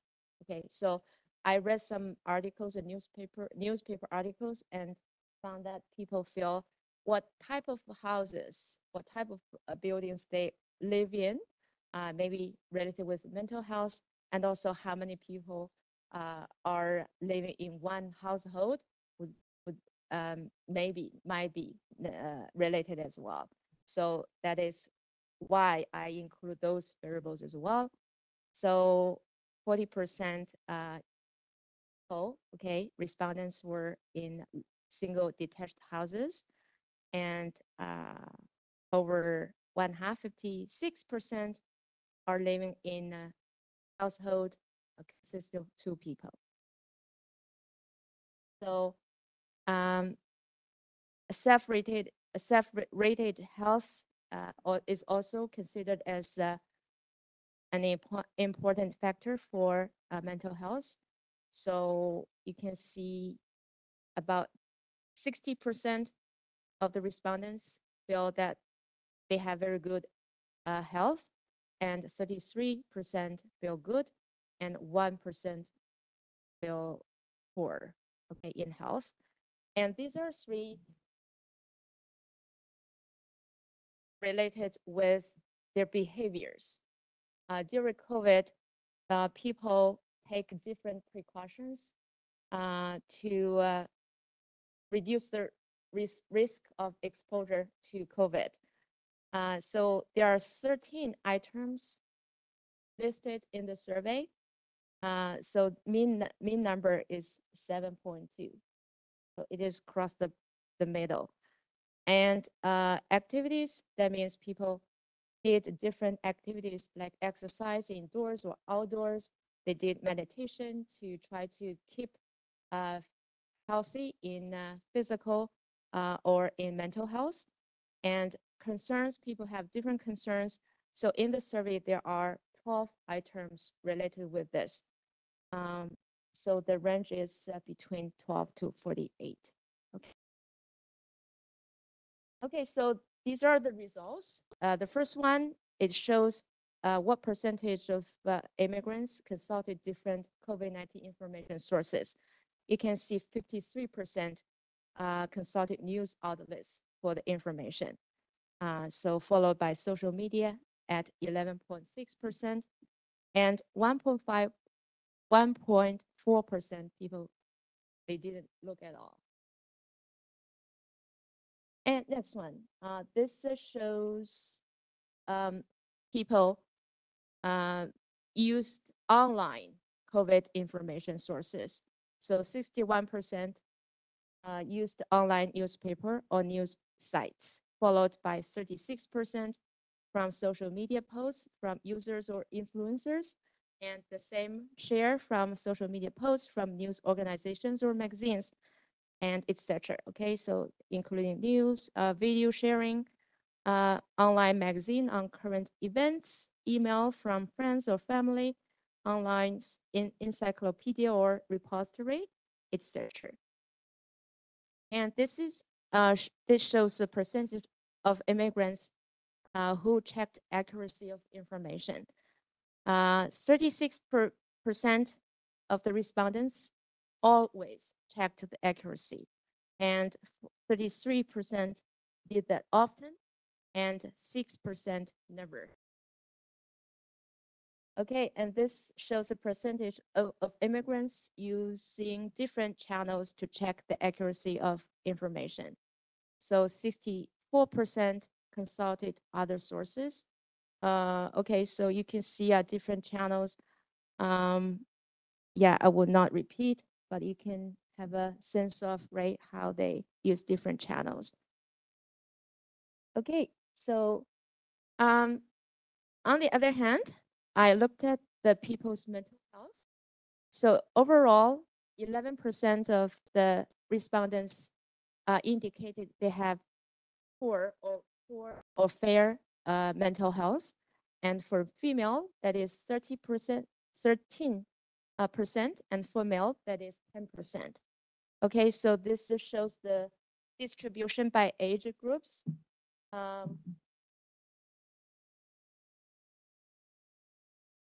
This age group, they had the highest percentage of poor or fair mental health at 60%. And as people get older, actually their mental health is better. Okay, so by education, you can see, so people who graduated from,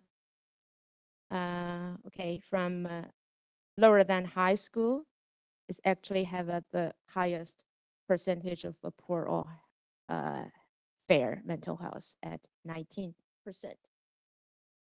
Okay, so that is the percentage. Okay, so next I did a logistic regression analysis. That means controlling for other information, other variables, and I tried to see how people's COVID information seeking behaviors were related with their mental health. Okay, so the question is, would immigrants seeking COVID information in various ways significantly differ in the odds of having poor or fair mental health? And the variables on that side, okay, you can see dependent variable would be binary, either poor, fair, right? Just say poor, okay? Poor self-perceived mental health, so yes or no. And the independent variable, I did 3 regression analysis separately. So one is information sources consulted. The second one is frequency of checking accuracy. And third one is number of channels used to check accuracy. And those are control variable I listed in the previous slides. Okay, so this is the result. First of all, the odds of reporting for mental health for individuals consulting provincial health agency were 94% lower than those using social media. Okay, and the odds of for mental health for people who always checked accuracy of online COVID information were 88% lower compared to those who never checked. And however, how many channels they used to check accuracy were not significantly associated, didn't matter significantly. Okay, so based on this, oh wow, sorry, I would say, yeah, so it is important to strengthen public education about COVID and beyond COVID, other health information literacy. What you couldn't see, that is the information definition from ALA about information literacy. So you didn't miss anything important. Okay, so the forms of public education may be different. For example, for immigrants, it may be hard for them to understand some medical terms, health terms, particularly in English, right? So it's important for them to get some training to understand better the technical terms. And the universities or public libraries may create some research guides. I can show you some very good examples during COVID. These are the guides created by universities, University of Waterloo, University of Toronto. They have a very good guides to help people find reliable information. Okay, so these are the examples from public library, Vancouver Public Libraries. And this is from public library as well. This is from Cranbrook Public Library. Okay, just to give you a sense of how the guides would look like. And other forms of public education would be, for example, workshops, posters, and the libraries can organize some events in partnership with medical or mental health associations as well to help them find information or to help them improve their mental health. Okay, so I think that is what I want to share today. Thank you very much for your attention. And I would be available to answer any questions because considering the time, right, I will just stop here. Thank you very much. This is supported by a researcher work. Okay, yeah, this is my contact information. Okay, thank you.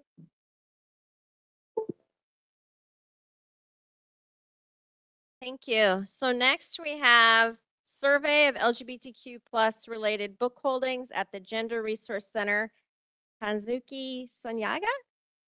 I get it right, I hope.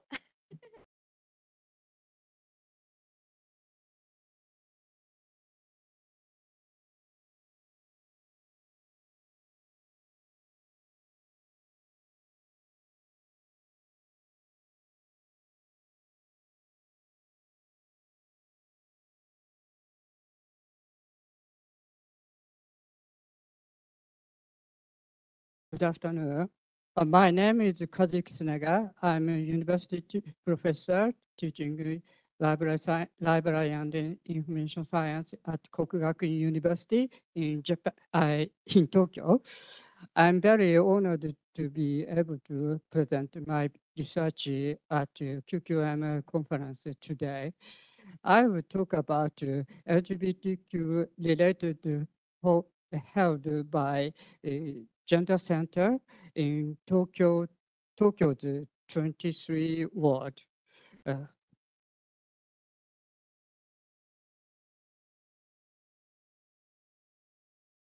In recently, interested in LGBTQ has increased in Japan.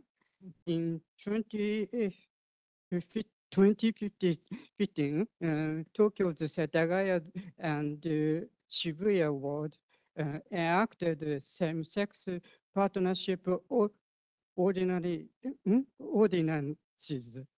to allow same-sex marriage.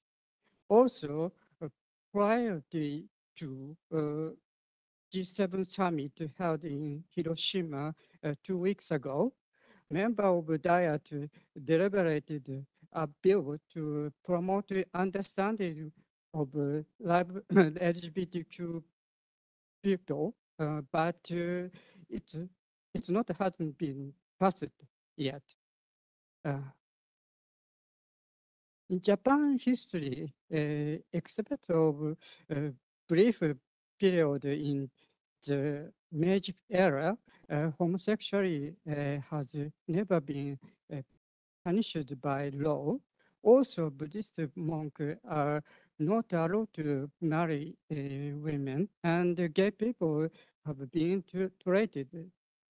Today, same-sexual behavior is prohibited by law, nor is it considered taboo in Buddhism. In the traditional Japanese performing art of No and also Kabuki, male actors play a female role and they have gained popularity. Many Japanese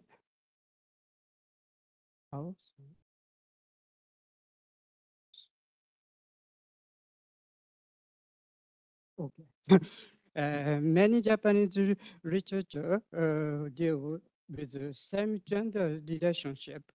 For example, there's a Saikaku Ihara, Nanshoku Okagami in the 17th century Edo period, a collection of stories featuring beautiful boys. In the 20th century works, Junichiro Tanizaki depicted lesbian with quick sounds in English, manji in Japanese. In Yukio Mishima's Confession of a Mask and Forbidden Colors, gay people appear. In this way, LGBTQ elements we can see in Japanese culture.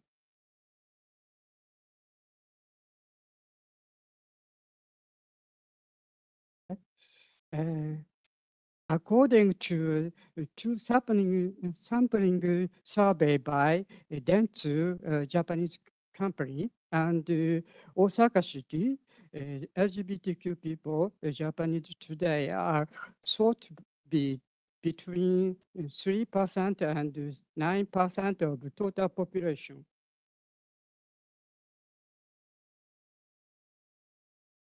Look at the slide. There's a type of material held at Pride House Tokyo, a community center for LGBTQ people. Among the Japanese LGBTQ literary works, there are light novel on boys' love, which young women love to read. But this survey included them. But this survey not included them because fiction on boys' love is not popular among the gay people.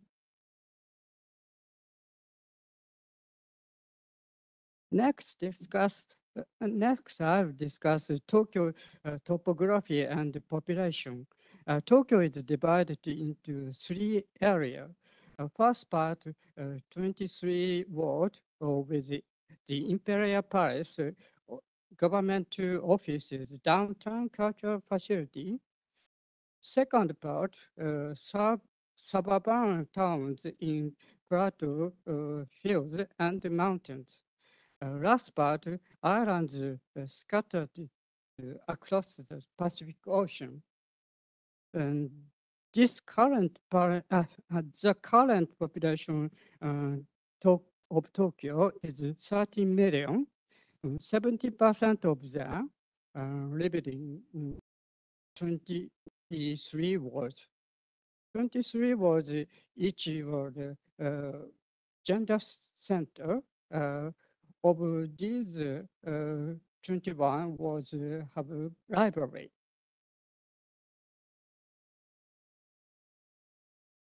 Tokyo is a big city.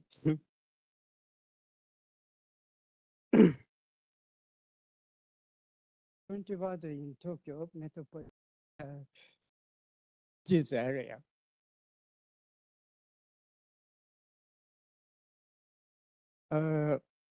In this survey, Setagaya, Chiyoda, Shibuya, Adachi, Shinjuku, more than 100 items of LGBTQ material.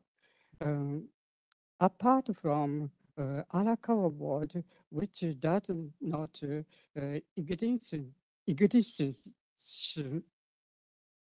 distinguish material related LGBTQ by classification code.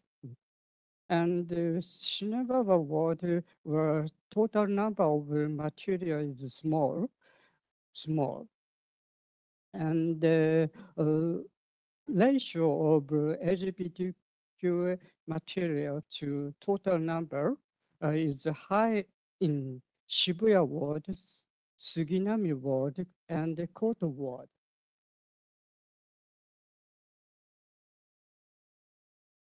Currently, Japan is an aging society with declining birth rate, and working population is shrinking.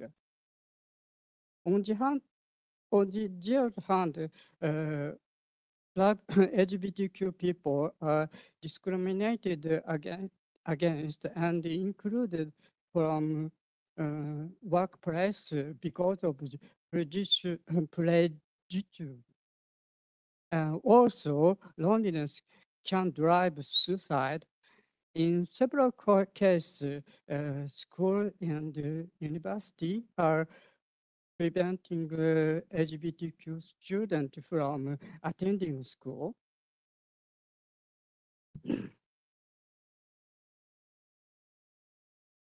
Conclusion. Historically and culturally, Japan has been incredible country for LGBTQ people.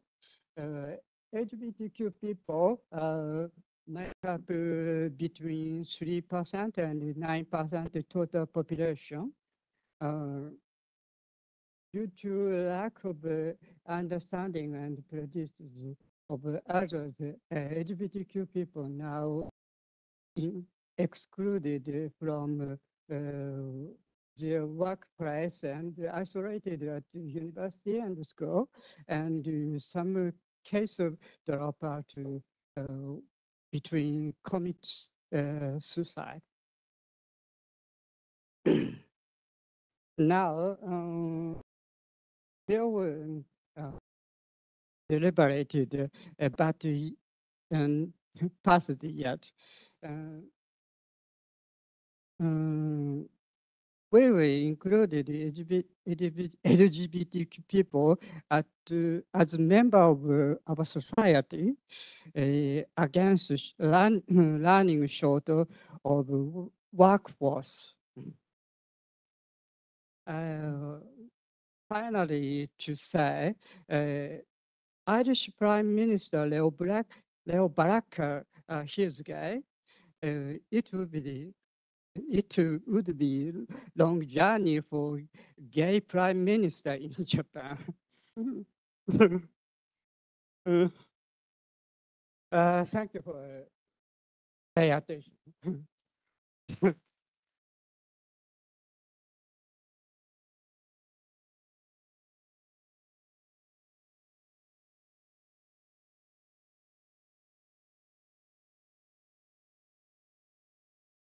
Thank you. Now let's see if virtual is.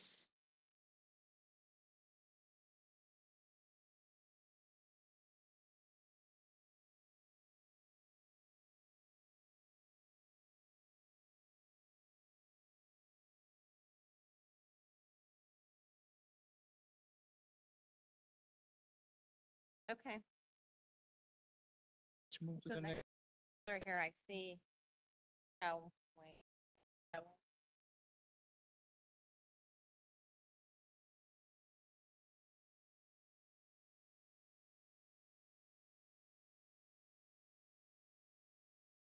Okay, so we'll go to the next one. Yeah. Okay, so we're going to move to our next virtual session, which is a study on the perception of potential users of the social impact of public libraries. And I see, hello, you can share your screen. And this is, and I apologize if I mispronounce names, Huang Tang, Chao Wang, and Titong Zhuang. I tried. Sorry if I mispronounced. Okay. Hi, Michelle. Nice to meet you. Hello. Hello. Can you hear my sounds and see my screen? Yes, we can see both. We can hear you and we can see your slides. Okay, thank you. Thank you so much. You And Minutes, okay? 15 minutes. okay, thank you. Nice to see you. And because of the limitation of time, so I can't be on site. But I'm glad to pray here. And thanks to the QQML give me a chance to have a pray. So let's start. My title is a study on the perspective of potential users of the social impact of public libraries. And we also team has 3 people.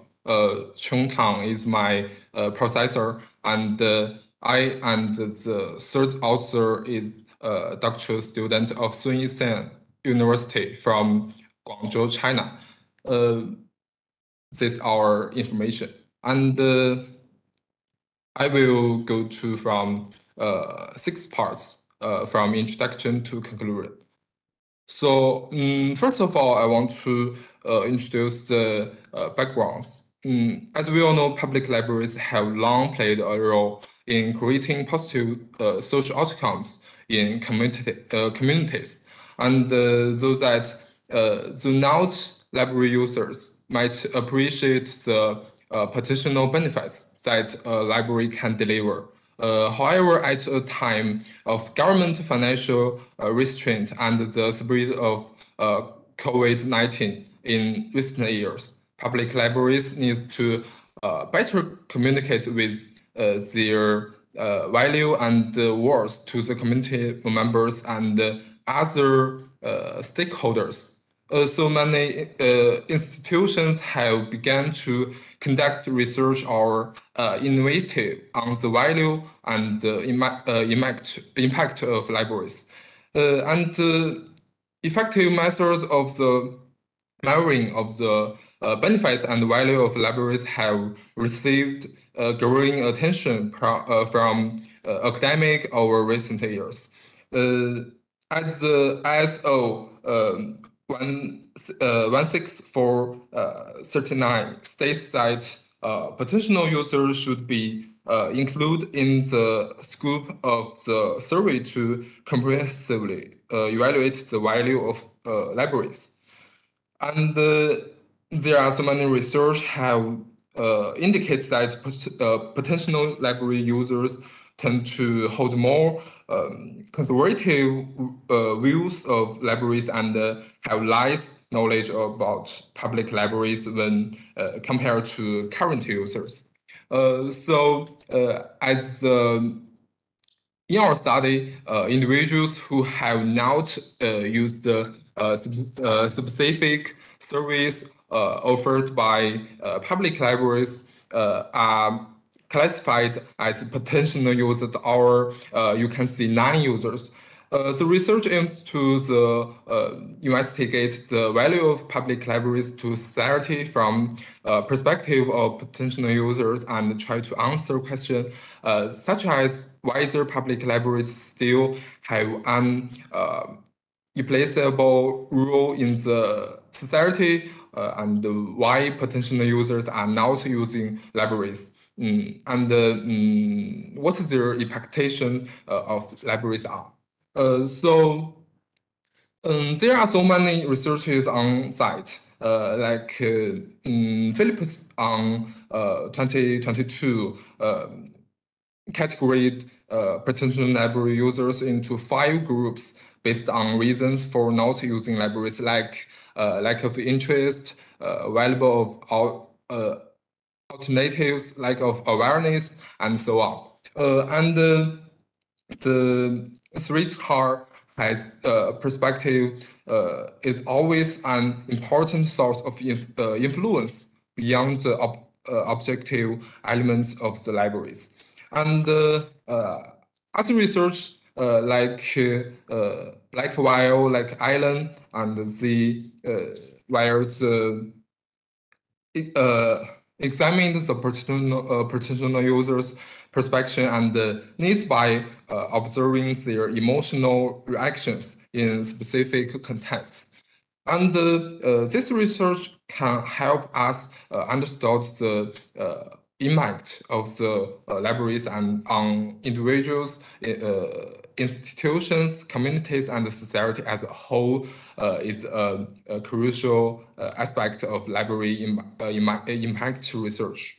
And for decades, many scholars from different countries have explored the diverse impacts of public libraries on individual lives, community development, and even the whole society. From the perspective of users or potential users. Like Xin, like Wakari, and they all take some questionnaire survey or some eternal perspective examination. And they want to get the value of library service, such as the community surrounding libraries. Like all these studies conduct sites, there is a lack of specific and in-depth discussion on the perspective of potential users in public library impact assessment studies from the perspective of Chinese public perception. This study aims to provide an in-depth exploration of potential users' perspective of public libraries' influence, explore whether significant difference exists in the potential users' perspective across different age groups, education backgrounds, occupation, and income levels.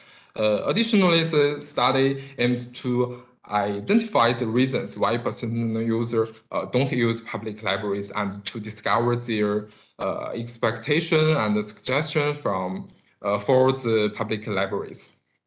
So as we conduct some methods, I want to introduce the Guangzhou first of all. Guangzhou, the first of our study, was ranked 5th in the country from regional growth GDP in China in 2022. And by the end of June 2022, there were 1,315 public libraries in Guangzhou with total building areas of 7 square meters. And the registered readership currently stands by a rate of 25%. And the data was collected as stratified random sample of the Guangzhou population. Professional questionnaire research company help us to conduct 2 rounds of online sampling due to the limited number of samples. Finally, we get 1,111 valid questionnaires. They were returned for analysis. The sample was well represented by age, education, and income levels. The distribution meets the basic requirements of subsequent data analysis process. And we make a research framework. It's from 5 parts. The 5 parts is impact on reading and education, impact on cultural inheritance and development, impact on community development, impact on city development, and impact on information and common space accessibility. And these 5 parts will help us to conduct the survey and the full research. And by our research, we found 4 results. The first of all is that potential users' perspective of the social impact of public libraries. And we can see a table. As the table says that the finding indicates that potential users are most likely to agree with the impact of public libraries on reading and education, followed by the impact on cultural inheritance and development. Conversely, they are less likely to agree with the impact of libraries on community development. And from the perspective of potential users, the first three impact of public library is that the local center of information and knowledge changes in reading skills and ability and providing free access to information. It appears that challenging from potential users to recognize the social impact of Guangzhou's public libraries in terms of supporting group activities, supporting community or public welfare activities, and so on. And the next one is perspective of social impact of public libraries among different potential user groups. And significant difference were found among the potential users from different ages in their perception of the social impact and public libraries in several dimensions, including impact on reading and education, impact on community development, and so on. And we also can see from the table that there are significant difference in the perceptions of users in different occupations from all dimensions. Potential users who are retired government employees and farmers, industrial workers have relatively higher recognition of the social influence of libraries. And it's worth noting that students, self-employed and unemployed individuals also have a relatively low level of recognition of their value. And the next one is that reasons why potential users don't use public libraries. And we found that potential users don't use the public libraries in Guangzhou due to three main reasons, including too far to get to a library, available of alternative, especially the internet, and lack of time. Guangzhou is a huge city with over 7,000 square kilometers and 18 million people. Some reports that suggests that there needs to be more branch library and they can visit more conventionally. And one of the primary reason potential users don't use the public library is that they obtain information or service from somewhere else, like the internet.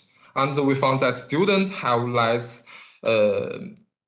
identity of the impact of libraries on reading and education and community development, and they have relevant insignificant perspective of the social influence of libraries. And the fourth one is that potential users' expectation of public libraries. Acrossing the figure, and we can see that the primary expectation of potential users of public library are to read, access various information resources, and study or work in the library. And it should be a quiet place for thinking and rest.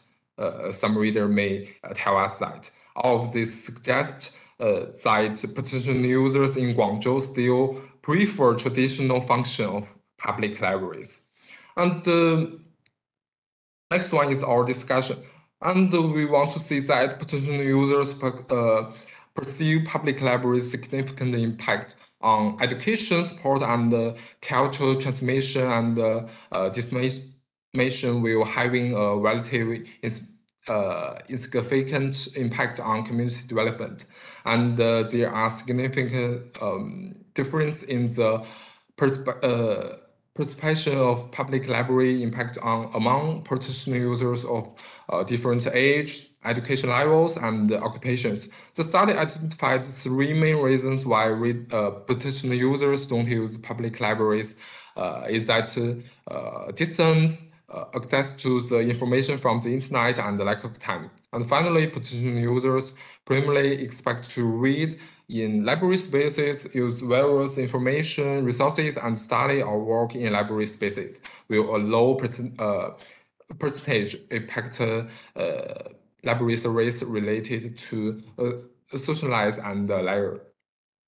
And well, I want to see 2 points. The first of that is that potential users' perception of the impact of public libraries are rooted in their understanding of the functions of public libraries.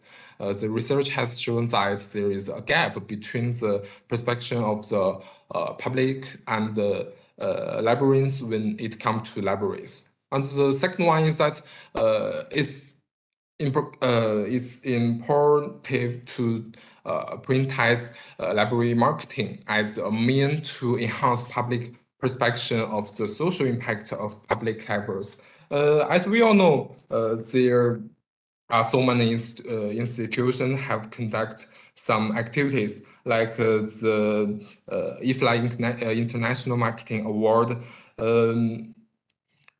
Maybe, as we all know, for instance, the Haver Girl project in USA 2022, and the library have value. All you need is your library and more project. And these projects all have expanded the library's reach in specific areas, brought the user community closer to the library, and improved the perceptions and opinions of potential users regarding the library's social impact.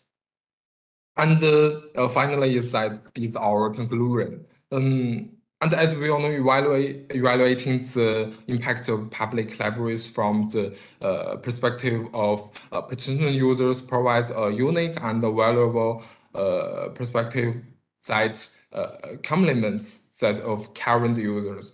Firstly, the quality of the public library system serves as a crucial determinant of potential users' perception of the impact of public libraries, and secondly, potential library users' perception of the functions of public libraries and their impact are traditional. And finally, based on the process and results of our study, it appears that the low usage of libraries, lack of interest in public libraries information, and the difficulty in understanding the long-term impact of public libraries might be the reasons for the low impact scores. So in China, our Library Society of China recognizes that library marketing as a key approach to enhancing the influence and the social benefits of libraries. And the institutions long hard work to improve the library service and the readership. And yeah, this supported from the NSSFC, and the finally is our reference. Okay, Michelle, thank you so much.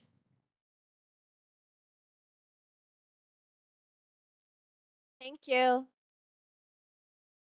So we'll move to our final presentation for this session. Accessible multimodal electronic libraries, current values and improvement solutions. Vasiliki and Ilana Kalampalakau. I tried. Sorry.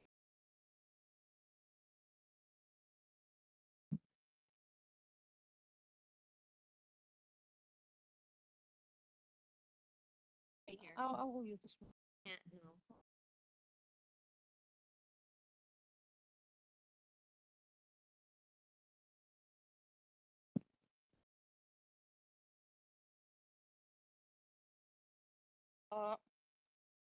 I will destroy everything.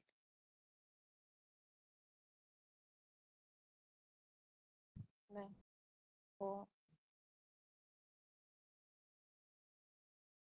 So hello, everybody. We are really happy that you are attending this meeting today. Δεν χρειάζεται. Σήκωσε το λίγο τον Άγιο. Yeah, the high heels.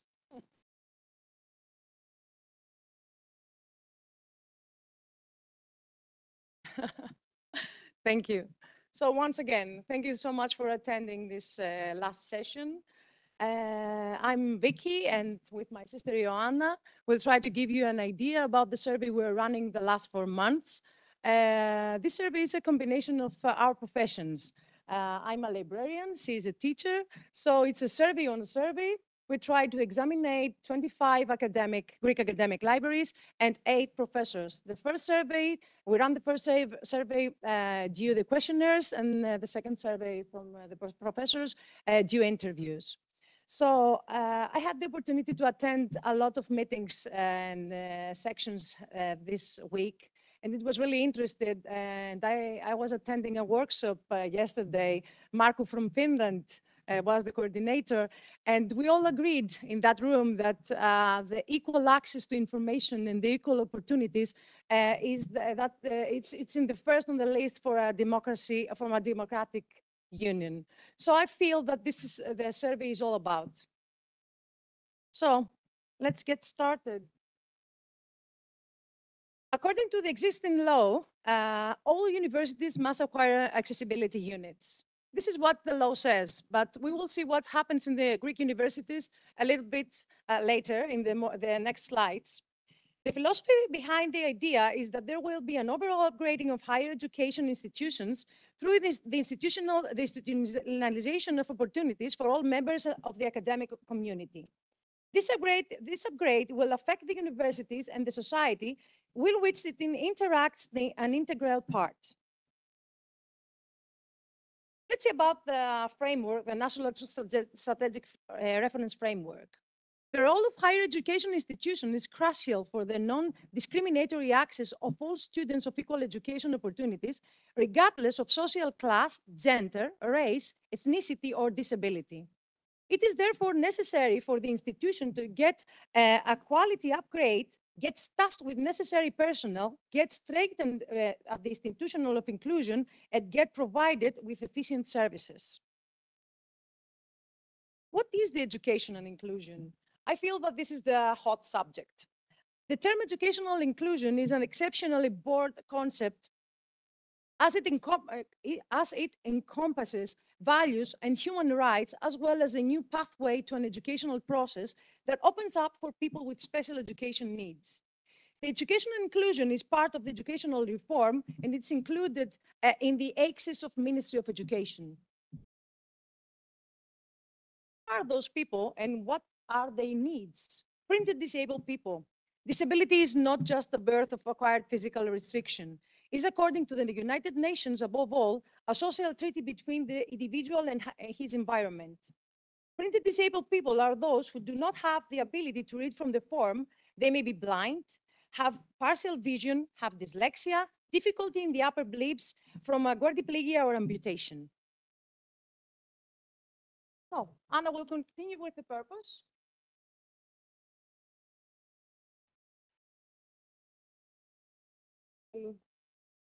Hello.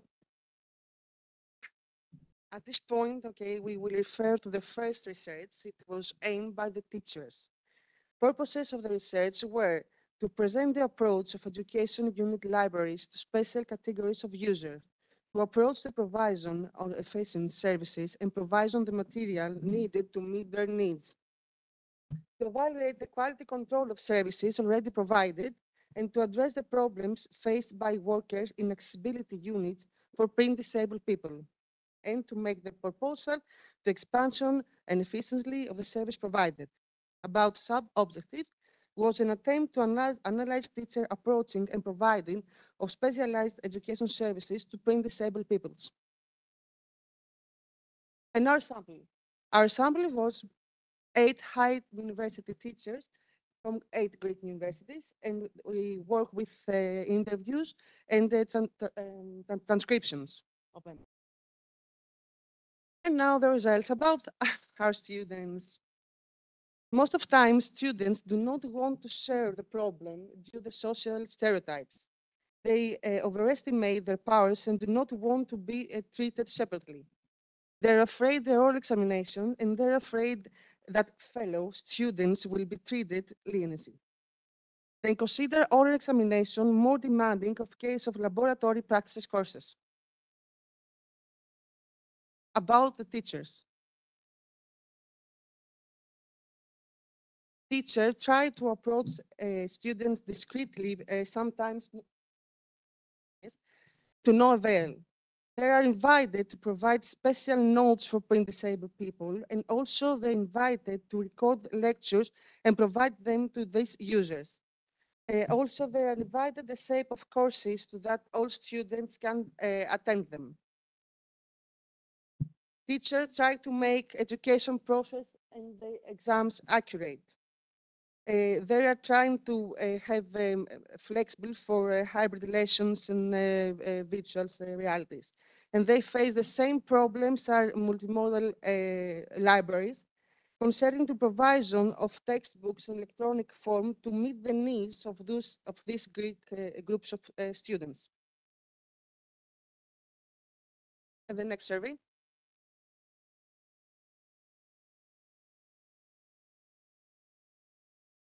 So, our sample is 25 Greek academic libraries. We made an attempt to evaluate the services provided to users with print disability from institutions and libraries. Our sample, we are down.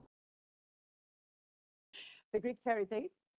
The biggest sample was from was from Athens, Central Universities, the biggest sample. And we got a feedback on the evaluation of the services already provided. We learned about the problems that the accessibility units face about hardware and users. And we've got, this is, I think, the best part of the survey, proposals for improvement of actions. As I told you, even the law there is an existing law from 2017 that says that it's mandatory to have an accessibility unit in the university. What it really happens, it's shown in this slide. As you can see, universities have accessibility units, but a small amount do not have accessibility units, but we're talking about 25 academic libraries. On the other hand, we have the libraries that they are having accessible multimodal electronic library, that they are collaborating with the Hellenic Academic Library Link. So we're collaborating to create space for those special needs and those special people.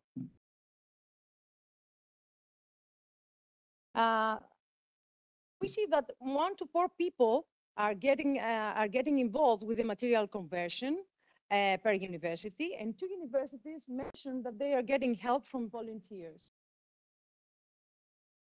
We are above average to the services evaluation according to the material provided. And we feel that we are doing our best, and we have a user-friendly services provided. I don't want to blow your mind with all those, but I want to give you an idea about what's happening. And we are in the middle of the special users approach because I think of the stereotypes, and of course, we cannot get access to the personal data of the students. We have literacy and training seminars provided by the university. As you can see, it's smaller that they do not provide, the universities do not provide training seminars, smaller percentage, but the libraries provide literacy and training seminars in the biggest amount. 5 libraries said that they have registered up to 10 users, 9 libraries, 11 to 15 users, 7 libraries, 16 to 20 users, and 4 libraries, 20 plus users. So The people that they're getting involved with those actions are librarians, partners, as you can see the numbers, information and training upper support for persons with disabilities, and of course, volunteers. We have the number of objects that they are on our database, and this is a number, but there are a lot of forms to this number. They could be F, EPUB, wherever. Yeah, they are the forms. Here you can see the technology, the support, the technologies that we are using for people with disabilities. And threats, what we've learned. Of course, time issues. People working in the libraries do not have so many time to get involved with more actions. So, of course, we need staff, volunteers. Publishers refuse to give books to the electronic form. And this is even though there is a legal framework, there is no penalty if you are not doing the right thing. This is the conflict that happens here. Of course, we need more colleagues to get involved to those actions. There is a lack of support from student support office. There is a lack of cooperation with technical service, and we're not familiar to these technologies for people with disabilities and have low experience because all those actions are really new in the Greek heritage. How we approach the users? Of course, reference librarians. You know, they're the frontiers of the information. Don't be bothered that I am a reference by democracy, we say. This is the face-to-face and by phone with Google Meets, promoting the existence of an accessibility unit, information leaflets, emails, personal approach, the consultative center, student support center, and of course,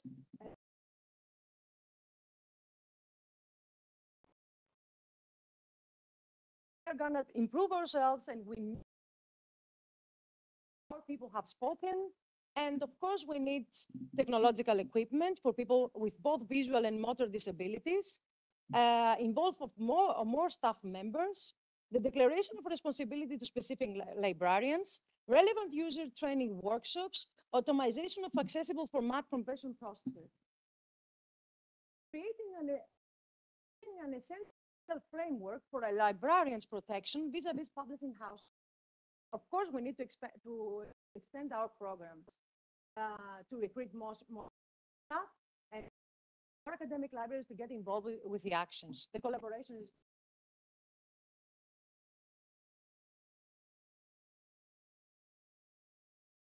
universities do not have accessibility units. Libraries try to fill the gap between the universities and the users. Lack of funding and staff. Sure.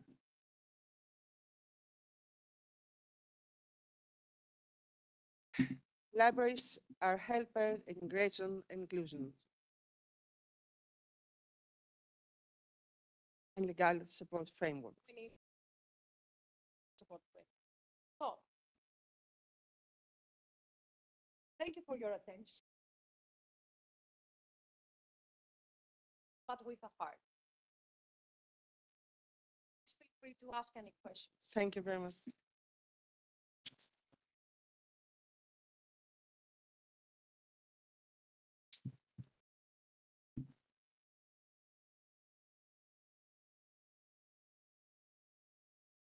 I will do it again for them.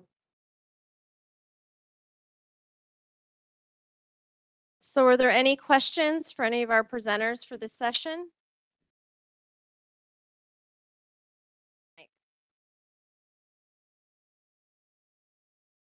Start in the room.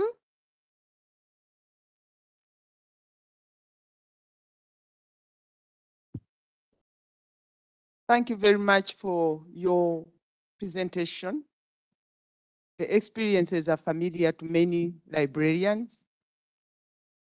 And one of the issues which has been almost every conference is the librarian publisher challenges. This is a real issue.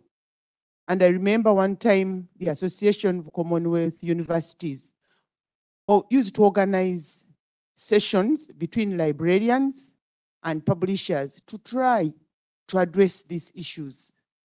But we didn't move very far.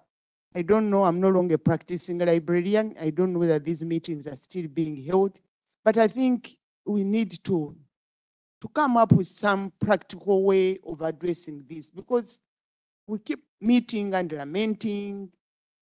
We need to move beyond lamenting and see what is it that we can do to address this. This is an issue. Thank you.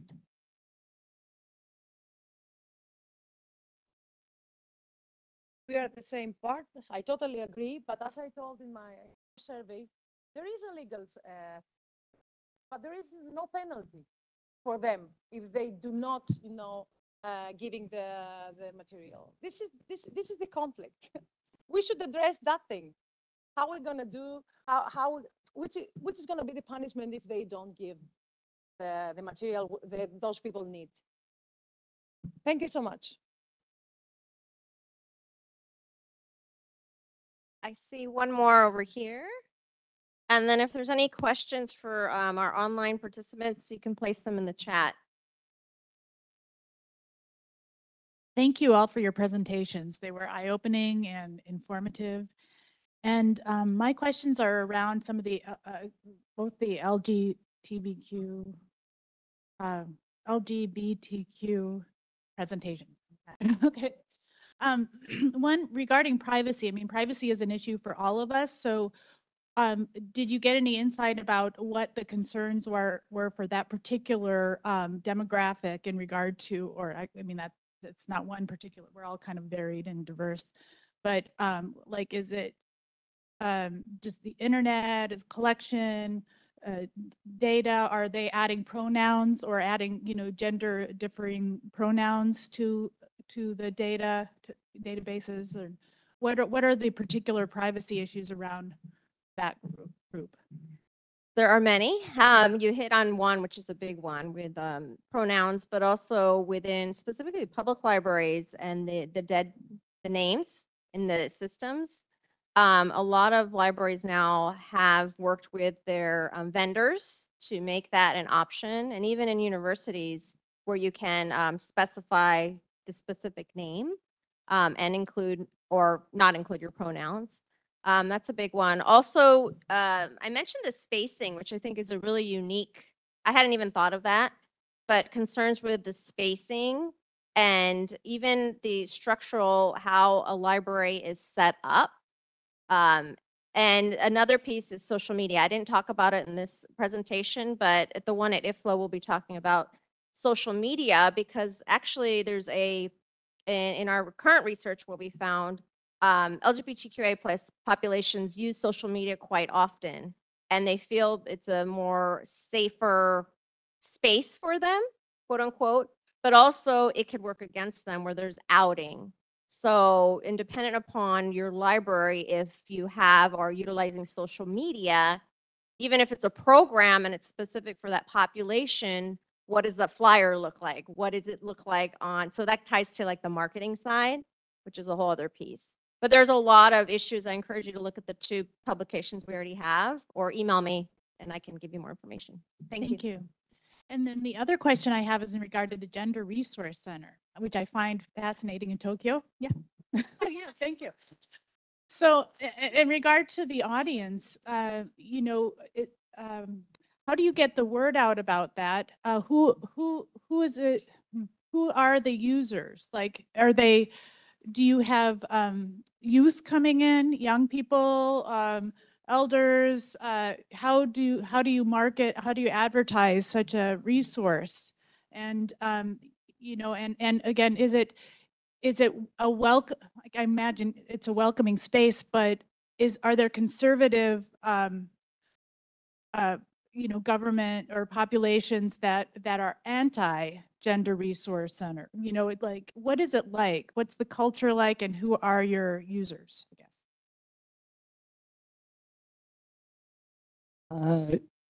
Users are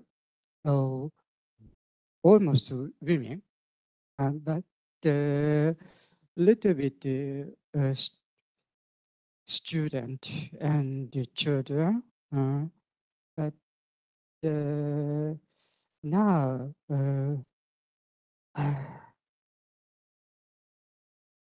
Gender Center for public relation didn't have a public relation to gay people, but now starting in public relationship to gay people. Thank you. I think in the interest of time, we will now wrap up this session. So thank you to the presenters and for all of you attending and for your questions.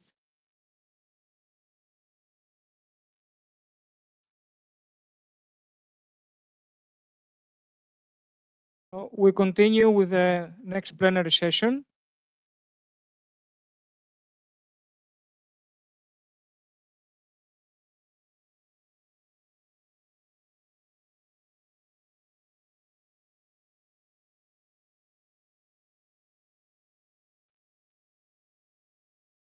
Okay. Mrs. Kiang Xiu, maybe I mispronounced your name. Are you listening to us? Yeah, can you hear me now? Yes, yes. Am Yeah. I telling correctly your name? Kiang Xiu Liu? Yeah, that's Okay. correct. Okay, let me introduce you to the audience and then you start your presentation, okay? Let me Okay. say a few words about you. Okay. Well, the title of the presentation is Understanding Librarians, Developing the Teaching Role of Chinese Librarians. The speaker is Qiang Xiu Liu. And let me tell you a few words about her. Qiang Xiu Liu has been a researcher at Shenzhen University in China. She is responsible for constructing the intellectual property formation literacy education system and leading the successful application of the scientific base of intellectual property innovation and intelligence information literacy education. She also worked as a lecturer at Bunkyo University in Japan. Her research interests are information literacy education and library user research with an emphasis on empirical and comparative studies of higher education and university libraries. Qiang Xiu has published more than 20 journal papers, conference papers, and a book named Why the Library? The Role of Librarians in the Higher Education Systems of Greater China. Qiang Xiu is a member of the Japan Society for Library Information, JSLIS, and the Meta Society for Library Information. She was one of the winners of the Outstanding Award in the Data Resource Value Added Service Research Project of the Digital Resource Acquisition Alliance of Chinese Academic Libraries, GALIS, in 2022. She also received the Best Presentation Award from JSLIS in 2019, a research grant from the same society association in 2020, and an overseas training grant from the University of Tsukuba in 2016. Jiang Shu Liu received her bachelor from Fuji University in China. In addition, she possesses a master's degree and working toward her PhD thesis in library information science from the University of Tsukuba in Japan. So you can start your presentations. Okay. Okay. Thank you. Thank you, Forola. Yeah. Good afternoon, everyone. Say hi from Tokyo. I'm Chen Xiu Liu. I'm truly honored to have this opportunity to address you today. First of all, I would like to thank Anthony, the conference co-chair, for inviting me to speak today. This is my third time to attend QQML. QQML holds a special place in my academic journey, as it was the first international conference I attended during my master's degree. And now, as I pursued my PhD, QQML has witnessed my entire postgraduate studies. In fact, I just successfully defended my doctoral thesis yesterday. And if it wasn't for that, I would have been with you in Greece at this very moment. However, I eagerly anticipate future interactions and discussions at upcoming QQML conference. Here, you will also find my ORCID IDQ QR code, which you can scan to access more information if you are interested. I understand that it's approaching lunchtime, but I kindly request just 30 minutes of your time. I hope that my research will leave you pleasantly surprised. Today, I will explore the important role that Chinese librarians play in promoting education and fostering a culture of learning in their communities. Here is the outline of my presentation. First, let me mention briefly why I decided to conduct this study. In the introduction part, I would like to provide an overview of the background on librarians' role in education and emphasize the need for pedagogical knowledge to ensure high-quality information literacy instruction. Furthermore, I will address the research gap surrounding the limited studies on Chinese librarians' teaching experience and highlight my previous research related to this topic. The evolving information and technology landscape has greatly impacted the roles and responsibilities of librarians in education. With the digital era, libraries have transformed into knowledge hubs for creation, management, and sharing. Consequently, librarians' role have expanded to include teaching responsibilities, specifically focusing on information literacy education. Teaching has become a vital part of librarians' responsibilities due to the recognition that information literacy skills are essential for students in the 21st century. Many studies have highlighted librarians' unique experience in information resources, search strategies, and research methods, making them well positioned to teach these skills. Furthermore, research has shown the positive influence of librarians' teaching on student learning outcomes. Therefore, it's crucial to develop effective teaching skills among the librarians to ensure that students acquire the necessary competence in information literacy, enabling them to thrive in today's information-rich environment. To deliver effective information literacy instruction, librarians require pedagogical knowledge, which encompasses instructional strategies, classroom management, device learning styles, and assessment techniques. This knowledge forms the foundation for providing high-quality instruction, fostering critical thinking, and empowering students to become lifelong learners and informed citizens. There is a growing body of research underscoring the significance of pedagogical knowledge in information literacy instruction.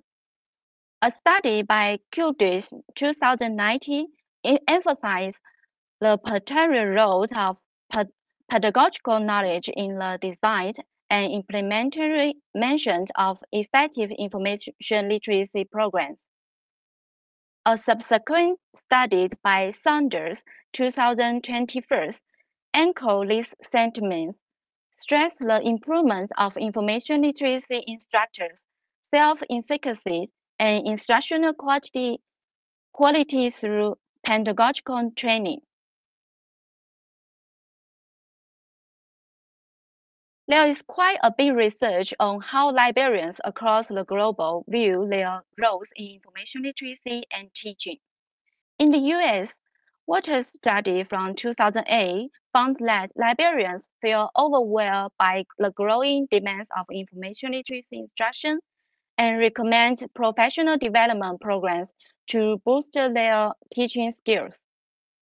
Meanwhile, in Canada, research by Julia and Perkowski, and as well as Julia and Genius, show that Canadian librarians were excited about teaching, but struggle with time constraints, lack of faculty support, and inefficient pedagogical training. Over in Israel, Holland's 2020 study found that Israeli librarians feel capable in their instructional roles and saw the value in information literacy education. But they point out that challenges like lacking pedagogical knowledge and inadequate support from library management. What we are seeing from these studies is that librarians around the world understand the importance of their roles in teaching information literacy. However, they are also facing similar challenges that need to be addressed. While there is increasing research on librarians' roles in information literacy and instruction worldwide, we have noticed a gap specifically regarding Chinese librarians.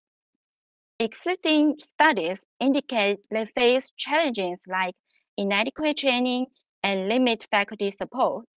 However, these studies are uncomprehensive, leaving parts of their teaching and experience unemployable. Current research also leans heavily towards theoretical methods rather than emphasized ones, which means we are lacking practical insights from real-world data. To fully understand the teaching role of librarians in China, future studies need to use both qualitative and quantitative impairment methods. The results could guide training programs and policies to support these librarians better in their teaching roles. So here in my previous research, I have been looking into how students view information literacy education, comparing different perspectives. Interestingly, about 90% of graduate students prefer having librarians as their information literacy instructors. What we found is that students' satisfaction with librarians was closely tied to how much they relied on library surveys and also how important they believe information literacy education to be. So here comes to the study aims. The purpose of this study is to investigate Chinese librarians' perceptions of their teaching identities, preparedness, and challenges in teaching.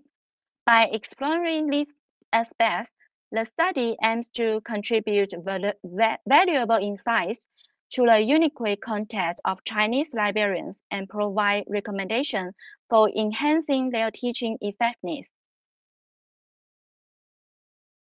The main goals of this study are four. Firstly, we want to understand how Chinese librarians view themselves as teachers and what influences this perception, such as their education, training, and work experience. Secondly, we aim to evaluate how prepared these librarians are for their teaching roles, focusing on their professional development opportunities like workshops, conference, and continuing education courses. Thirdly, we will explore the challenges that Chinese librarians face in their teaching roles.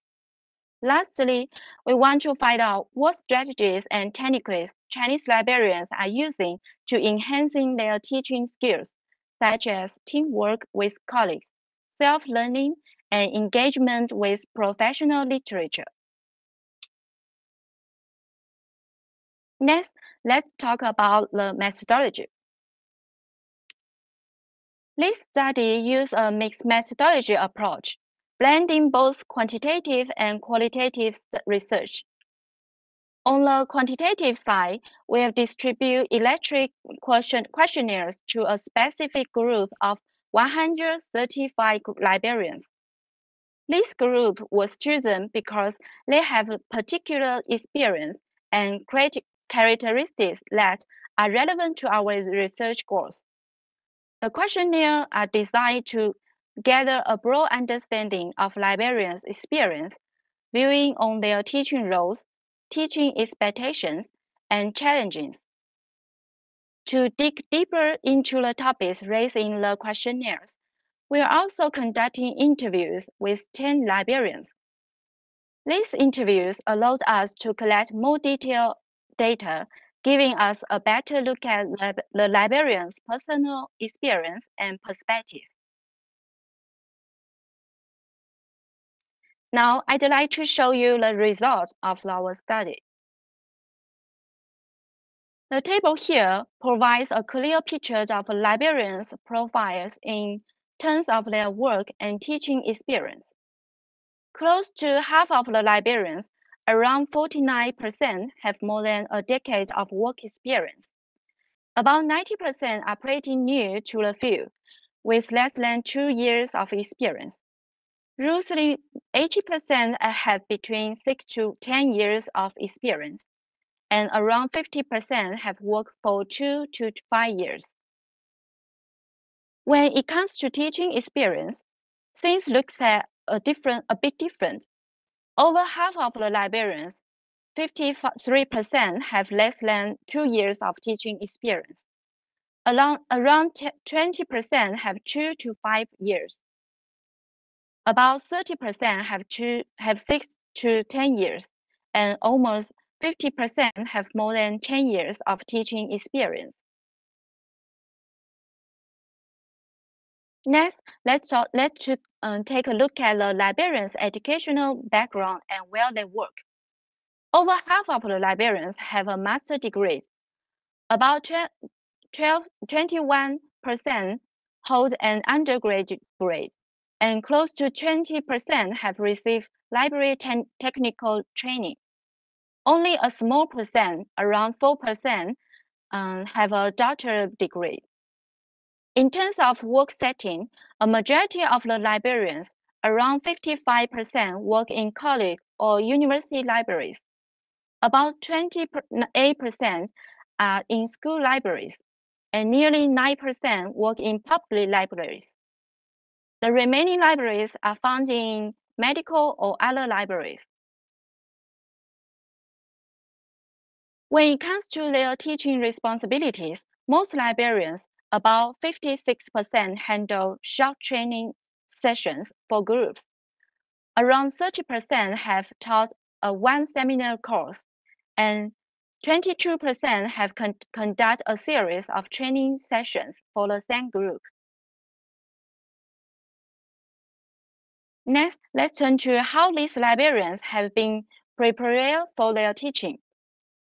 Most librarians, about 63%, have participated in formal courses related to teaching.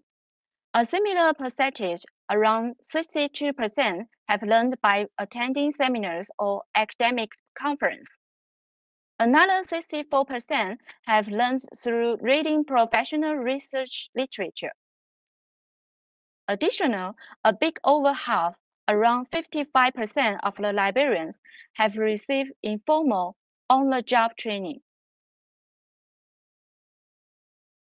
Turning to how librarians perceive their teaching roles, as you can see here, the majority of librarians, about 57%, view teaching as a fundamental part of their professional identity. For 32% of them, teaching is seen as a responsibility or expectation. A smaller group, around 10%, view it as a task imposed upon them. It's quite significant to note that many librarians have formal teaching responsibilities, and most of them view this as a central part of their professional identity. This table uses an ANOVA test to compare librarians' responses from different libraries. One key finding here is that the understanding of teaching's role varies significantly among librarians based on their library type. This table provides insights into how librarians perceive their teaching roles in different types of libraries. In public libraries, 58.33% view teaching as a responsibility or expectation. For college or university libraries, the majority consider teaching as part of their professional identity. School libraries show a similar trend, with 60% perceive teaching as part of their professional identity. Medical and other libraries also have a significant percentage of librarians identify teaching as part of their professional identity. These results demonstrate the diverse perspectives among librarians regarding their teaching roles. Understanding these perceptions is crucial for supporting librarians in their teaching responsibilities and enhancing information literacy education. Here, this novel analysis reveals that educational background is significantly affects librarians' professional development. For instance, formal teaching-related courses, seminars, and other professional activities vary significantly based on one's level of education. And this table shows that librarians who have participated in teaching-related training feel more prepared and have a more positive evaluation of such training, as compared to those who have not undergone such training. The difference is significant, reinforcing the importance of ongoing education in teaching for librarians. Through word frequency analysis software and analysis of librarians' responses regarding their preference in teaching reviews, the most frequency words to be interaction, teaching and learning, and accomplishment. This insight provides valuable understanding into the aspects of teaching that librarians find rewarding and enjoyable. The prominence of interaction emphasizes the significance of communication and engagement between librarians and students in teaching process. Librarians value the opportunity to interact with students as it enables knowledge sharing, guidance, and personalized support. These interpersonal connections forced during teaching can lead to a more fulfilling experience for both librarians and students. Next, let me share some key insights from our interviewees. First, librarians stress the importance of critically and innovating in teaching and suggesting diverse methods for dynamic learning experience. Secondly, they express a strong desire for professional development and training, emphasize the need for continual learning opportunities. Furthermore, librarians value cooperation and communication, calling for stronger connections between libraries and community, as well as improved communication within the library community. They also seek greater recognition, support, resources, and professional training for their educational roles. Additionally, librarians feel a sense of responsibility and accomplishment in teaching. They stress the importance of effectively managing their teaching workload and request clearly priorities to achieve a better balance. In summary, addressing these areas that significantly enhance our educational service and library functions. The interview results shed light on the changing roles of libraries in teaching. They highlight the shift from traditional to service-oriented roles, emphasize the importance of communication, collaboration, and adapting teaching and methods and content. Librarians acknowledge the need for continuous professional development and the challenges they face, such as decline stages and limit guidance. However, they also see opportunities for growth in professional competence and recognition.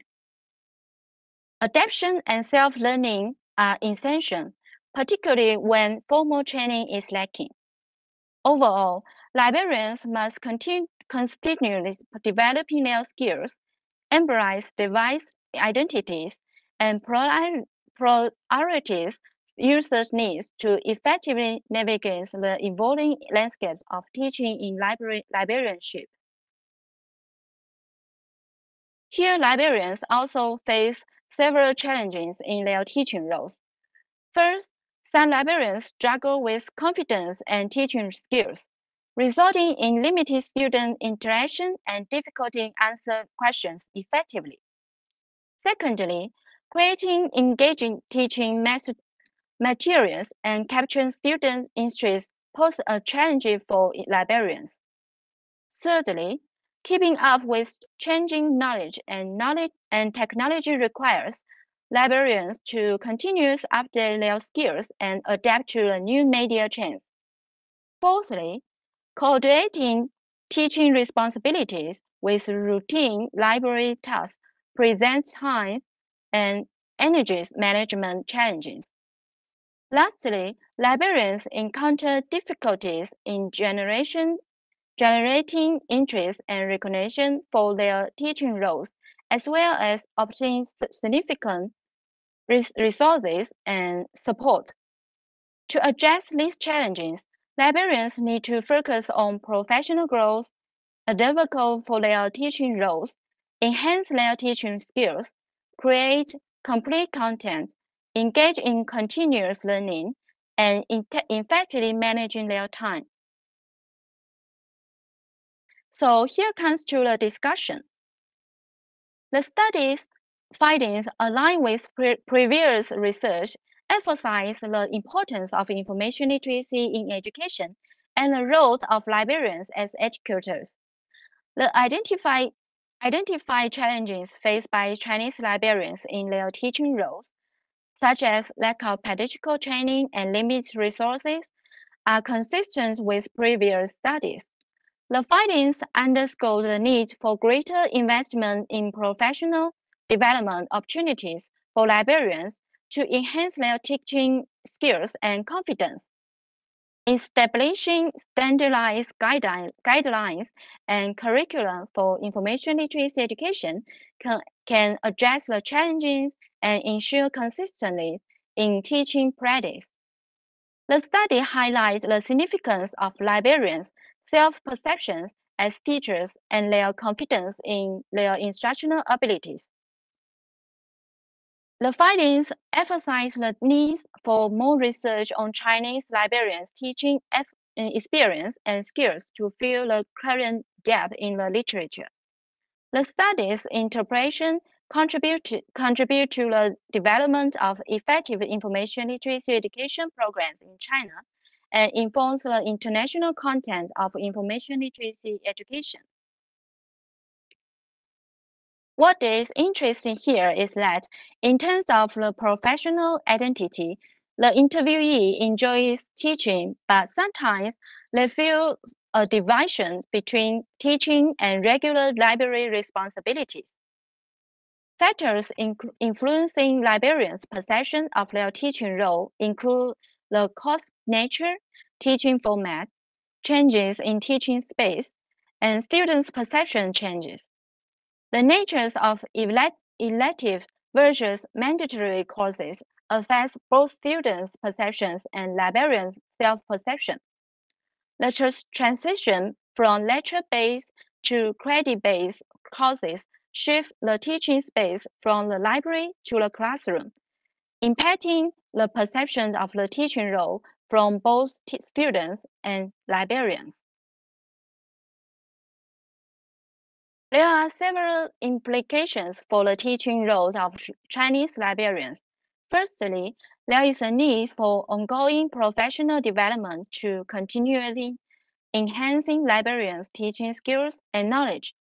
Secondly, fostering cooperation with faculty members can lead to tailored instruction that align with specific disciplines. Thirdly, developing standards, guidelines, and curricula for information literacy education will ensure consistency and effectiveness across institutions. Lastly, institutional support is crucial in recognizing and supporting librarians' teaching roles within their respective institutions. These implications highlight the importance of investigating in librarians' professional development, fostering collaboration, establishing guidelines, and providing institutional support to enhance the quality and impact of information instruction in China. Finally, we come to the conclusion and implication. In conclusion, librarians' teaching skills displayed a wide range of expertise, and while some librarians have adapted in their roles, others need further support and development. It's crucial that we focus on providing tailored training for librarians with teaching responsibility, covering areas from digital literacy to curriculum design and inclusive learning environments. Continuous professional development and networking opportunities are also vital to keep them abreast of educational trends and best practice. Recognizing and supporting librarians as key educational partners is essential in the broader academic community. Based on the limited research on Chinese librarians' teaching experience and skills, further studies should explore the diverse research methodologies, such as quantitative and qualitative approaches, to gain a comprehensive understanding of their unique instructional practice. Key areas of investigation could include exploring factors that influence Chinese librarians' teaching identity and professional development, investigational effective strategies for developing their teaching skills, and assessing the impact of their instructional efforts on students' learning outcomes and job satisfaction. By dividing into these research areas, we can enhance our understanding of Chinese librarians' teaching experience and contribute valuable insights to inform policies and practice in information literacy education. Let's conclude my presentation. Thank you for your attention, and I look forward to further engagement during this conference. Best of luck with the rest of the conference, and I hope you enjoy your stay.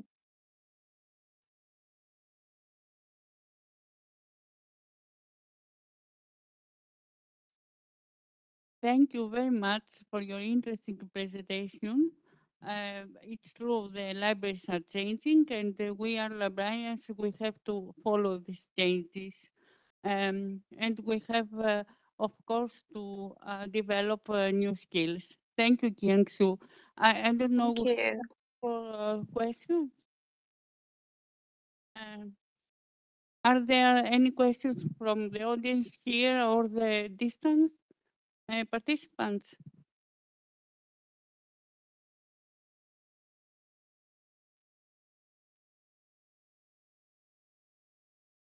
Okay. Okay, thank you very much for your presentation. Okay, thank you. Have a Okay. nice day. Have a nice day. So now it's the lunch time, and we're back at 3:30 to continue here, room 1 for the last session and room 2 for the workshop. Okay. Thank you.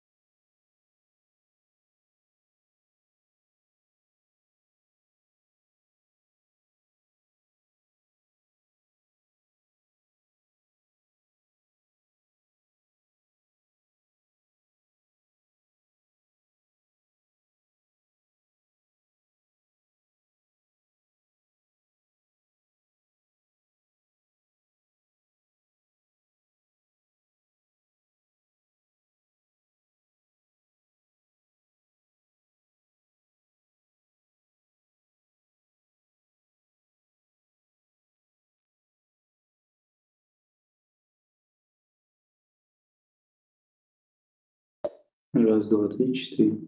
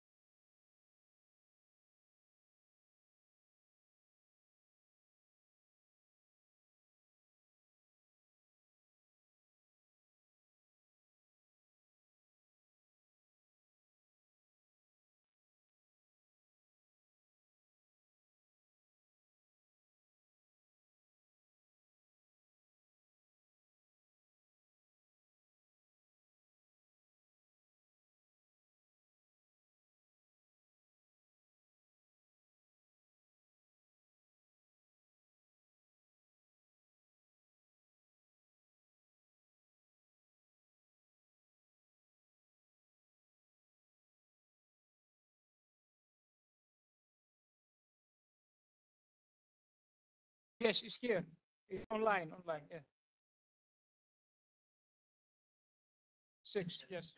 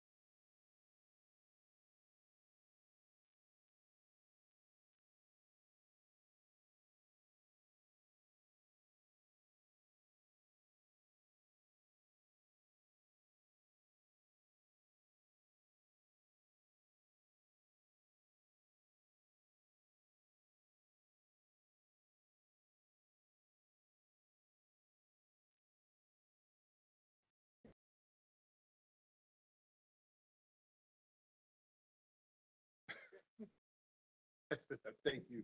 Thank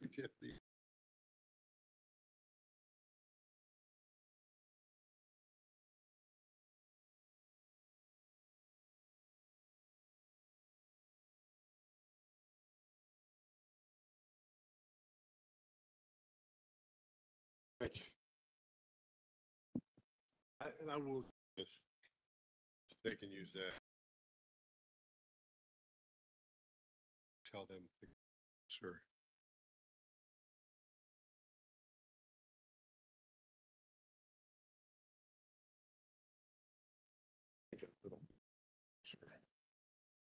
I know they can adjust it. They can adjust. So should I start? Okay. Okay. On site. Okay. There it is. Okay. Okay, welcome for our afternoon session. The title overall, Scholarly Communication, the Dynamics. I'm J.K. Kelly. I'll be the chair for this session. So first up, can head on up here. The challenges of open science and open access publishing for academics and libraries, a case study. And you can come up and introduce yourself, and we'll begin.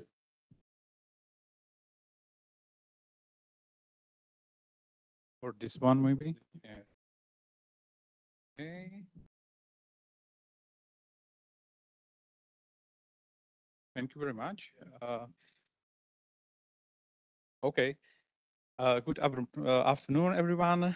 It's great to be here again after a few years on site on the QQML conference. Today, I have a presentation which may be slightly different from other talks we heard during past days, because it is just a presentation of some results of Signal case study we provided on our university, especially for our management on the open science and open access and support of our academics, researchers, and faculties. And at least I believe that it will remind us the important role libraries have in serving to academics and researchers also, because on our institution, most projects is focused on students, which is all right, but I think that we should not forget academics also. So, open science, as we all know, make research activities and results accessible, transparent, and supportive. And I think that it is important to adopt it but by our institutions, libraries, and also universities, because it can help us, and we can help, or other academics and researchers can help others spread the knowledge and information from their results, their research, and everything. We also need this because some legislation needed of us, international legislation like European Union committees, programs and initiatives, also national legislation. In Czech Republic, we have some legislation on how to publish publicly results from research of academics, and there are also very strict rules for evaluating of scientific and creative activities in our country. Our researchers and us are pushed to published in deciles and first quartiles and anything, and it is not so easy in our university because we are a relatively small university in the Czech Republic. We have around 250 academics and researchers who are producing their results and research. We have also two strongly scientific institutes for mathematics and physics, but overall we are a regional school, which means that we should serve the region we are, and our region is strongly affected by before mining and heavy industry. So also some programs and study fields and research fields are oriented this way. So we were asking ourselves how can open science and open access help us in this, and what are the current experiences of academics and researchers towards open science, what are their attitudes, and also how our university and library can help them to support them and also promote open science and open access initiatives. We used a phenomenology approach, which helps us recognize the needs, attitudes, and also experience of our academics and researchers on the spot. So we conducted a signal qualitative study with academics and researchers from our university by semi-structured interviews. And the results or interesting results I would like to present here are adoption of the open science. All this information are from the from our participants. Those are their fields or their attitudes, their experience. We can say that awareness of open science concept is high.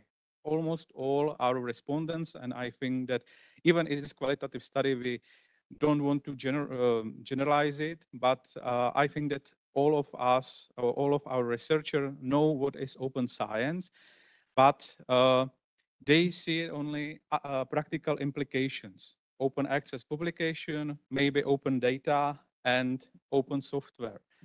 They don't know the concept as a whole, but they would like to use the benefits of it.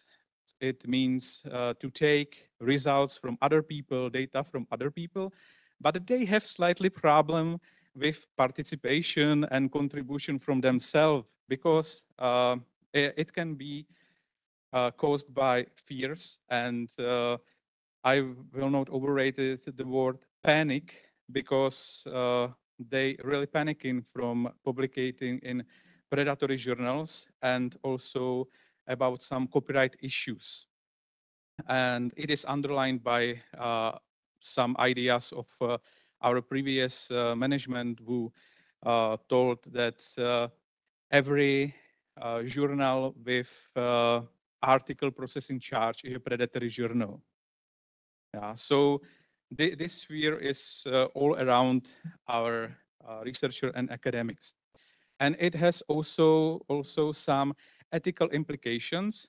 Our researchers see a lack of quality information sources and sources they need to publish the best papers they can. So sometimes they have to touch some shady places and illegal services. For example, Sci-Hub, which is banned in many countries of Europe. And they also see, and we can discover some differences by fields. For example, in mathematics, there is the adoption of open science as open access is something bad. And for example, in computer science, they are strongly pro to do it. And also there are some differences by experiences. It means that professors, associate professors, and let's say people who have long experience in the field don't want to open access because they have their own ways how to publish in subscription materials. But younger researchers, junior researchers, calling for open access because they see that it can be easier way how to be seen and how to also take information for them, for their research. But still there are some barriers in our university, which again, our academics and researchers feel and see. One of them is lack of information because they are not sure where they can find information about how to publish in open access, how to find suitable journal, how to work with metadata, with public licenses, and also with our own institutional repository. They know they have, they know they must make public their research through our institutional repository, but they don't know why or how. So again, they don't know where to find open resources like databases or repositories or some information points where they can find other open repositories or open journals and everything. And they also don't have a time to do it themselves. They need support. They want to publish, they want to do research, but they don't want to be taken by leg back and don't don't find information they think it is not important to them. And so they see a problem in lack of support. They want to someone else to find suitable publications for them, someone who will explain them how it works, which eliminate the risks of publication to predatory journals, or which eliminate risk that someone will steal their data and everything. And also the obvious problem also is finance, because our university has insufficient funds for article charges in golden open access. They don't see there is enough motivation to publish in open access repositories, and they think that there should be some better acquisition on information resources, and they also see a way in, for them it was a new term, transformative agreements, which can help do both, have the best resources and also publish with some free of charge to open publications. So in conclusion, yes, thank you. The roles of university and libraries in our case, the one thing in the beginning I was talking about some legislation things in our university. There is some kind of strategic plan which right now has some information about openness and transparent research and everything, but there are no information about how to do it or how to make it. So I think that we should create a safe space for sharing good practices in this area. I know that many libraries, also in the Czech Republic, academic libraries, have something like that, special centers, and I think that we should push it also in our university. It is a question if our institution will have enough funds to employ some professionals in the field to make this role, to explain our researchers what to do, how to do it, and anything. But still, in library or even in our researcher community, we still can have at least proactive approach and try to push our management to get transparent, easy to reach information about this, supporting pillars and initiative of open science, also some training and promoting this this way, not only in the good ways, but also show our researcher how to eliminate the risks I was talking about before.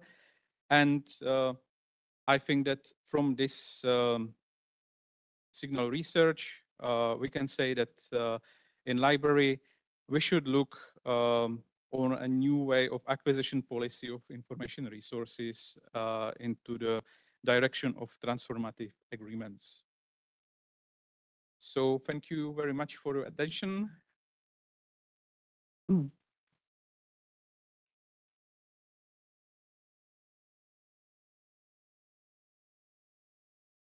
Thank you very much.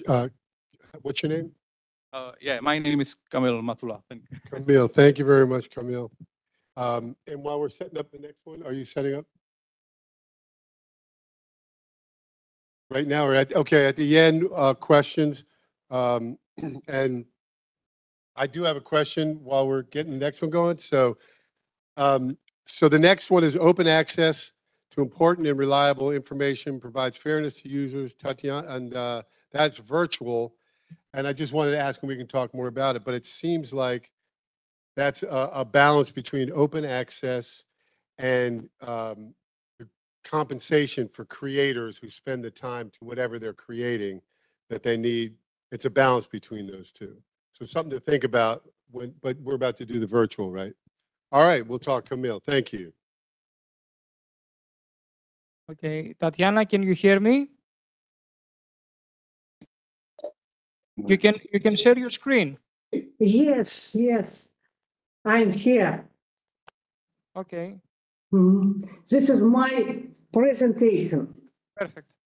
Okay, thank you, Tatiana. And here we may begin. Colleagues, I would like to start my presentation. The title of my presentation, Open Access to Important and Reliable Information, provides fairness to users. Availability of modern scientific publications and databases and their accessibility for scientists and medical professionals provide up-to-date information support for research in medicine and healthcare. The world has switched to electronic information. Medical libraries in Russia follow the global information trends. In recent years, new Russian databases and electronic journals have emerged. Open access to full-text articles and publications helps specialists to use a large amount of the information that is offered by information databases with paid access to full texts. It's common knowledge that not all can afford using paid resources due to financial constraints. Students, employees of state institutions in remote areas, elderly employees, etc., are among them. Therefore, paid access to reliable data and engenders the shortage of information. The largest Databases on medicine and healthcare include Medline and PubMed and BASE, ProQuest, etc. However, only a few of them provide free access to their information. PubMed provides access to abstracts, while access to full text is very seldom free. This is the reason why only a small share of medical professionals uses full text in their work. World Health Organization can serve as a good example of open access important to reliable information. It provides information on the most important areas of public health and health systems, such as health statistics. You can see links to World Health Statistics on the website of the World Health Organization. These are data officially submitted to World Health Organization, but it's all member states. Based on this data, WHO develops on the World Health Statistics report on an annual basis. Access to this report is free to all users of their website. The next very important information is health equity and universal health coverage. WHO has adopted the universal health coverage program so that every person can receive timely and high quality medical care when needed. You can see the links to WHO website. And the other very important information is non-communicable diseases. Non-communicable diseases are yet another important example. Non-communicable diseases are widely spread all over the world and their contribution to mortality is high. Therefore, information on non-communicable diseases is very relevant. It is also available free at the website of WHO. World Health Statistics. You can see the report of 2023. You can download free of charge. World Health Statistics continues. This you can see World Health Statistics reports every year and download them in open access. Publications on universal health coverage. You can see these publications in 2023, and you can download them in open access. WHO publications on non-communicable diseases. A latest publication with open access.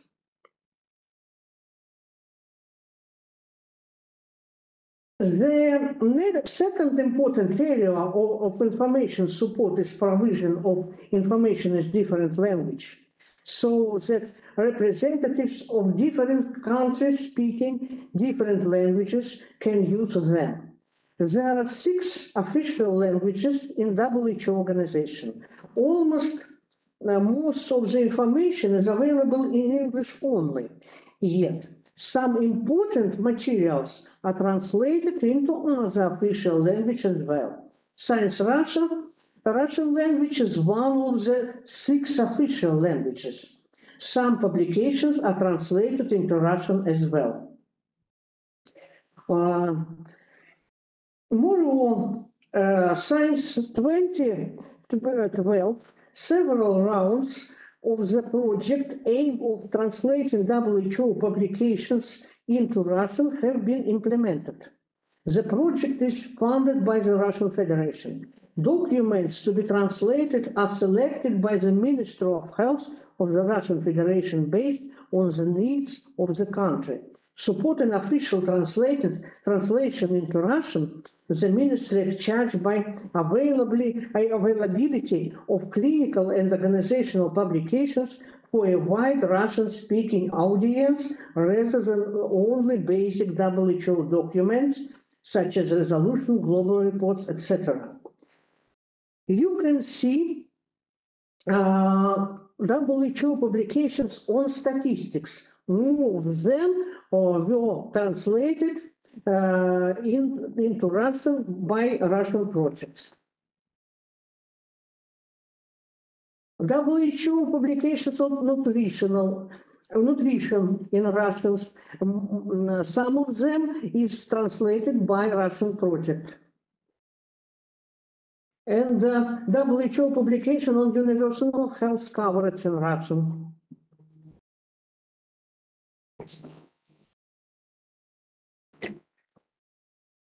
What was in Russian?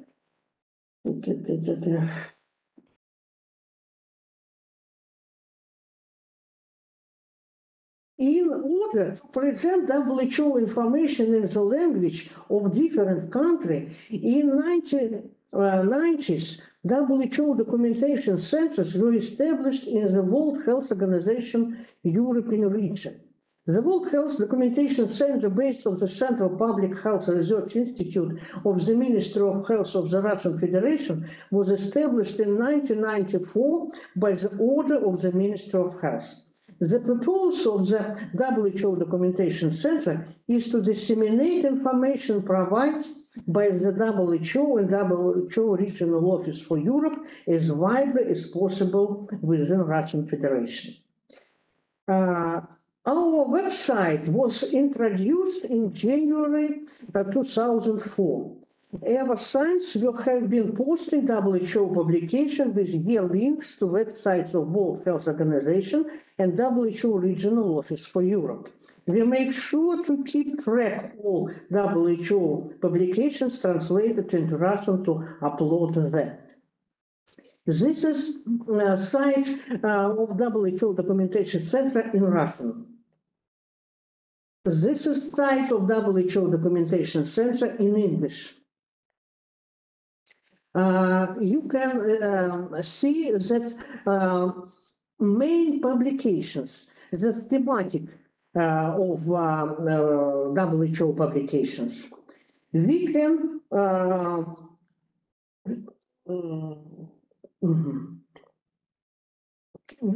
topics long-term care. Long-term care, and in this topic, we can open the publications Rehabilitation in Health System Guide to Action. These publications is presented to WHO websites, but abstract we present only in Russian. The other information is presented in Russian and in English. And you can see we have two links, download Russian version and download English version. 5 minutes. Well, this is guide for action in Russian and in English. And we provide every month information bulletin from 2006 year, every on different topic.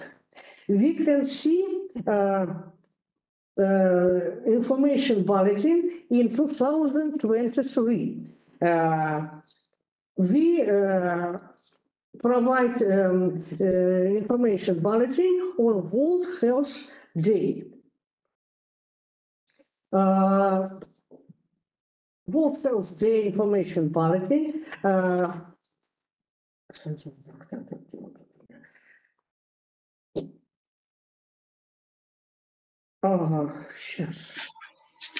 This now, all the issues of the bulletin contain WHO press releases and latest publications of WHO and WHO Europe and specific topic, as you can see on slide. And I'm very this publication only in Russian, but they have links to World Health Organization sites, websites, and downloads free of charge. Yes, thank you very much.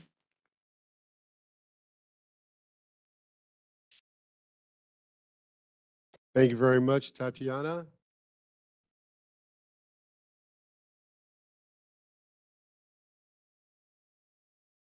All right, and we may have questions at the end. Now we have linked library data, library cooperation at its highest potential. And go ahead and introduce yourself.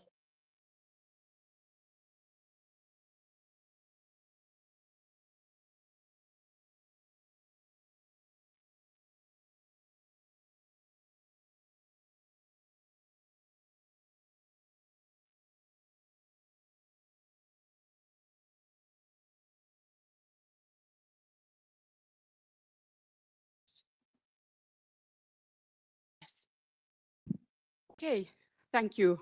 Some technical problems, but good afternoon, colleagues. Nice to see you here on site and also you who are in distant. I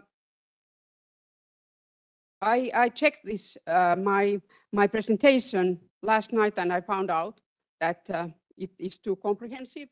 I have too much slides, so I have to jump over some slides, but the whole story will be on the conference website online later if you are interested in this topic. So please check there. But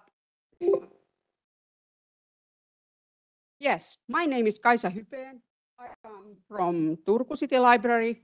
I stand there for collections, acquisitions, cataloging, making library material ready to lending.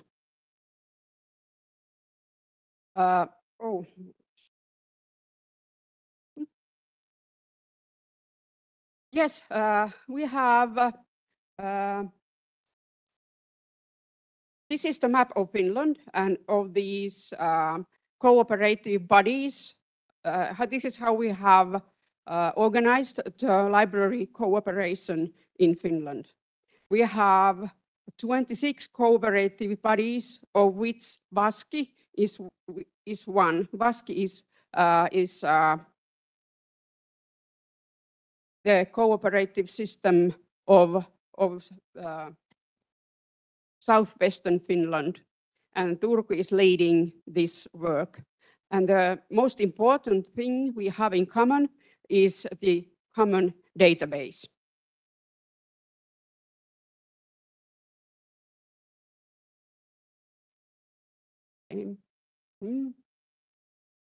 Okay, but now the metadata is the that this presentation is about library metadata. And you know, there is no library without metadata. And it's one of these librarians' passions to make information visible, organize, convey it to the people in the ways available at any given time.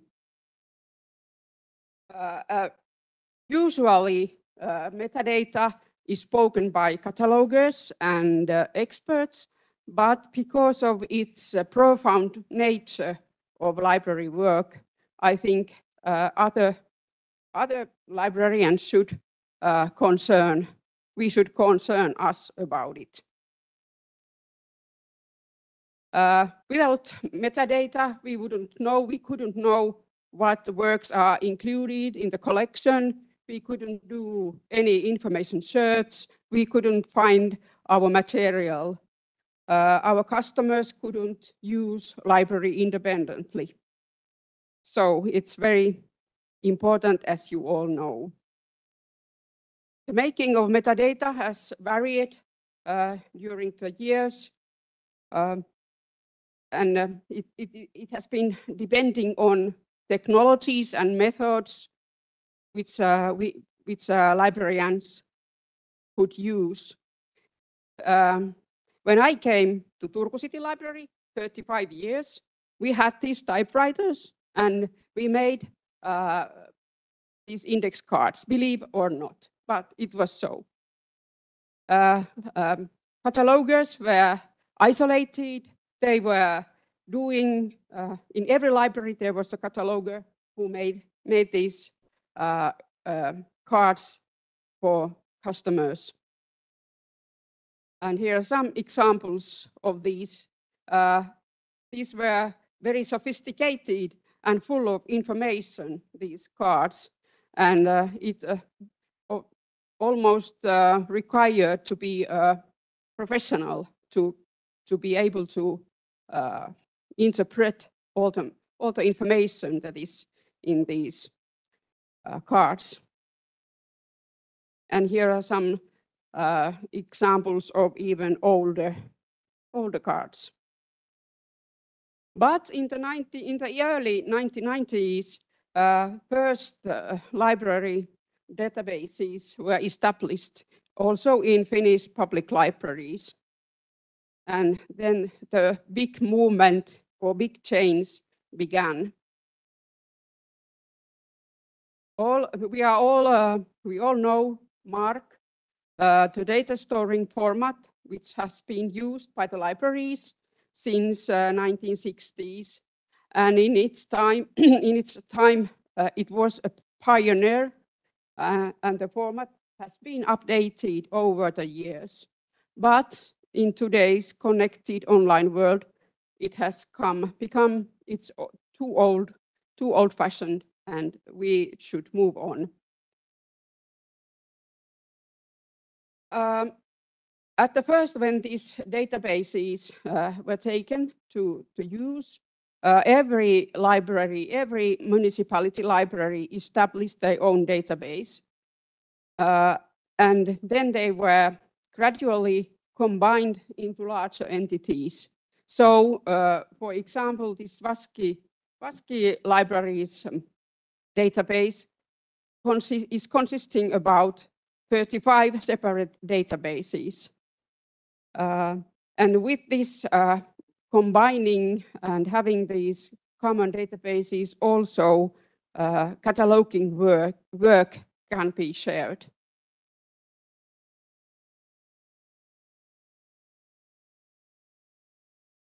And even when databases developed and digitalization went further, this enabled wider cooperations between libraries, such as national metadata repositories. In Finland, we have this Melinda, but this is of course a good way of doing and sharing work, but it is built on existing systems. It uses MARC. So you can see from these pictures that the metadata flows are quite complex, and there is much manual work in this structure. So we are moving toward to linked library data, and the ideal goal is, of course, the full benefits of this model. And in the best world, when the new book, for example, when Annie Ernaux publishes a new novel, it's essential the work of its title, author, content is described, for example, in the National Library of France, and different versions, translations, editions, formats then are linked to it in library systems around the world. But of course, probably this will never happen in this scale. Just a few words about the basic idea of linked library data.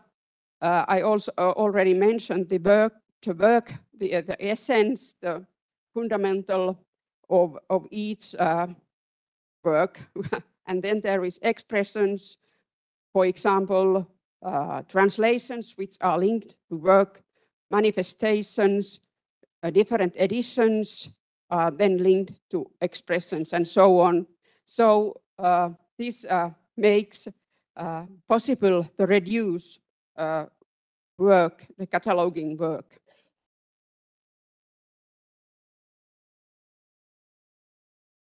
And then there is the fundamental elements. I just mentioned them. The underlying conceptual model is, of course, this FRBR.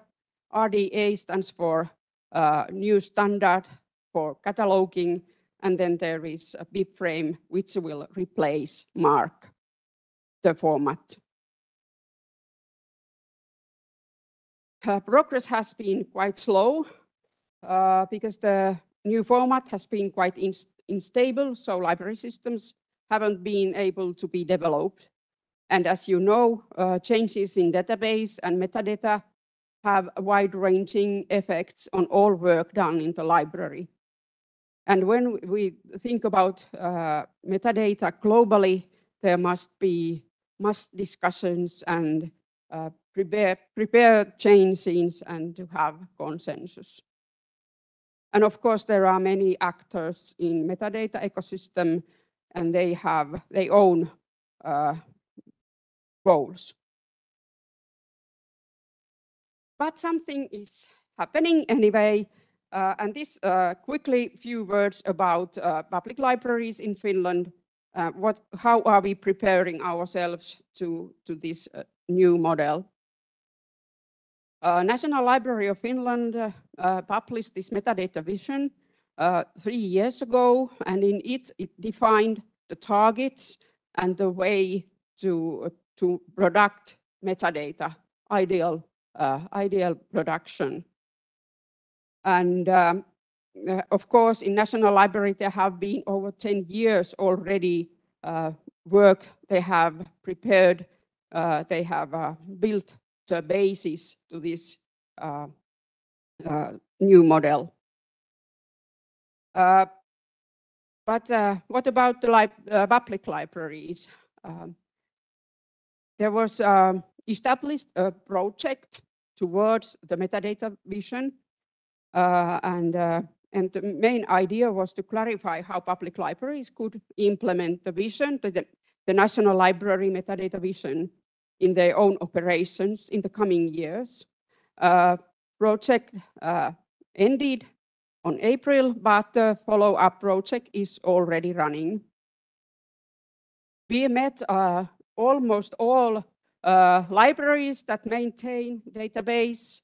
We have met suppliers of library systems, commercial producers, metadata. Of course, discussions with National Library have been, and we visited Stockholm and got to know how the cataloging practices in Sweden, and this beautiful picture is from National Library of Sweden. Libris, the first BibFrame database, is in the National Library in Sweden. It has been going on already 5 years, but the whole infrastructure is not ready. Local databases are still using MARC while this Libris is using BibFrame, and this causes a lot of extra work for all parts. So, but a few words of these results. It was nice to see that our public libraries are very positive to the change. They wait, of course, that this new data model will reduce the cataloging work done by them. Also, other actors in metadata ecosystem are interested in this change. And from Sweden, we learned that we should try to keep this transition period as short as possible. We have been discussing 15 years in Finland about one national metadata repository. And now it seems that this linked library data model could make it possible, could give us means to improve it. And this is the central theme of this follow-up project. And this is how it could look like. There is one common metadata repository where is all the material, and then the works, expressions, manifestations, then items in these local systems, decentralized network like cataloging and user interfaces where the metadata is shown. This could make better competence, better quality. These common repositories enable better and more accessible metadata, more equal access to information, and thereby also strengthens democracy. And when this cataloging work is made more efficient, it frees, of course, resources for other work done in libraries. So, in my opinion, library cooperation at its highest potential. And then one repeat, when tools change from the catalog, from these card files to MARC and to first databases, and then to linked library data. From lonely, isolated catalogers to a community working together. Thank you.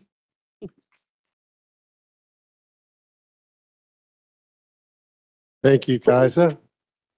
And we'll have your questions for at the end. Thank you. All right, now we have how to make digitization results accessible to all communities. The case of EODOPEN project, EODOPEN project.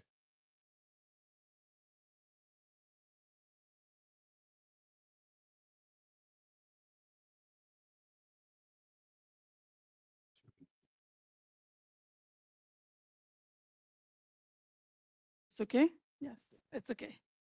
Good afternoon, everyone. My name is Alenka Kaučić-Čolić. I'm the head of the research department at the National University Library of Slovenia.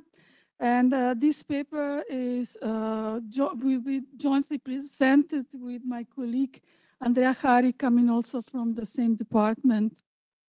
The title of our paper, How to Make Available Digitization Results to All Communities, is a question that we are trying to solve during the project. And in the continuation, we will show you the recent results that we have reached. So I will just briefly introduce you to the EODOPEN project, and I will say a few words about our methodological approach, and then Andrea will continue with the research findings and also the planned future work. So about the project. The project EODOPEN the title stands from E-Books on Demand Network, Opening Publications for European Netizens. It is financed with the support of the European Commission, EASEA, known as Creative Europe, and the main coordinator is the University of Innsbruck in Austria. The consortia consists of 15 partners from 11 European countries. It started in November 2019, and it was extended for a year because of the COVID pandemic. The website is here, and you can also get more information about everything on the project. Here are the partners. As you see, most of the partners are coming from the Central Europe, but there are also others from Scandinavia and Western Europe and Baltic states. So mainly libraries and universities. So the goals of the project is to make available approximately 15,000 of materials from the 20th and 21st century. Unlike other digitization projects, we are dealing with materials, library materials copyrighted. So we are also solving the copyright with the authors and with the publishers. And also we, with this project, we would like to reach more than 1 million of people in Europe. The National and University Library is leading one of the working groups. This is the working group number 4, delivery formats of digitized materials for special needs. We try to investigate how to make available digitized materials, which are usually the output of the digitization is in PDF or in TIFF or other formats that are not accessible to younger people through the mobile devices or to the blind and visually impaired. So we are trying to adapt this object to these two additional communities. We are setting guidelines and recommendations, and also we are trying to develop training for the librarians, first from our partners in the consortia, and then broader. There are 3 activities, as I said, guidelines, then testing reports on the different delivery formats, file formats, and also training. We will focus here in this presentation the report on trial implementation for mobile devices and print-disabled users. Now about the methodology, a few words. We did some trial implementations for mobile devices and print-disabled users with the help of our 14 partners in the consortia. We tried to find out which scanning and recognition workflow is the most optimal for achieving the best results in optical character recognition, and also which kind of formats could be generated, since various file formats also provide different user experiences. The testing sample, together with testing report questionnaire, were distributed last year from February to July 22. We produced, this is the important thing in our research. We decided to produce a sample of 16 scans in TIFF format, encompassing English text. We have about 10 languages in our consortia, so we decided to use the English text in order to avoid the focus on the language, because we know that some major languages like German could get better results like in Slovenian or Estonian. And these 16 scans that we prepare at the same samples for everyone, we introduce some different textual and non-textual elements and 24 criteria based on the web content accessibility guidelines. We try to see what workflow or what differences in the workflow could also provide better results. And now these are also the criteria that I mentioned. So the headings, the caption, the math, science, etc. And now my colleague will speak about the results.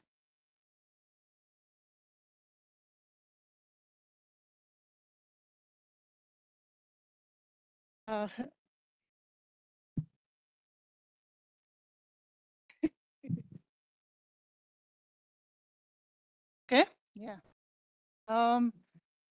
So I will introduce the research findings.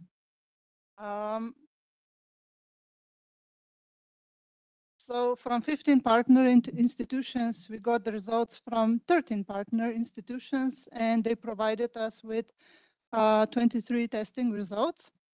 From those, 17 results were automatically generated, and 6 were those which contained additional manual corrections. The received formats were 15 PDF formats, which were either tagged or untagged PDFs. And there was also one PDF which was tagged and according to PDF UA standard. We got 3 results which were XMLs with TXT, contained also TXT format.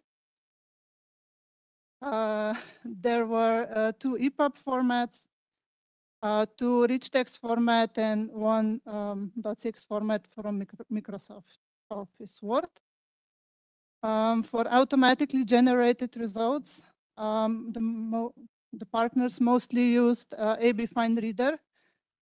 Some other software that they used were ScanGate by Treventus, Mechatronics, Adobe Acrobat Pro, and many more. In the results with additional manual corrections, Microsoft Office Word was mostly used to edit OCR errors and add structural elements. Other used software were also Adobe InDesign and Adobe Acrobat Pro, which were mostly used to edit structural and navigational elements. And in one case, there is a new tool, Word to EPUB, which was used to make EPUB from a manually edited Word file. I will now briefly enumerate some of the observation and findings after the evaluation based on the 24 criteria that Alenka has already mentioned. So we found out that best automatically generated results were either PDF UA as delivery format or tagged PDF, but those were missing the ability to visually adapt the content to specific needs. Then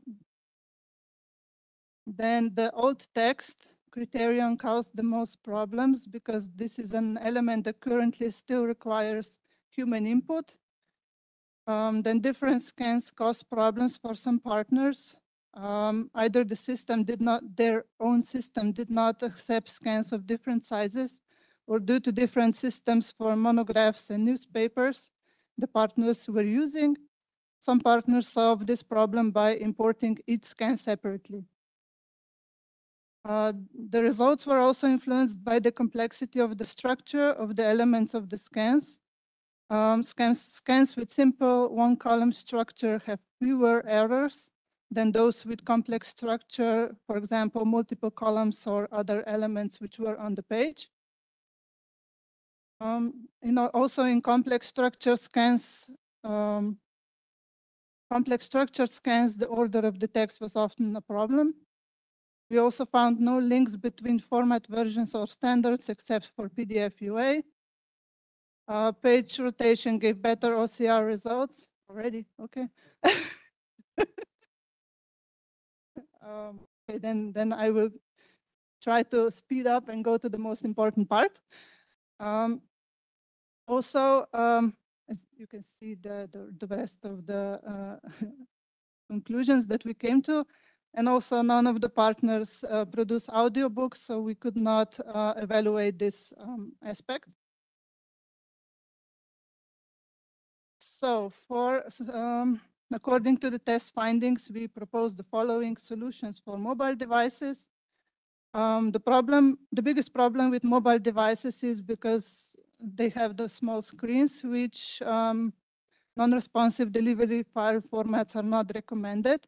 At the same time, it is more difficult to search for parts of the publication, so it's recommended to find a way to enable easier navigation through the work. So we suggest the following basic adaptations, like to use file formats that are adaptable to screens. If you use PDF format, choose tagged PDF or PDF UA. We suggest table of the contents to pay attention to, for example, page rotation, pagination double, to remove the stamps from the library. But this should be decided on case-by-case basis. And we also should consider that users of mobile devices are also could be users of speech synthesis. So maybe solutions for print disabled users would be more useful. Solutions for blind and partially sighted are more complex and require more work, time, and knowledge in this field.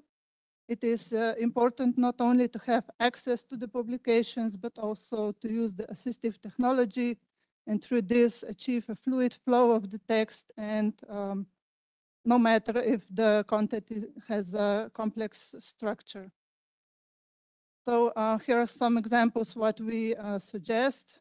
For example, cleaning the OCR, pay attention to text contrast because scanned pages usually have low contrast because of the color of the paper. To pay attention to language and language segments, to add navigational segments.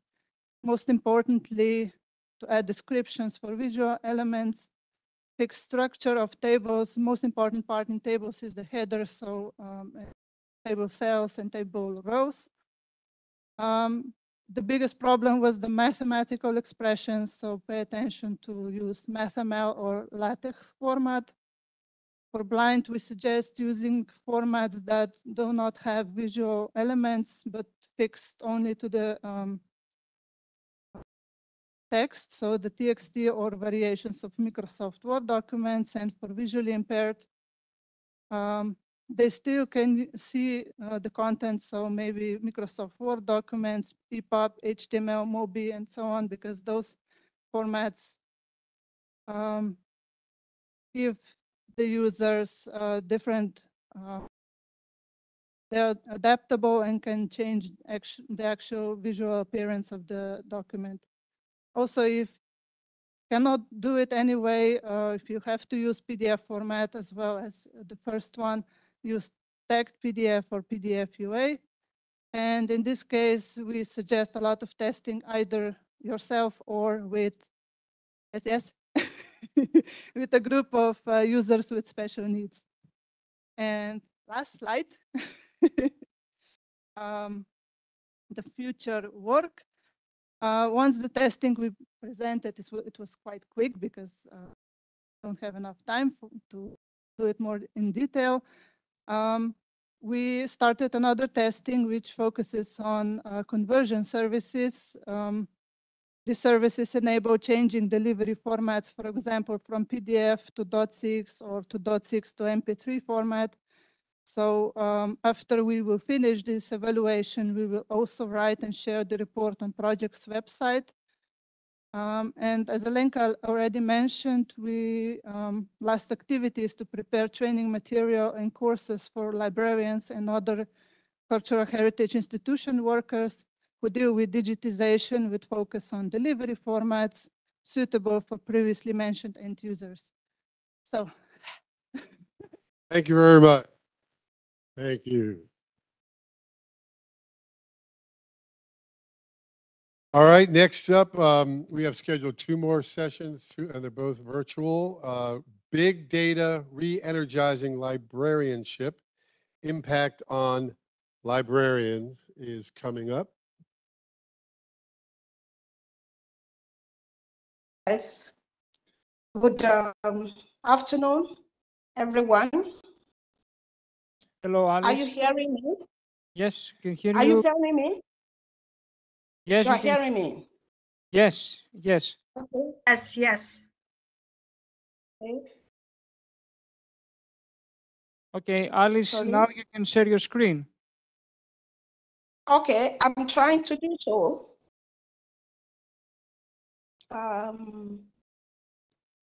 Share my screen. Yes, at the bottom of your screen. Yes.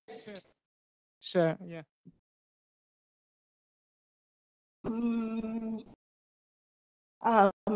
Just coming. I'm on it.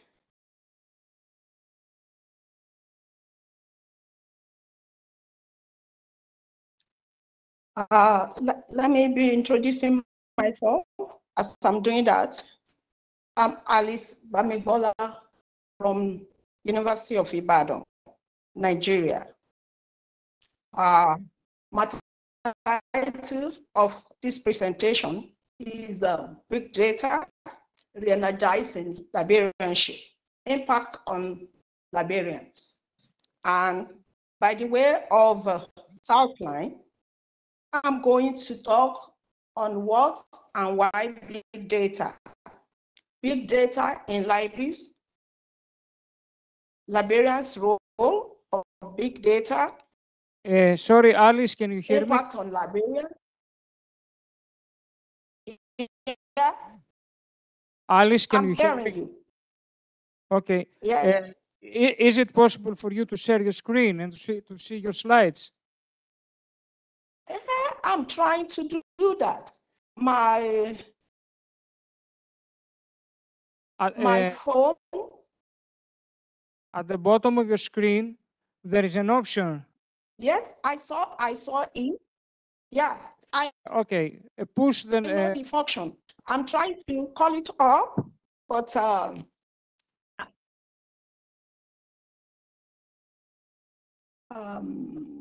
sorry.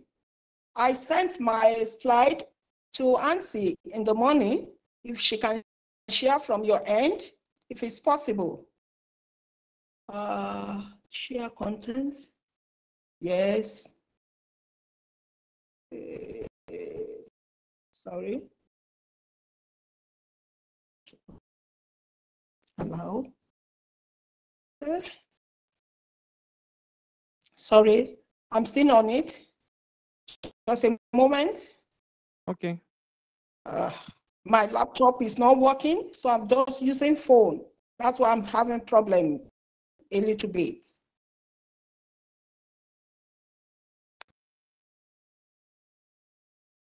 Wow, this is serious. It's having problem to share. Okay. I would suggest to continue with the next presentation. And once the problem is solved, then we will turn to you, okay? And I will check my. Okay, thank you. Okay. So we. Okay. Well, I've sent it to Ant in the morning. Okay. Oh, I have to check it, okay? Sorry. So we move to that. Okay, the next, and then we'll come back to Alice to try to figure that out. Addressing the gap in AI education and training for librarians, the IDEA Institute on AI.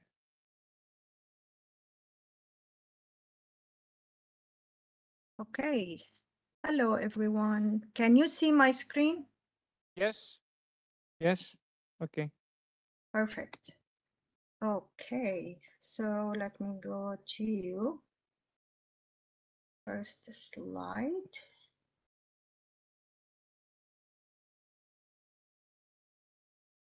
Okay. Perfect. Uh-oh. Stop. Okay. No, now we lost the slides. Yeah. Okay. So let's see here. I can share again. Yeah. Okay. This is okay. Perfect. Perfect. You see it okay? Yes. Yes. Okay, good afternoon, everyone. In this presentation, I am actually speaking on behalf, myself, and the Su Young Gri is not with us, and Clara Shu is not with us, so I will be the only speaker. And I'm going to give an overview of about AI and its applications in libraries, and also bring up the issue of the education gap that librarians need in order to be able to carry on, or understand, and also provide or design and develop let's see here, okay. Too many overlapping windows, it's saying. Okay, all right. So provide, good education and also implement AI. Just an overview, everyone, I guess, is now aware of a ChatGPT.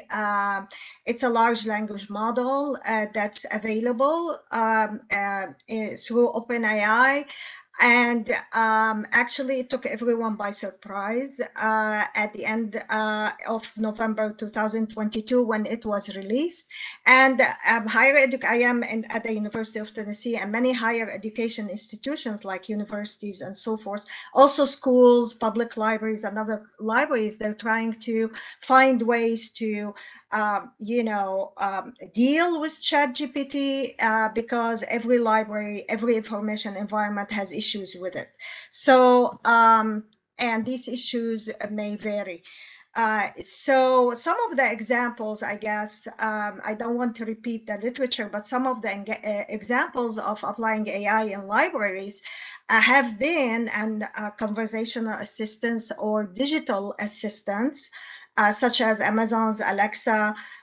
They have been used, actually programmed to answer user reference questions, like simple questions, for example. And I put here one that was designed inside the library, which at the University of Oklahoma libraries is called Busy, that was trained to answer fact-finding questions and also more than fact-finding questions, some questions that require more research.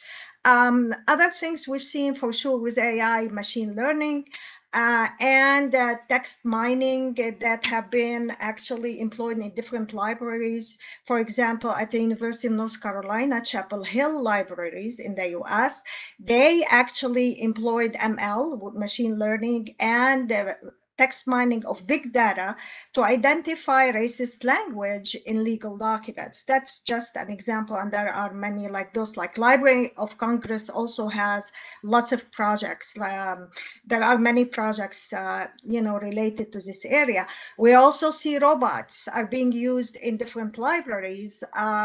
Public libraries, academic libraries, including research libraries, to actually, for example, shelf read materials, do the inventory of the collection, find materials for users or fetch the materials from the bookshelves, and also answer simple user questions like orientation questions, like where can I find this, who does this, and things like that.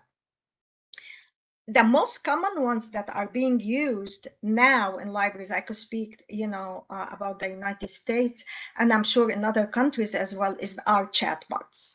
Chatbots provided opportunities, actually chatbot software provided opportunities for libraries to go beyond, like frequently asked questions. And most recently, for example, what you see here is San Jose University implemented the first AI-driven or AI-powered chatbot.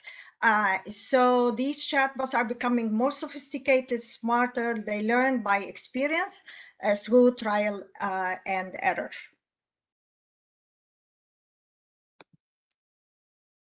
Okay, so what is the problem? Well, AI is actually a disruptive technology, but it can also be informative, transformative technology. We need to actually grab this opportunity to improve services.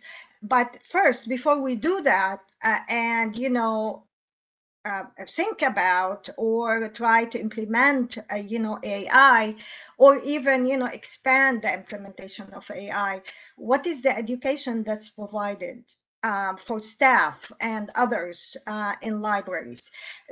Based on our research and the project that I'm going to mention in a minute, and reviewing the literature, we find a major gap in AI education for librarians.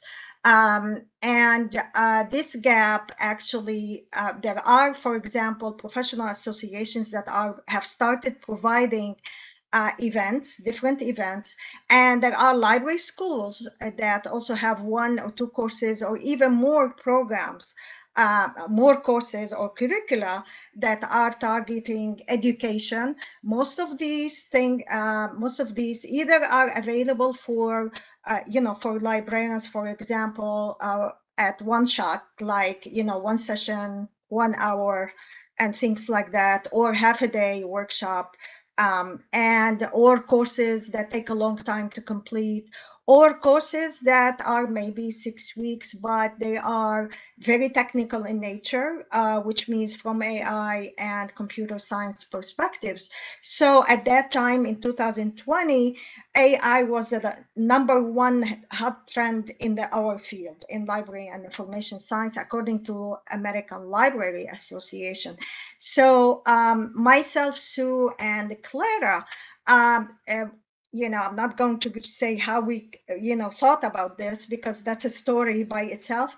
We actually developed a proposal, submitted the proposal to the Institute of Museum and Library Services, which is a federal agency in the US, to actually develop a new innovative institute that provides that targets practitioners in variety of information environments and provide training. So that's how, and it was funded. So the IDEA Institute, the main focus was to be innovative, forward-looking, continuing education program on artificial intelligence and machine learning designed for practitioners in various information environments. There is a website, which is right here. And it was a 2-year project, officially ended August 31st, 2020, but we have 1 additional year extension because we are working on data analysis, and we're publishing based on the Institute. This is the team. This is myself, Clara, Sue Young-Gri, and we had a board of advisors, or advisory board of practitioners and faculty. This is Jingen He, who is an assistant professor in my school, Nicole Coleman, and Claudia Engel. They are at Stanford University, have been involved in AI. And Bill Mishu, also he does link data and also uses machine learning for bibliometrics and data mining, and for online catalogs, making new interfaces.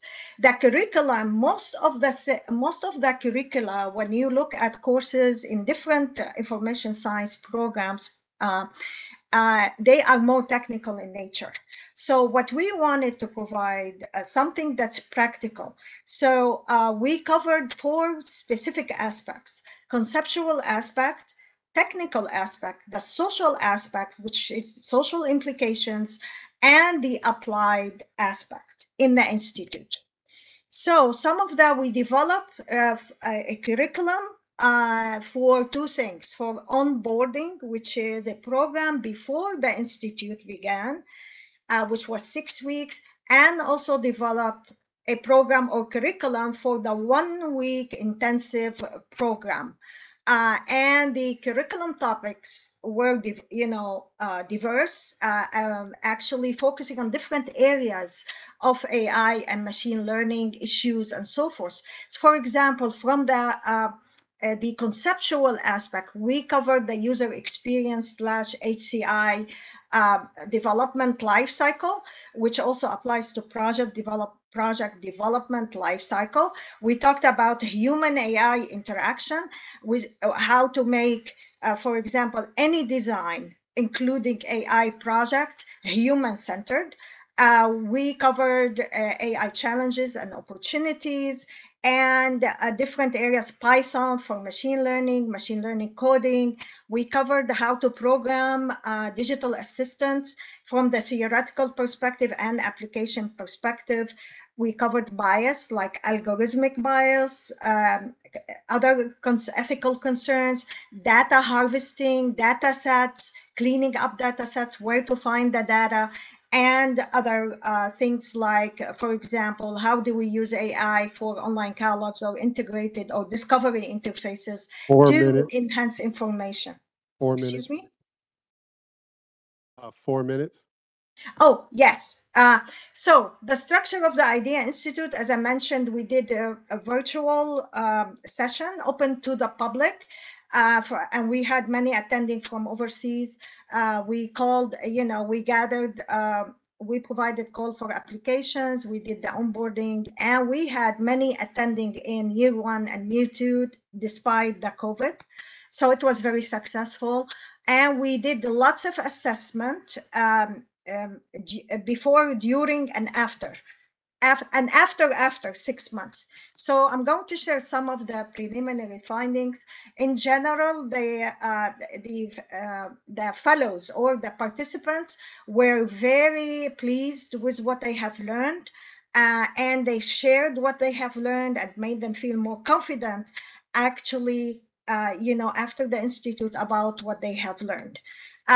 We also surveyed supervisors of the participants, and they were also very complimentary of the Institute and the skills that the fellows gained, and they are sharing this knowledge with others. Some of the quantitative data here, we don't this for confidentiality, but as you can see, in 2021, before they started, the mean score was 2.19.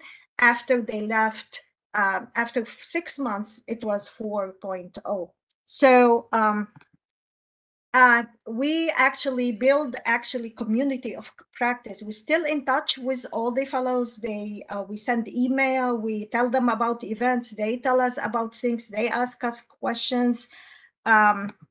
And here is like an example of a small group discussions where the participants were programming digital assistant for their own projects in libraries. Some of the concluding remarks here: AI is here to stay, and we will have more challenges in addition to ChatGPT. So we need to play an active role in actually embracing the technology and applying, the technology, designing and developing it. However, there is a need for, I can't emphasize this enough, education and training. This has been shown in the latest article in 2022 that librarians needed additional in-depth training to be able to actually guide projects and mitigate AI issues. Final thing is, if you want to connect, the Association for Information Science and Technology has a special interest group on AI that we created. We also created a SIG AI annual workshop, which is still going and will continue. American Library Association has a special interest group on AI. So if you go to there for training and events, so if you go to the website, if these institutions or organizations, you find lots of information. IFLA also provides AI webinars, and Coalition of Network Information has lots of activities, and also considered local, regional, and national events. So consult sources, read more, and find courses in library programs. At this point, we are analyzing the data from all the surveys and focusing group discussions. We will be publishing articles in the near future. Currently, the IDEA Institute on AI has been transitioned to ACES because ACES was a partner in this project, and ALA also was a partner. And I leave you with this question: what does the evaluation of library services using AI and machine learning look like? So that's another thing we need to consider. Thank you so much. Thank you very much. Very interesting. So AI is here to stay. Yes, and ChatGPT is not going away. Okay. We're going to open it for questions while we try to figure out the one we couldn't get up before. Okay. So any questions for this one?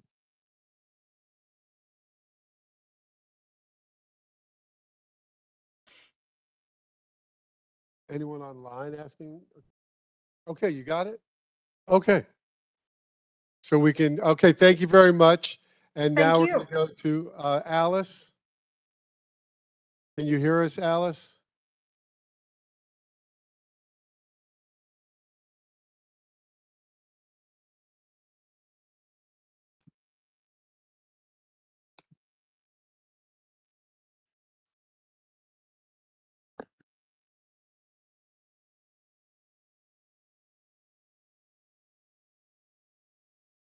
Hello, hello, Alice, we can hear you. You can see. hello. Yes, Alice, we can hear you. Can you Yeah. see your? Can you see Yeah, presentation? I still have problem sharing. Okay, can I speak now? Yes, try. Can I present now? Yes, of course. Yes. I see. Okay, that's all right. This is Alice Bamigbola from University of Ibadan, Nigeria. And the title of my presentation is Big Data, Energizing Alice, Librarianship, Impact on Librarians. Alice, can you hear me? Outline. Hello? Hello? Yes, Can you we hear cannot. me? Yes, now. I can hear you now. Hello?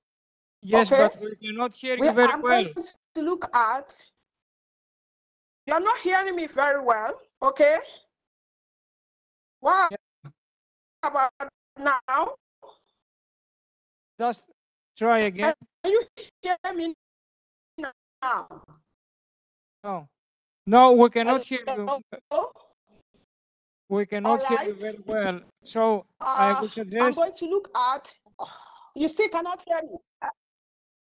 Alice, listen to me, please. We cannot hear you very well. Is it possible for you to prepare a video? Hello? All right. Okay. I've done one. Yes, just if you can, please. Sent it to Alice this morning. Hello? Yes, Alice, Hello? listen, please. Listen to me, Alice. Listen to me. Please, if you can, please prepare a video from your presentation, send it to us, and we will show it tomorrow. Okay? You will hear me now. You will hear me now. I've seen the problem. You will hear me now. Big data re-energizing librarianship. Impact on librarians. And I'm going to look at what and why big data in libraries, librarians' roles in big data, impact on librarians, impact on librarianship, and conclusion. I'm sorry, As Alice, a we way to cannot hear introduce you. everything we say, you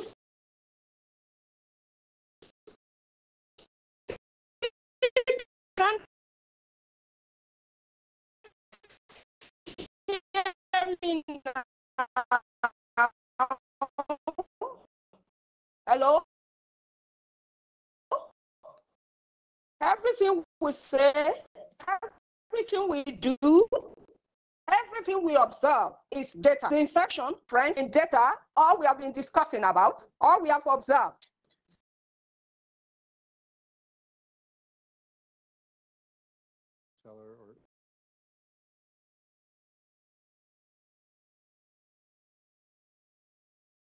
Here, constantly. So, And it's 5 o'clock. 5 o'clock. Coffee break. Coffee break. Oh, if you have questions. But questions, we can do that too. We have a half an hour coffee break until the next is posters. Yes. Outside. Okay. The audience here, you can ask questions. Okay. And then the plan is to conference, have her but make a video the people in distance have. and show it tomorrow. That's the idea. So any questions for the previous? I had that one question that I thought it was a balance between open access and then the ones who create whatever the creation is, the document, the time and effort that they spent, that they get some kind of compensation. Would you say that's what is a big issue? Do you want to come up here, or? That's what jumped out to me, is the people who make whatever the document is, who they spend time and effort, and then do they get compensated, and then open access, right? And then you also talked about some bad journals stealing stuff, that kind of thing. I thought that was an issue. Yeah, yes, I think it's an issue in view of those creators, because they get too much effort to do paper or to do any document, and now they are afraid that someone can steal it, or it will be in a bad journal or predatory journal, which give them not a credit, but bad credit also. So yeah, it is important to inform them about that and teach them how to do it right. So sometimes they don't even need compensation, they just want to at least get credit. Yes. And then things can be definitely. stolen and they don't even say who did it. Yeah, definitely. So that's a big issue with the open access, yes. Yeah. And how do we It's one of solve? the Okay, yeah, I'm gonna, you stay here. Is it for him? Yeah, okay. Yeah. But if the researcher is working at a university, they're getting paid by the university to conduct the research. And if part of their track for their profession is to that whole publisher perish, you know, that if you're not getting published, then you're not getting recognition, you're not going to get the promotion or tenure, however it works in your system. In Australia, it works a little differently. But if you are publishing, the university is already paying your salary. For their compensation. The financial compensation is coming from the university, but the university library is also paying. It is such a scam. The university library is also paying for the subscription, for the access to other people to access that information. You and I are in the same boat. Yeah.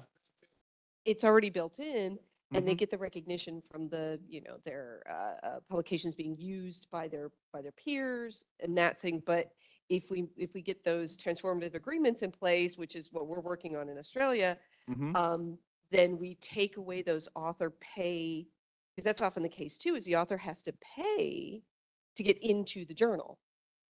So we pay for the journal at the university pays the author, we pay the peer reviewers. The journals don't pay any. Who's in the room? The journals aren't doing any of that, but we're like triple paying, ostensibly. So we get those transformative agreements in place, we get that open access in place, but often the open access journals don't have the prestige. They're seen as less than. Indeed, or is it this similar situation you find? Yeah. Yeah. It's the early career researchers who go into the open access journals because they can, you know, or I know when I was an outreach librarian, we really pushed a lot of the open access for people who published in where there were practitioners, like in education. You get people who are in education as an academic, but the things that they produce are also helpful to active teachers who may not have access in their school to those journals. So I'd say get into the hands of the people that you want to get in the hands of, but why shouldn't all of it be like that? You know? It's already built in. Yeah. Sorry, I didn't mean to like soapbox, but I was like, I didn't agree with it. Yeah. Absolutely. It's us too. It's us too. Yeah. We don't have a Same situation. Yeah. It's very Yeah, it comes. We pay their salary. The reviewers, you know, when it's peer reviewed, we pay their salaries. You know, and they get funding from the government because we have the exact same thing. Our medical and everything, they get funding from the government, especially medical research. And they have the mandates to put it somewhere, but nobody tells them where to put it or how to make it open access. So where does it fall? On us. So that sounds really bad. Let me rephrase that. We support them in that. We fill that gap. Yeah. academia. Yeah. There Yeah. are other areas Indeed, in terms indeed, of indeed. the big. Yeah, so. All right. Yes, yes. Okay. Any other? No. Thank you. Very important. Any other questions for any of the presentations? Okay, thank you. And coffee break time. All right, thank you. And then poster session out in the hall, the posters. I think at 5:30 to 6.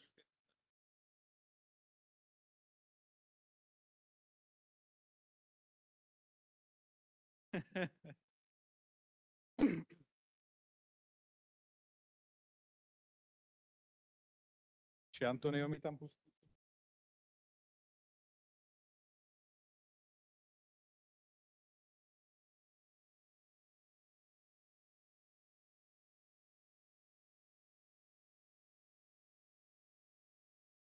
Okay, okay, it's okay.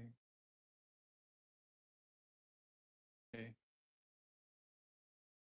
Thank you very much.